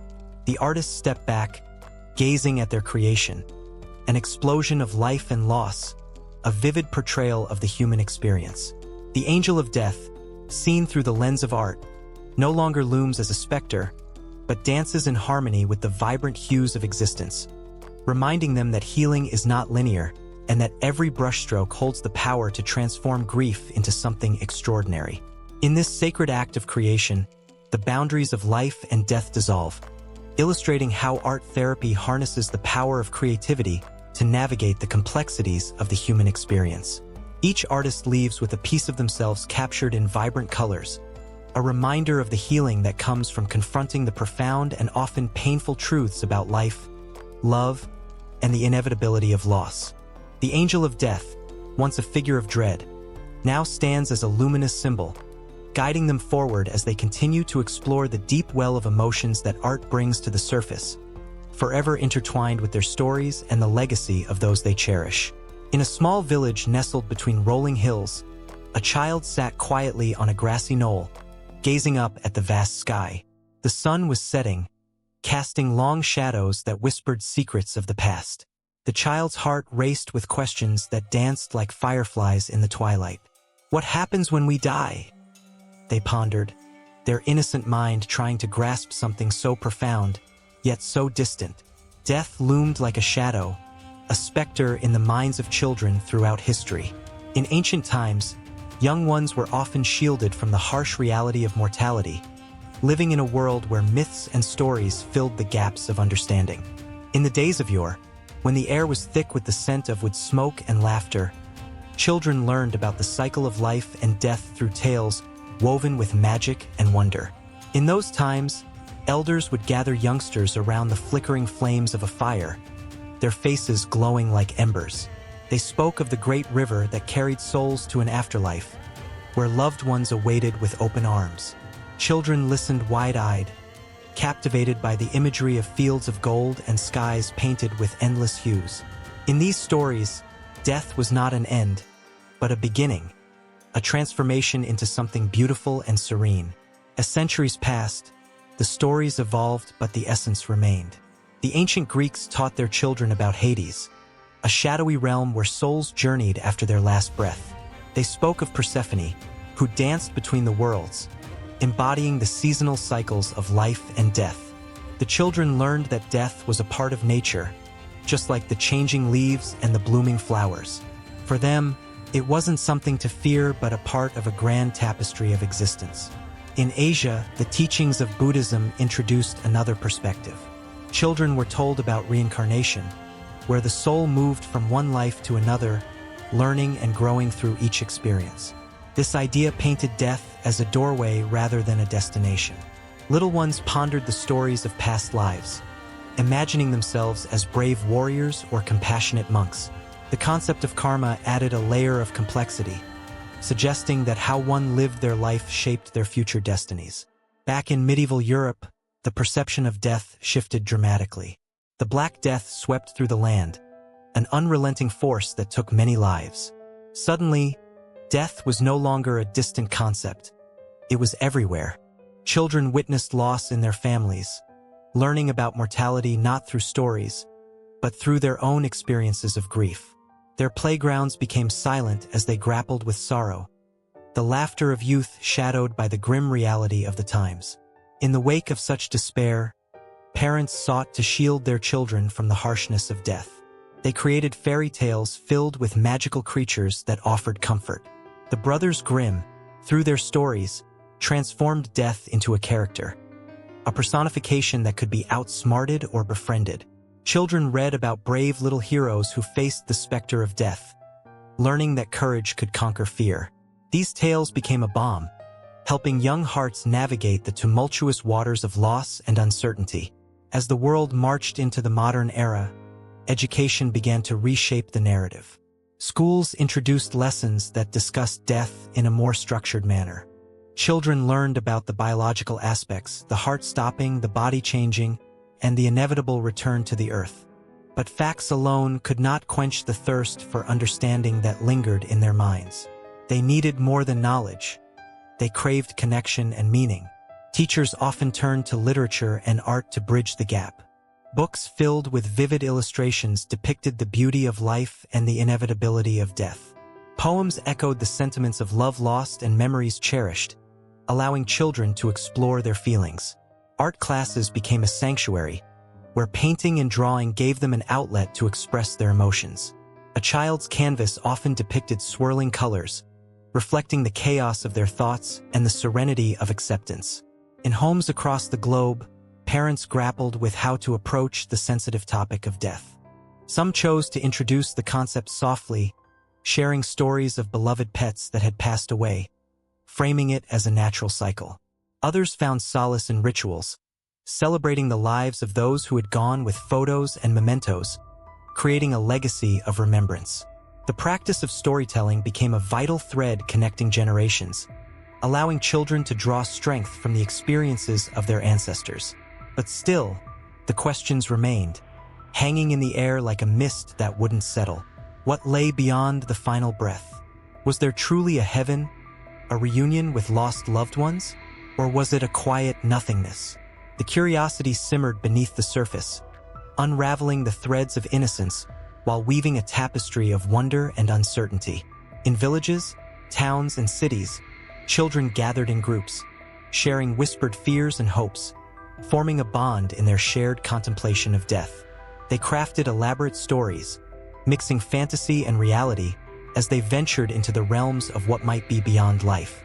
Each tale spun from their imaginations became a lifeline, a way to navigate the complexities of existence.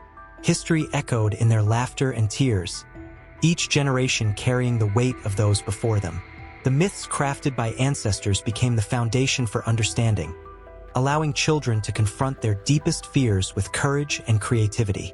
And as the sun set on that grassy knoll, the child's heart swelled with the knowledge that they were part of something larger, a continuum of stories that transcended time and space, connecting their soul to the infinite questions of life and death. The sky turned to twilight, and the child felt a stirring in their heart, a whisper that perhaps death wasn't an end after all. The stories of old, the laughter shared among friends, and the gentle guidance of family wrapped around them like a warm embrace. And just as the stars began to twinkle, a sense of peace washed over them, knowing that the mysteries of death would forever dance in the shadows, just out of reach, waiting to be felt and understood. In the dim glow of candlelight, shadows danced across the ancient walls, whispering stories of lives lived and lost. The scent of burning wax mingled with the musty aroma of old books, each one a testament to the fleeting nature of existence. As the clock struck midnight, the air thickened with an electric tension, a reminder that the angel of death was always near, watching, waiting, and shaping the very fabric of human memory. Throughout history, the figure of the angel of death has haunted our collective consciousness. In cultures around the world, this ethereal being has assumed various forms, from the grim personification of death in Western tradition to the compassionate manifestations found in Eastern beliefs. The inevitability of death has forged a legacy that transcends time, echoing through the halls of history and into our present lives. In medieval Europe, the concept of the danse macabre emerged, a vivid reminder of mortality that sent chills down the spines of those who encountered it. Artists painted skeletal figures waltzing with kings, queens, and commoners alike, a haunting tableau that underscored the universality of death. The angel of death, adorned in a tattered shroud, held a bony hand to each dancer, reminding them that status and wealth were mere illusions in the face of the inevitable. This art served not only as a warning but also as a bridge connecting the living and the dead, a way to confront the specter of death with a mixture of fear and acceptance. In the Americas, the story takes a different turn.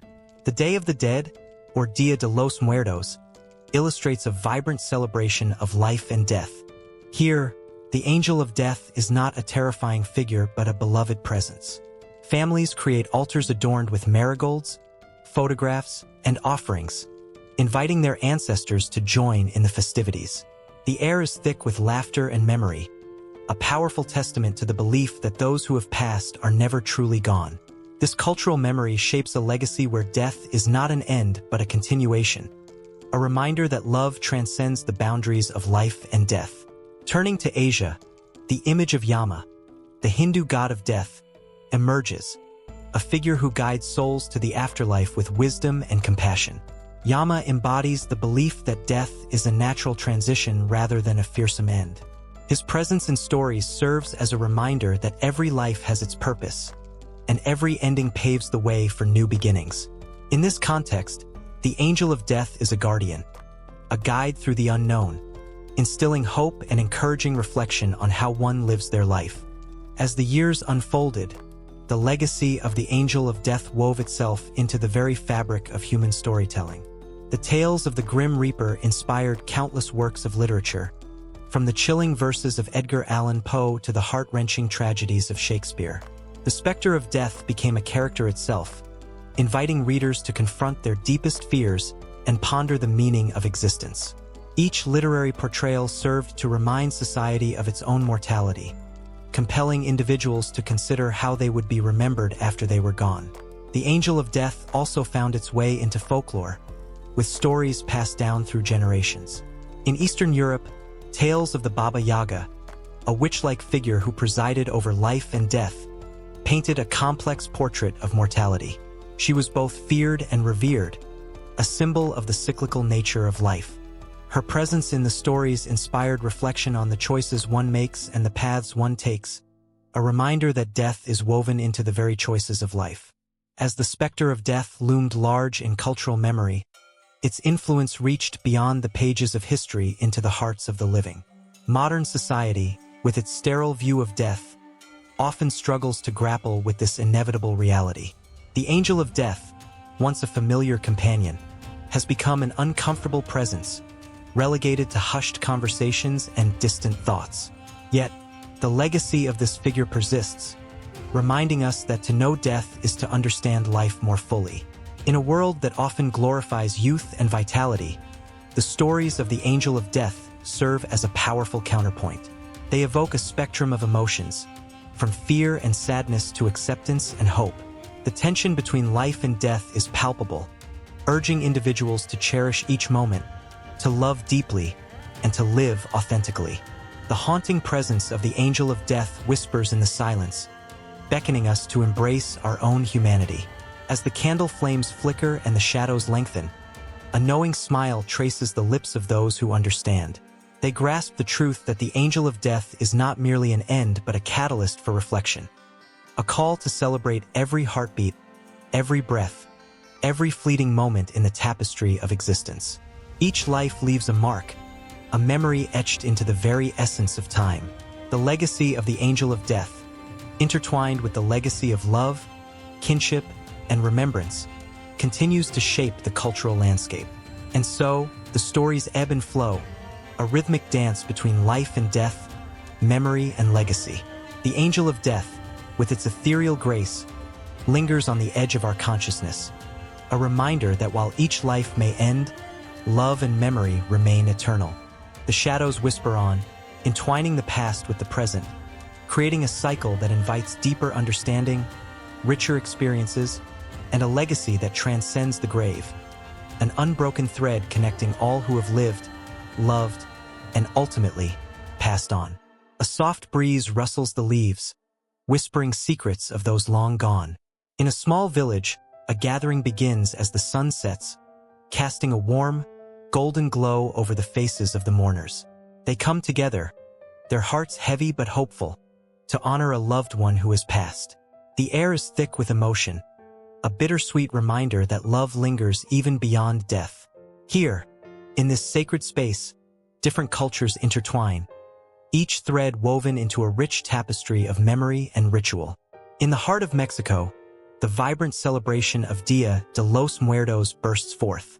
Families gather around colorful altars adorned with marigold flowers, candles flickering like the spirits they aim to welcome back. Sugar skulls, painted with intricate designs, beckon the playful souls of the departed. Laughter mingles with tears as stories are shared, and plates of favorite foods are set out, a feast fit for those who return.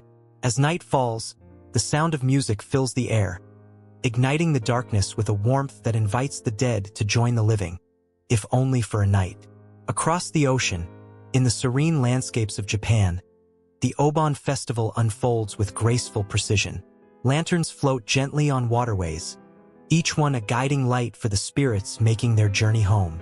Families visit graves, cleaning and decorating them with flowers, bowing their heads in reflection and respect. The sweet aroma of incense fills the air, blending with the soft sound of chants that rise to the heavens. Beneath the cherry blossoms, moments of silence invite the living to connect with the memories, feeling the presence of those who have transcended. In stark contrast, in the Highlands of Scotland, the ancient custom of the wake plays out in the flickering light of a fire. Friends and family gather, sharing stories that weave together laughter and sorrow. They drink from a shared cup, an offering to the deceased, as the flames crackle and pop, echoing the lives that were lived fiercely. The night stretches on, filled with a sense of vigil and togetherness, as they hold onto the hope of seeing their loved ones again, somewhere beyond the veil. Meanwhile, in the vast plains of Africa, the Zulu people honor their ancestors through vibrant ceremonies filled with song and dance. Their connection to the past is palpable, as they believe the spirits of the ancestors walk among them, guiding their lives. The rhythmic drumming ignites a collective heartbeat, and the air pulses with energy as dancers twirl and leap, embodying the very essence of those who have gone before. The colors of the traditional attire splash against the earth, reminding all present that life and death are merely two sides of the same coin. In the Arctic tundra, the Inuit practice a sacred ritual known as the goodbye. They prepare the body with care, wrapping it in fabrics of warmth and love, before placing it on the ice or in a boat at sea. The act of letting go is both painful and beautiful, a deep acknowledgement of the cycle of life.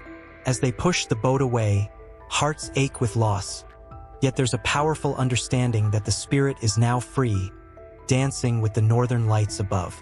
The quiet of the snow-covered landscape amplifies their thoughts, as they listen for whispers of the departed in the wind. The ancient Egyptians believed in a journey to the afterlife, and their rituals reflect a profound respect for the dead. The meticulous mummification process, steeped in tradition, prepared the body for eternal life. Tombs were adorned with treasures, food, and intricate paintings that told stories of the deceased's life. Each culture offers a unique lens through which to view life and death, yet the underlying emotion remains the same: love. The rituals and ceremonies act as a bridge, connecting the past with the present.